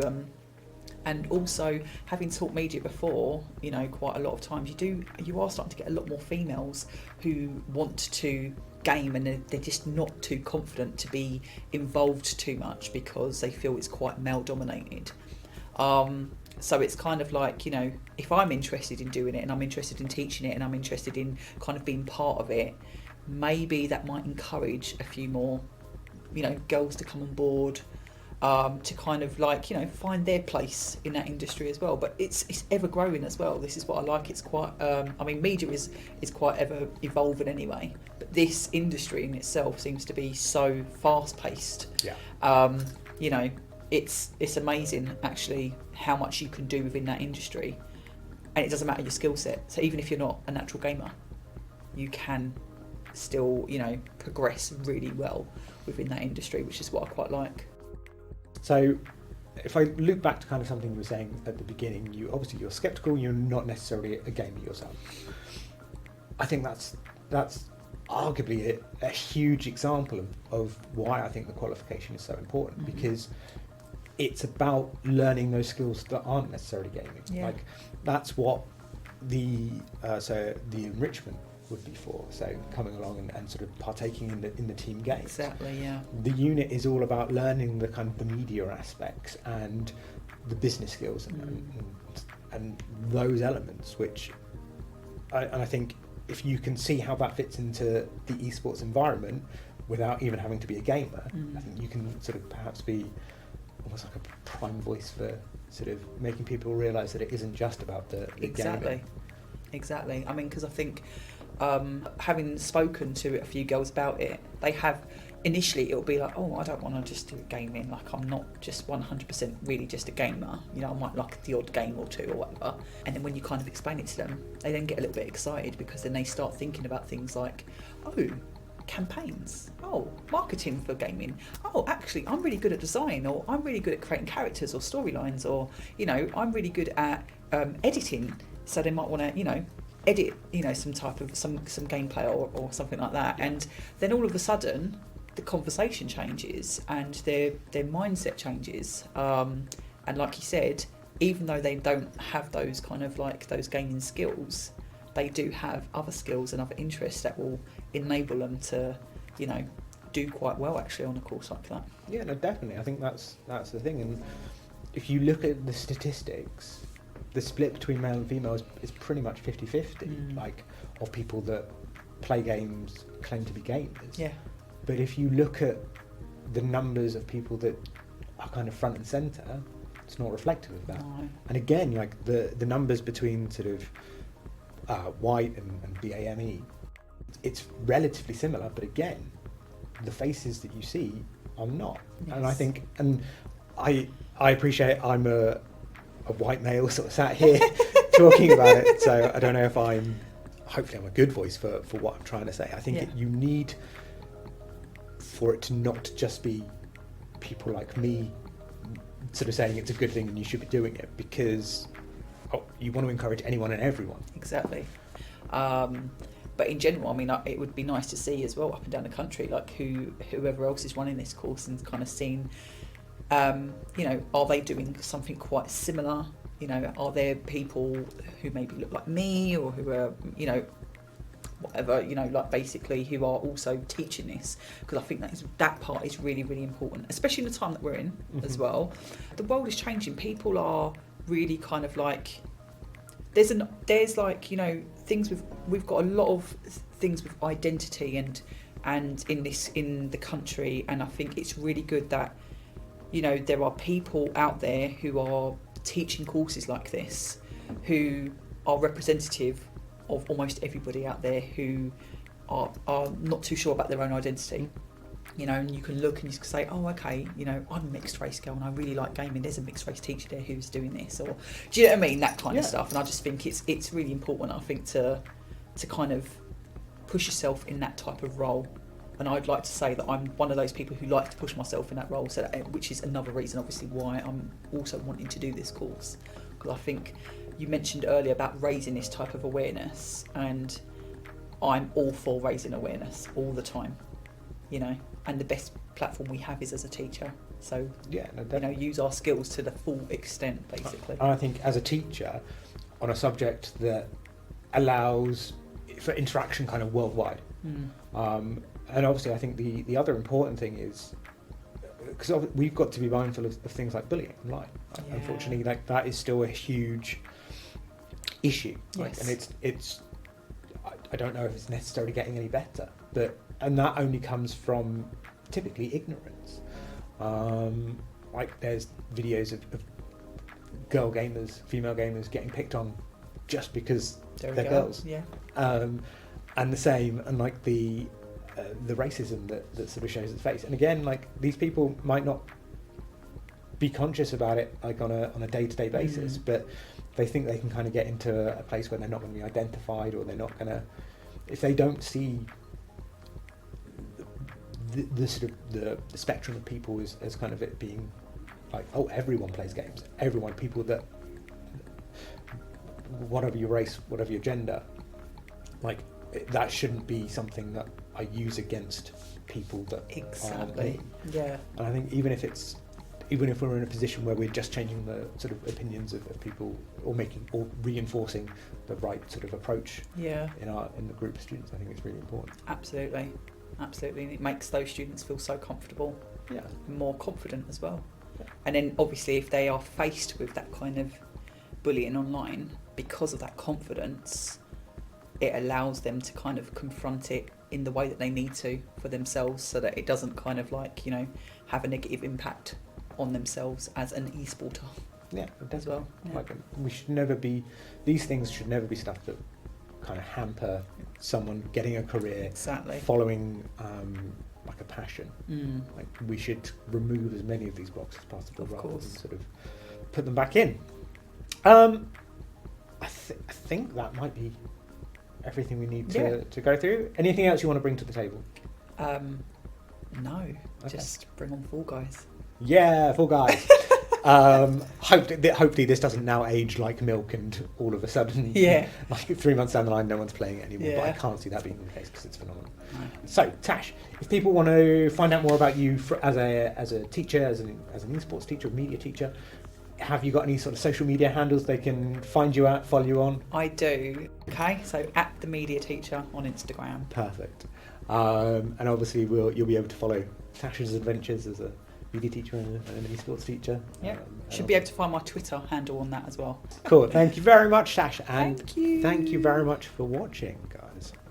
Like I say, my name is Matt Morley. You can find my stuff probably here, maybe. I'll let my technician help sort that out. Otherwise, we've been here at QMC.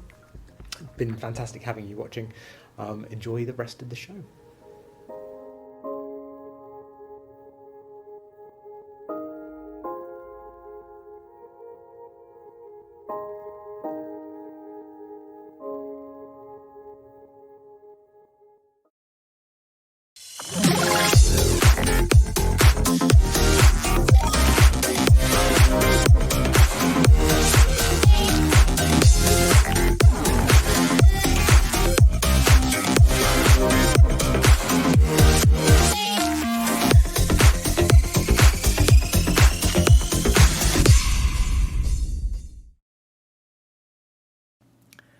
Hello guys and welcome to EGX Digital 2020. I'm CJ, your host, and this is Blockbuster Game Edition. And this is something that I've never seen before, and it's probably going to go totally terrible, but that is part of the fun. Because I like fun, and I like things going totally wrong. And I have based on the old 90s quiz show, and it's going to be insane how we pull this off, especially under these lockdown conditions. So we have two teams, and the first team, which is the white team, which is going to be Ryan. Hi, Ryan. Hello. It's just me, and definitely not a little friend. Just me. Yeah, so if you've ever seen the original quiz show, people were expected to bring mascots, so I've brought my little Sonic the Hedgehog mascot, and Ryan, you've brought what is your mascot today? I've brought my namesake, Toad. Toad. Here he is. There we go. Now, you work at Super Rare Games, is that right? Yes, yeah, I'm the head of saying stuff at Super Rare Games, which is a nice way of saying the PR and communications manager, so lots of tasty game stuff. I think that's what we should change community managers and PR to now. Say stuff person. Perfect. Yeah. It could work. And you are going to be on the white team, and you're going by yourself, and you only have to get 4 blocks. But I'll explain the game to everyone in 2 seconds. And on the purple team, we have Stephen and Jess. Say hi, guys. Hello. Now, Stephen is that guy that is known as the free chair guy from Noble Chairs. Yeah, I've never seen him give free chairs on social media, so it's the doesn't give free chairs guy. I'd say that's pretty accurate. Yeah, it's a myth. Oh, let's put it that way. Let's say it's a myth. And we have Jess, and because it's locked down and they've got to be a duo, they're actually in the same house, but they're even social distancing in that, and Jess is a big gamer and everything like that. So hi, Jess, how's it going? Hello, it's going all right. You say social distancing, but I am still surrounded by all these cats. They're not quite getting the message. One there, one down here, they're everywhere. But it's fine. I'd rather have the cats than Stephen anyway, so I think that's a win-win. I might roll them into a different room. Yeah. Banish him. I don't think hosts are meant to abuse the people playing the game, but hey, let's just throw that out the window. Yeah, let's just give everyone stick. Now, 2020, anything goes. Yeah, plus I'm at further enough distance to run away, so it all works. Now, for those of you that have never played Blockbuster or seen Blockbuster before, what we have is a letter grid. Now, each of these letters have different questions that I've kind of got together to make it about gaming. Now, the idea is that Ryan, being white, would have to connect his white side to the other side by answering at least 4 questions in a row. However, Stephen and Jess are going to be a team purple, but they have to answer 5 questions at least to get the purples connected. Now, each of them can buzz at any time to try and stop the other from connecting. So, speedy fingers on the buzzers, ready to answer the questions. Oh, and I forgot to ask, Jess, Stephen, mascots. Do you have mascots with you as well? Of course we do. Mine's here. Actually, let's get rid of this one and we'll put this one back. There we go. There we go. Went for a llama. I'm not cool with that. One pushing out the window. I've got my machine. There we go. And Funko Pops on the windowsill. I've always got to have Funko Pops. Don't know why. So, I think it's time to have a go at the first round and see how you guys do. Are we ready on our first round? No. No! You didn't send the answer list through, so no. I forgot to send the answer list. I do apologise.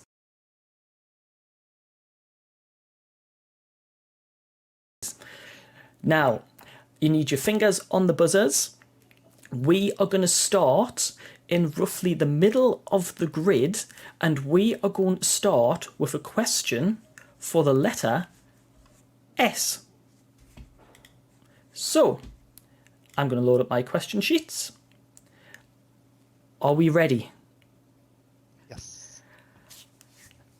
This S is a popular PC game involving building a city and averting disasters upon your... Oh, we have Ryan straight in. Ryan, what is your answer? Sim City. It is Sim City. Well done. So there we go. So you've actually got the first square, well, hexagon on the grid.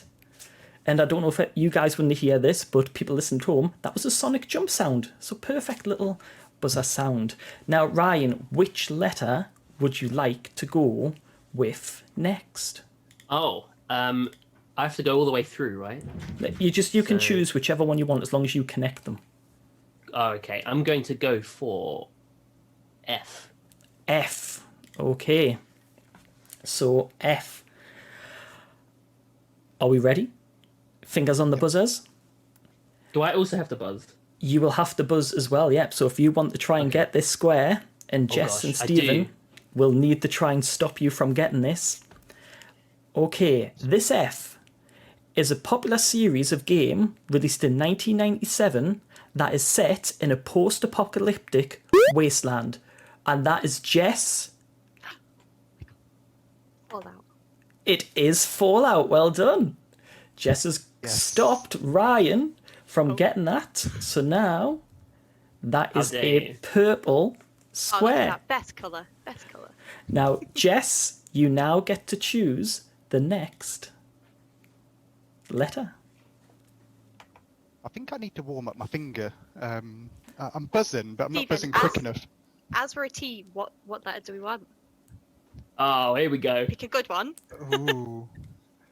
Should we go for Y? Because there's not many game things with Y, is there? Let's go for Y. Going for Y. Okay. Fingers on the buzzers. This Y is one of the lead characters in Final Fantasy X and its spin-off 10X. Her name... Oh, Ryan straight in there. It's Yuna. It is Yuna. Well done. So you've just blocked them from getting that. Oh.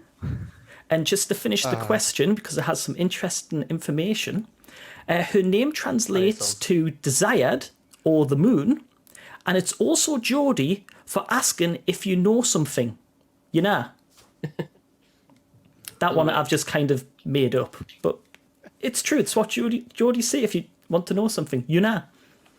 So there we go. And also, another interesting fact, the main male character is called Tidus. So it is Tide and the moon, which I thought was really sweet, very poetic. And now, Ryan, you get to choose the next letter on the board. Oh gosh, here we go. Let's mess it up. Let's go for V. V. Okay. Are we ready? I'm going to clear the buzzers. Okay. For this V, you have to finish the game title. Resident Evil Code blank. Ryan in straight away again. Veronica. It is Resident Evil Code Veronica. And you get another square on the board. I love squares. Did you two know that one as well? Yeah, definitely. Just it's that buzzing finger. I know everything. I think the line somehow. Just line slightly. Okay, Ryan, what is going to be the next block you are going to go for? Oh. Can I do one from the top row? I've just got to get You all the can way through. choose any of the ones. So you just need to get from the top to the bottom. Okay, let's go with C. Going with C. Okay, so let's just check the buzzers. Okay. This C was voted Game of the Year in 2019 by many review sites because of its unique supernatural gameplay. And Ryan's going to take a guess. So, Control. It is Control. Yes, and an amazing game. Very fun game to play as well. So now Ryan is getting closer to connecting. Now Oh you my have goodness. about maybe 2 blocks to go to connect to get to the finish. Now, which block are you going to go for? Let's see. So with the purple one there, do I have to now go round to that? So would I You'd have to go get, around that. Oh, okay.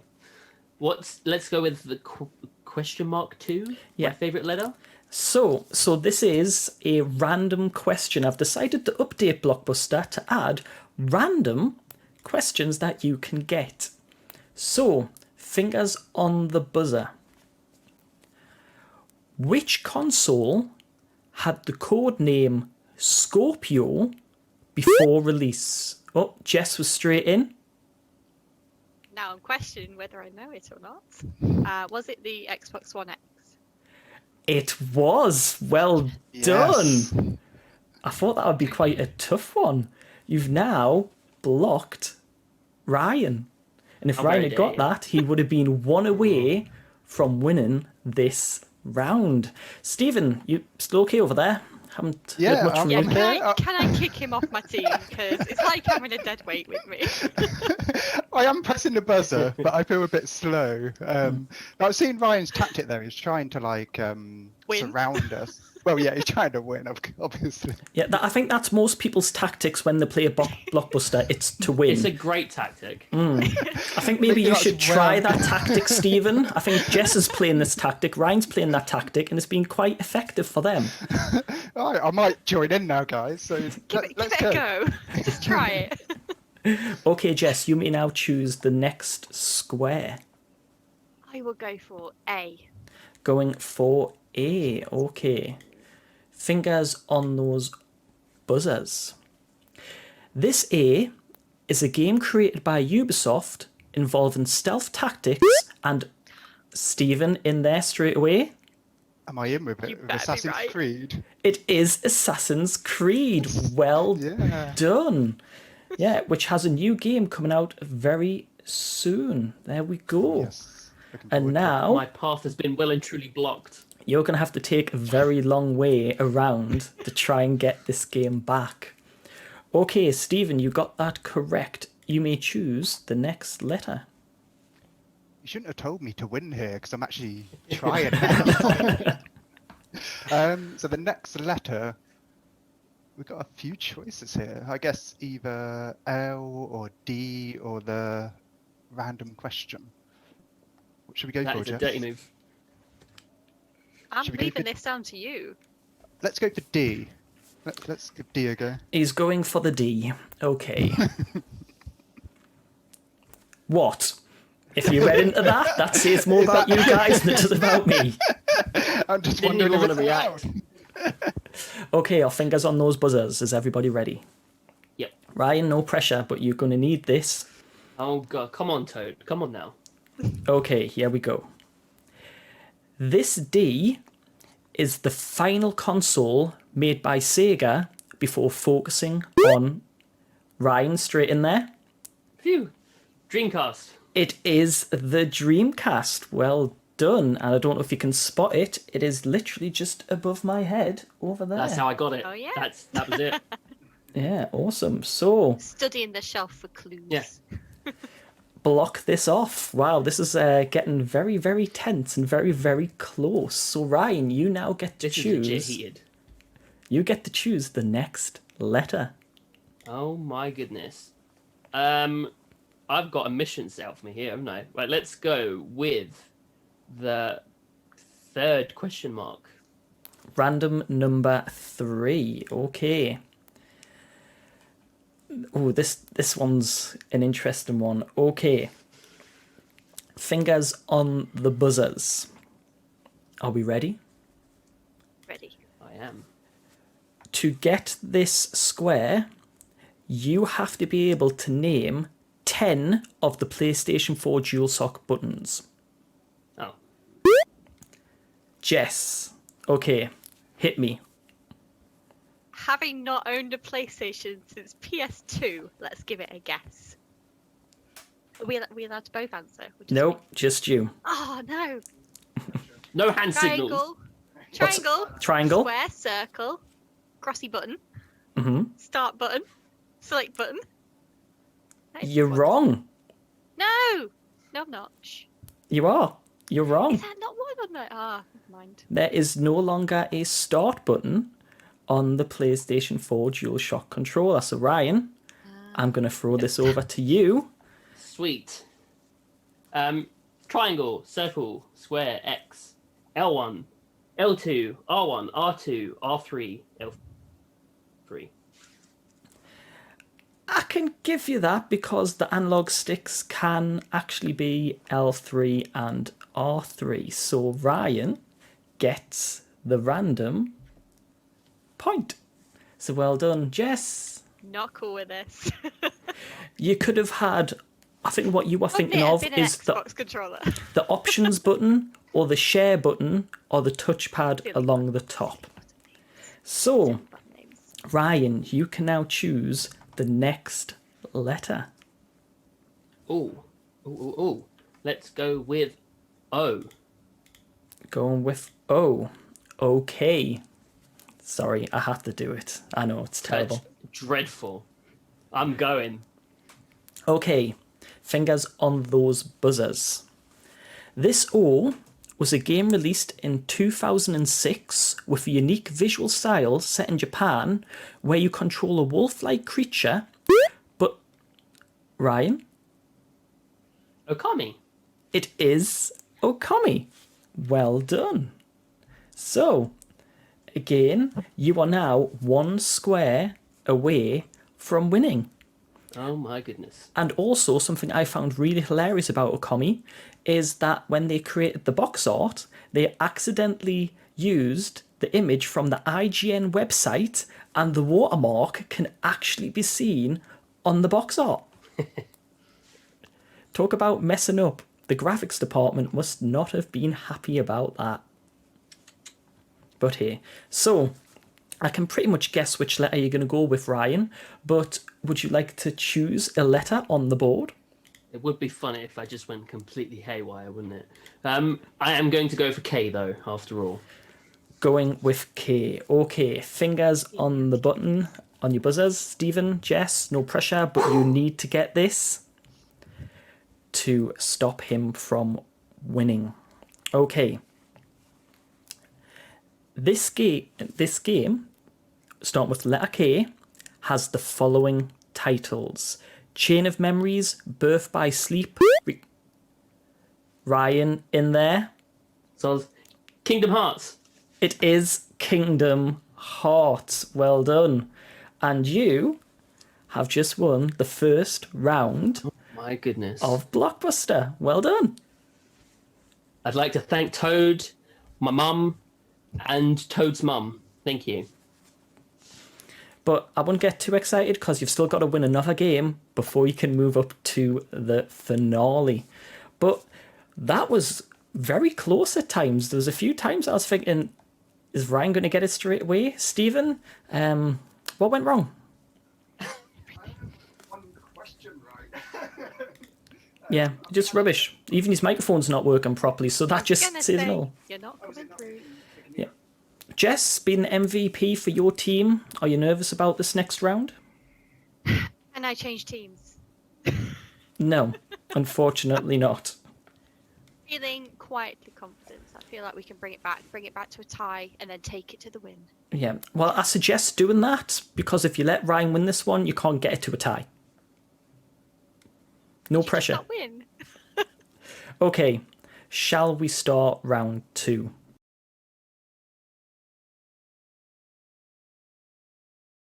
So, round 2. So, Ryan is currently winning 1-0. Jess, Stephen, you need to pull it back to stay in the game. Now, As before, I will be choosing the first letter, and I will be choosing the letter M for Malteser. That is not the answer to the first question, just to be clear. It's just I'm hungry and I want some chocolate. Okay, fingers on your buzzers. This M is both a physical and digital card game which involves wizards. Stephen's straight in there. Is it Magic the Gathering? No? Oh, yes, it is. Well done. It is Magic the Gathering. Jess's face there. Myself then. The shock, like, oh my god, he got it. I think we're all shocked he got it right. It's like nearly eating his teddy bear going, oh my god. My heart's pumping. You made me cry almost then when you paused. I was thinking, have I literally said it wrong here?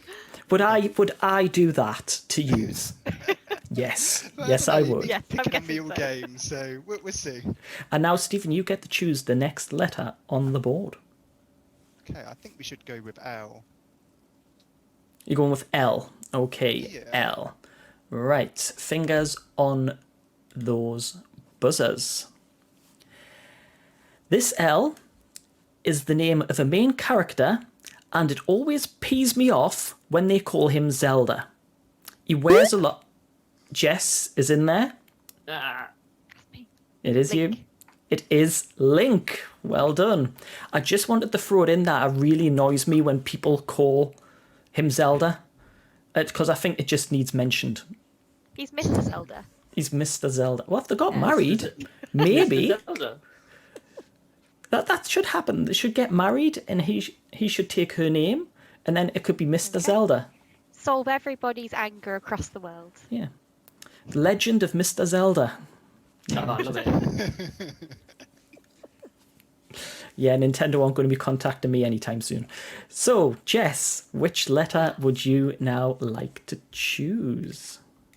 I would like to choose the letter T.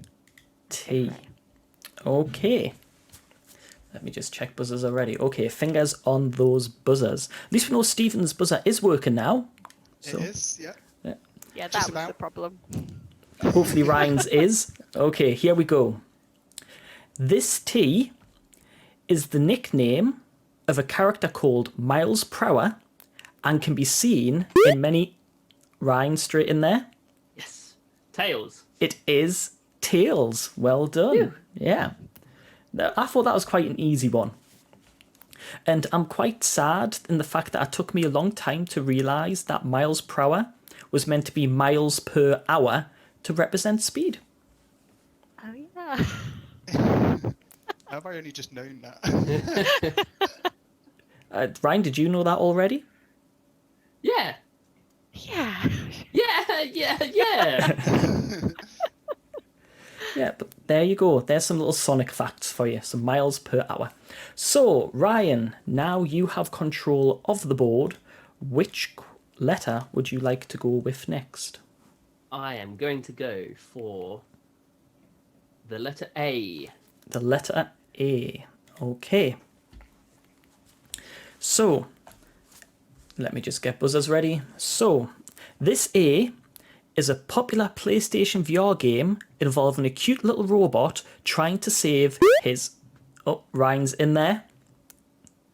Astrobot. It is Astrobot. Well done. Yay! There we go.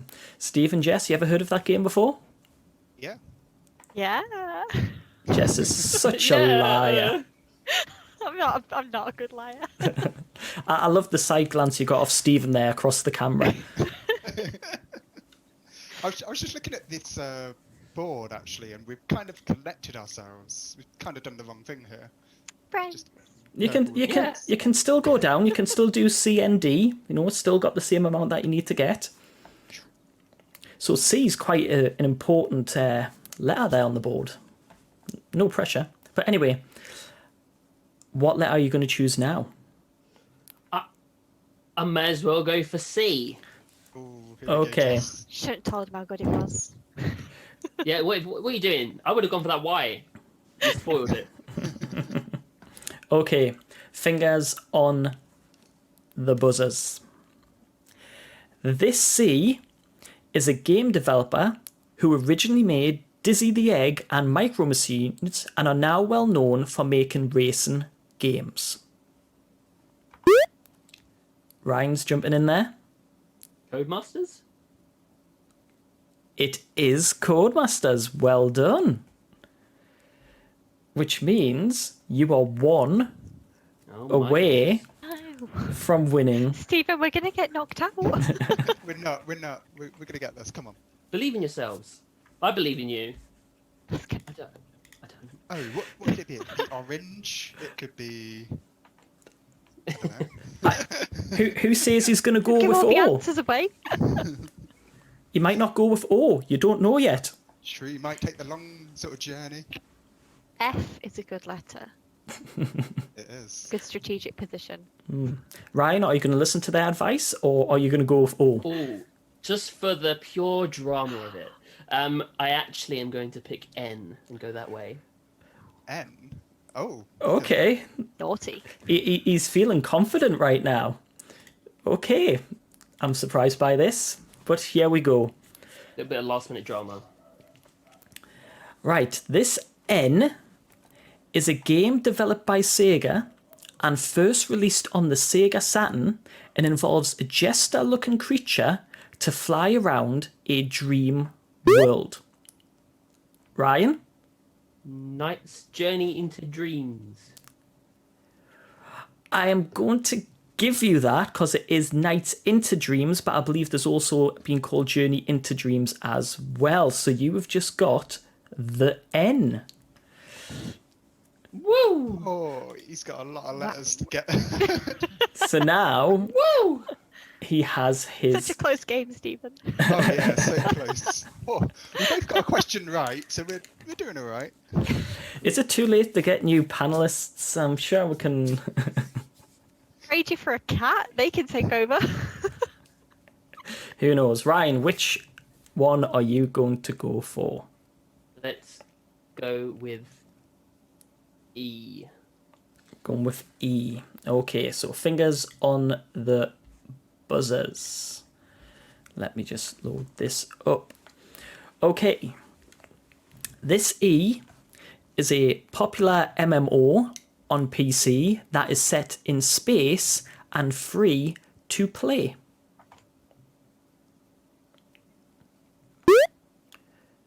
Ryan? The EVE Online. It is EVE Online. Ryan gets the board and makes it 2-0. Oh my goodness. Wow. You did a bad Stephen, job. You should have known all of those questions. Why didn't you know things? I think it was because my mascot is a video game character, so I cheated a bit. True, that is actually Yeah, true. that's where we've gone wrong. Whereas I've just got this thing. My plan for that last question was, if I don't know, I'm going to press the button. But then I was like, no, I probably should know it anyway. I did not. It was a PC one as well. I thought that was your area of expertise. I pressed it and I heard a noise, but I think it might have been the Sonic noise in the background. And Yeah, I I thought pressed it it was like 10 times. but I was clearly too slow. So now what we have is Ryan having an attempt at the final board of Blockbuster. And you will get to win an amazing prize of these used iPhone headphones that have been sat on my desk. Yeah, so it's all to play for in this next round. Oh my goodness, it really is. Here we go. Game of the century. So you join us here at the Gold Dash, the finale, before we'll give Jess and Stephen a chance to try and win back some street cred, as it were. But Ryan, you will have 60 seconds to work your way through this board and connect from left to right the gold buttons. So you're going to have to choose which letters you want, and then I will read out the clue to the game. Are you ready? Yeah, some of them have got me scared. I'm looking at some of them going, uh-oh. Okay. So I'll let you choose which letters you want to go with first, and then I will start the timer. Okay, so where would you like to start? Let's go with AC. AC. Okay. Your time starts now. A popular Nintendo title involving building a community. Animal Crossing. Well done. Next letter. BS. One of the most popular VR games involving music and destroying blocks. Uh-oh. Uh-oh. If you don't know it, you can move on. Yeah, move on. Okay, which letter? Let's go to the SSBU. Or do I have to do MK? Either way. MK, okay. Created by Midway, famous for its gory details. Mortal Kombat. Next one. SSBU. Super Smash Bros. Ultimate. It is, actually. Well done. You didn't even give me a chance. Next letter. GOT. Okay, PlayStation exclusive, released in awards set tone, Japan. Ghost of Tsushima. Correct. Next one. SOR. SOR, developed in 1991 by Sega, involving fighting your way through a crime syndicate. Streets of Rage. Correct. Next one. HL. Half-Life. You've just run out of time. No! Oh, no! No! Beat Saber screwed you! And do you know what the worst part is? It was right and all, wasn't it? It was Half-Life. I got bitten by that. What was the VR one? Which one? Sorry. Oh, it was Beat Saber. Beat Saber. We're doing this. You are out by 2 seconds, if that. I'm ashamed of myself. I wasn't on this. This is actually not Ryan. This is Ruin, because he ruins things. But so close. I can't believe it. Just as the alarm went off, and I'm like, no, I thought you had it. It's Beat Saber. It's just so close how long you have to. It's the fact that you also got Super Smash Bros. Ultimate before I even got to read the question. Before you started asking the questions, I was trying to think of what all of these would be. So maybe there's like Earthworm Jim, but like Shadow of the Colossus, but like Resident Evil probably. I was trying to think of what they were before you asked, but I don't know why I went to the BS. I had no idea what that was. You'll never know. But you know what? You can maybe win back a bit of respect, and we'll play the third and final round where Jess and Stephen need to try and win a bit of respect back. And my friendship. I feel like I've lost a lot. It's Beat Saber. You let yourself down. I mean, shocking.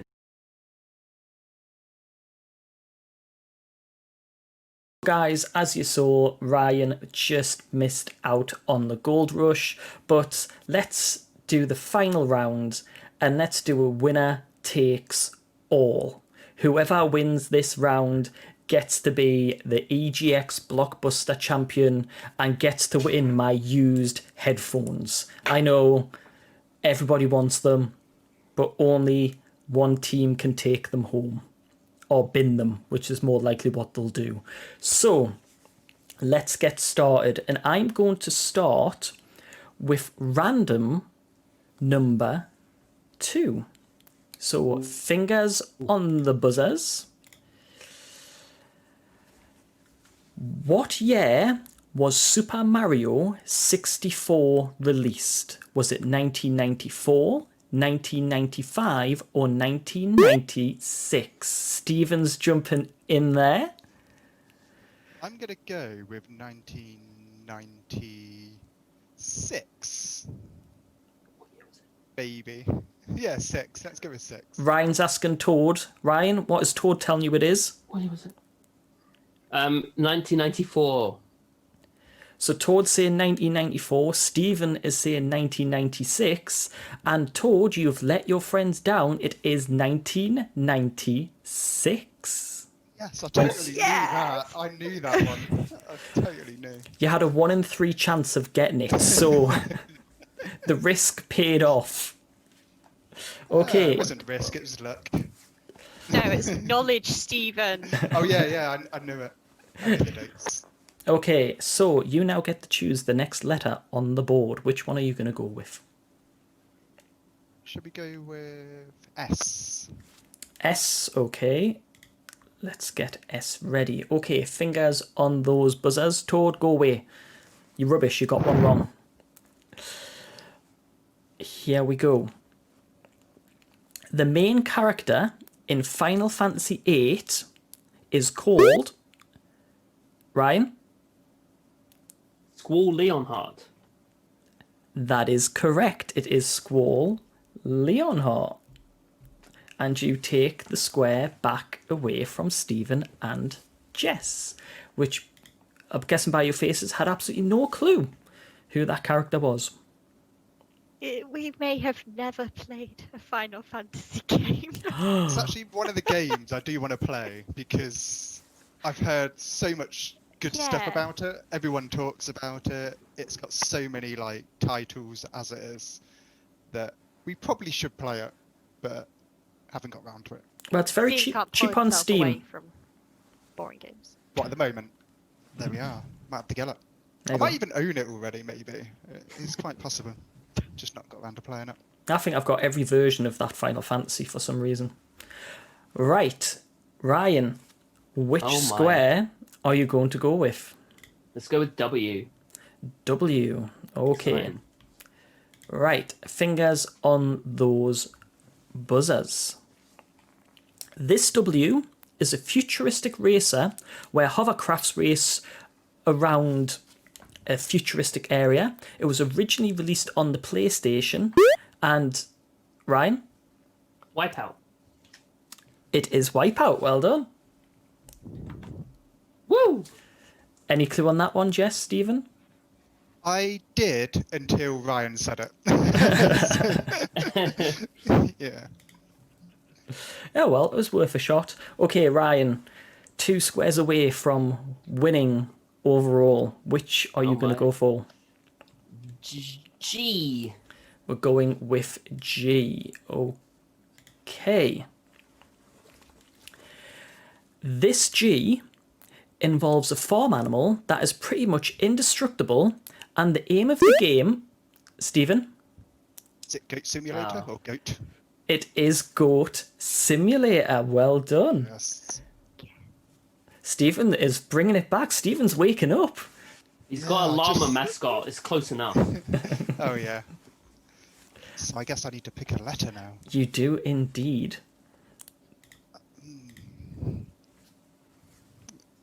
Should we go with M? Yeah, let's go with M. Sure. Go on Let's go with M. with M. Okay. Let me just reset the buzzers. Okay. This game is in first person, which has a female lead who uses parkour to travel around the city and avoid enemies. Ryan.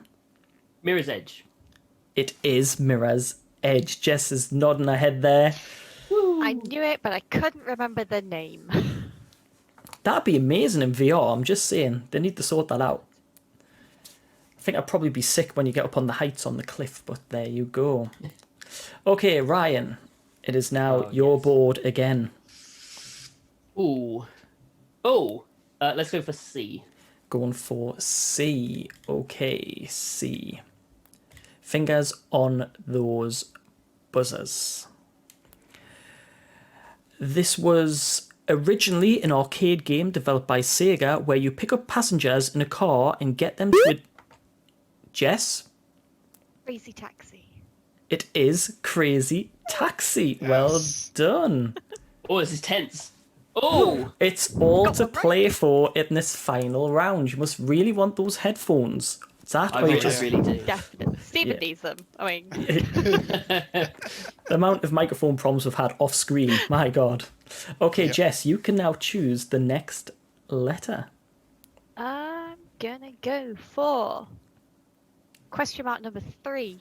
Random number 3. Okay. Fingers on those buzzers. Which of these consoles have sold the most?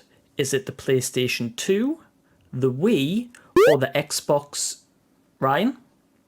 PS2. It is the PlayStation 2, which is the biggest selling console of all time still.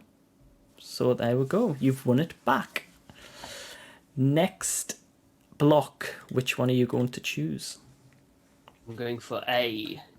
Going for A. Okay, let me load up our questions. This A is a game developed by EA and BioWare, released in 2019. It is an MMO shooter and something you may sing at a sporting event. Oh. Ryan? Anthem. It is Anthem. Well done. That confused a few of you there. Have you heard of that? It's the singing part. Yeah, Well, what song are they singing? But it's an anthem, okay. Okay, Ryan. Silly question, but which block are you going to go for? Let's do it. Let's go. Let's go for J. Okay. We need to win this, Stephen. I want those headphones. Okay, fingers on the buzzers. This could be the winner for Ryan. Are we ready? Let's go. Okay, here we go. This J is a popular game series where you have to move to the music in time to gain points. Jess? Just Dance?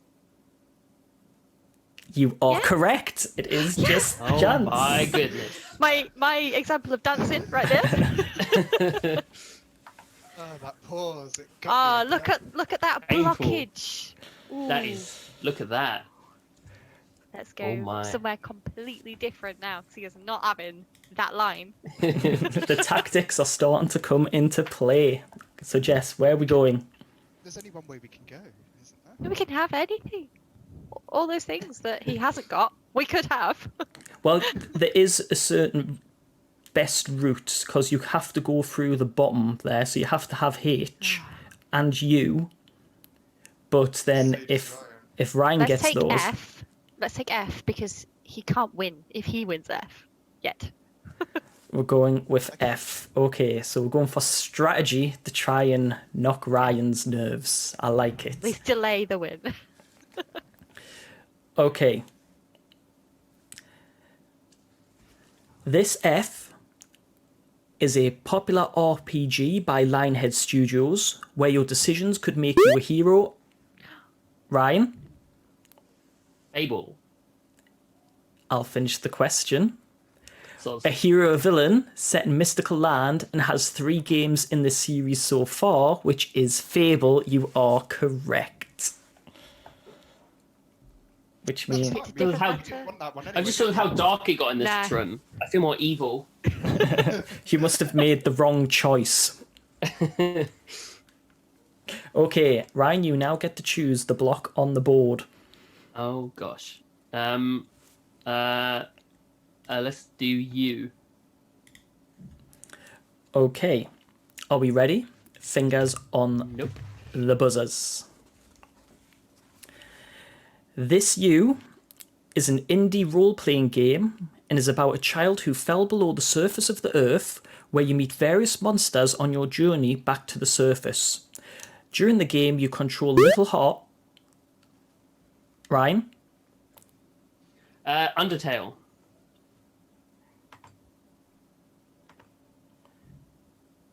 Is correct. You've just won Headphones. the headphones, but more importantly, the respect of your peers. Well done. Thank you. I Well expect the done. headphones in the post tomorrow. I will do that. I have my face mask ready to go out to the shop specially just to deliver those headphones to You're you. not hand delivering them? Social distancing, you know. But well done to both teams. That some of those questions were tough, and obviously racing for the button. It was very tense for me as the host as well.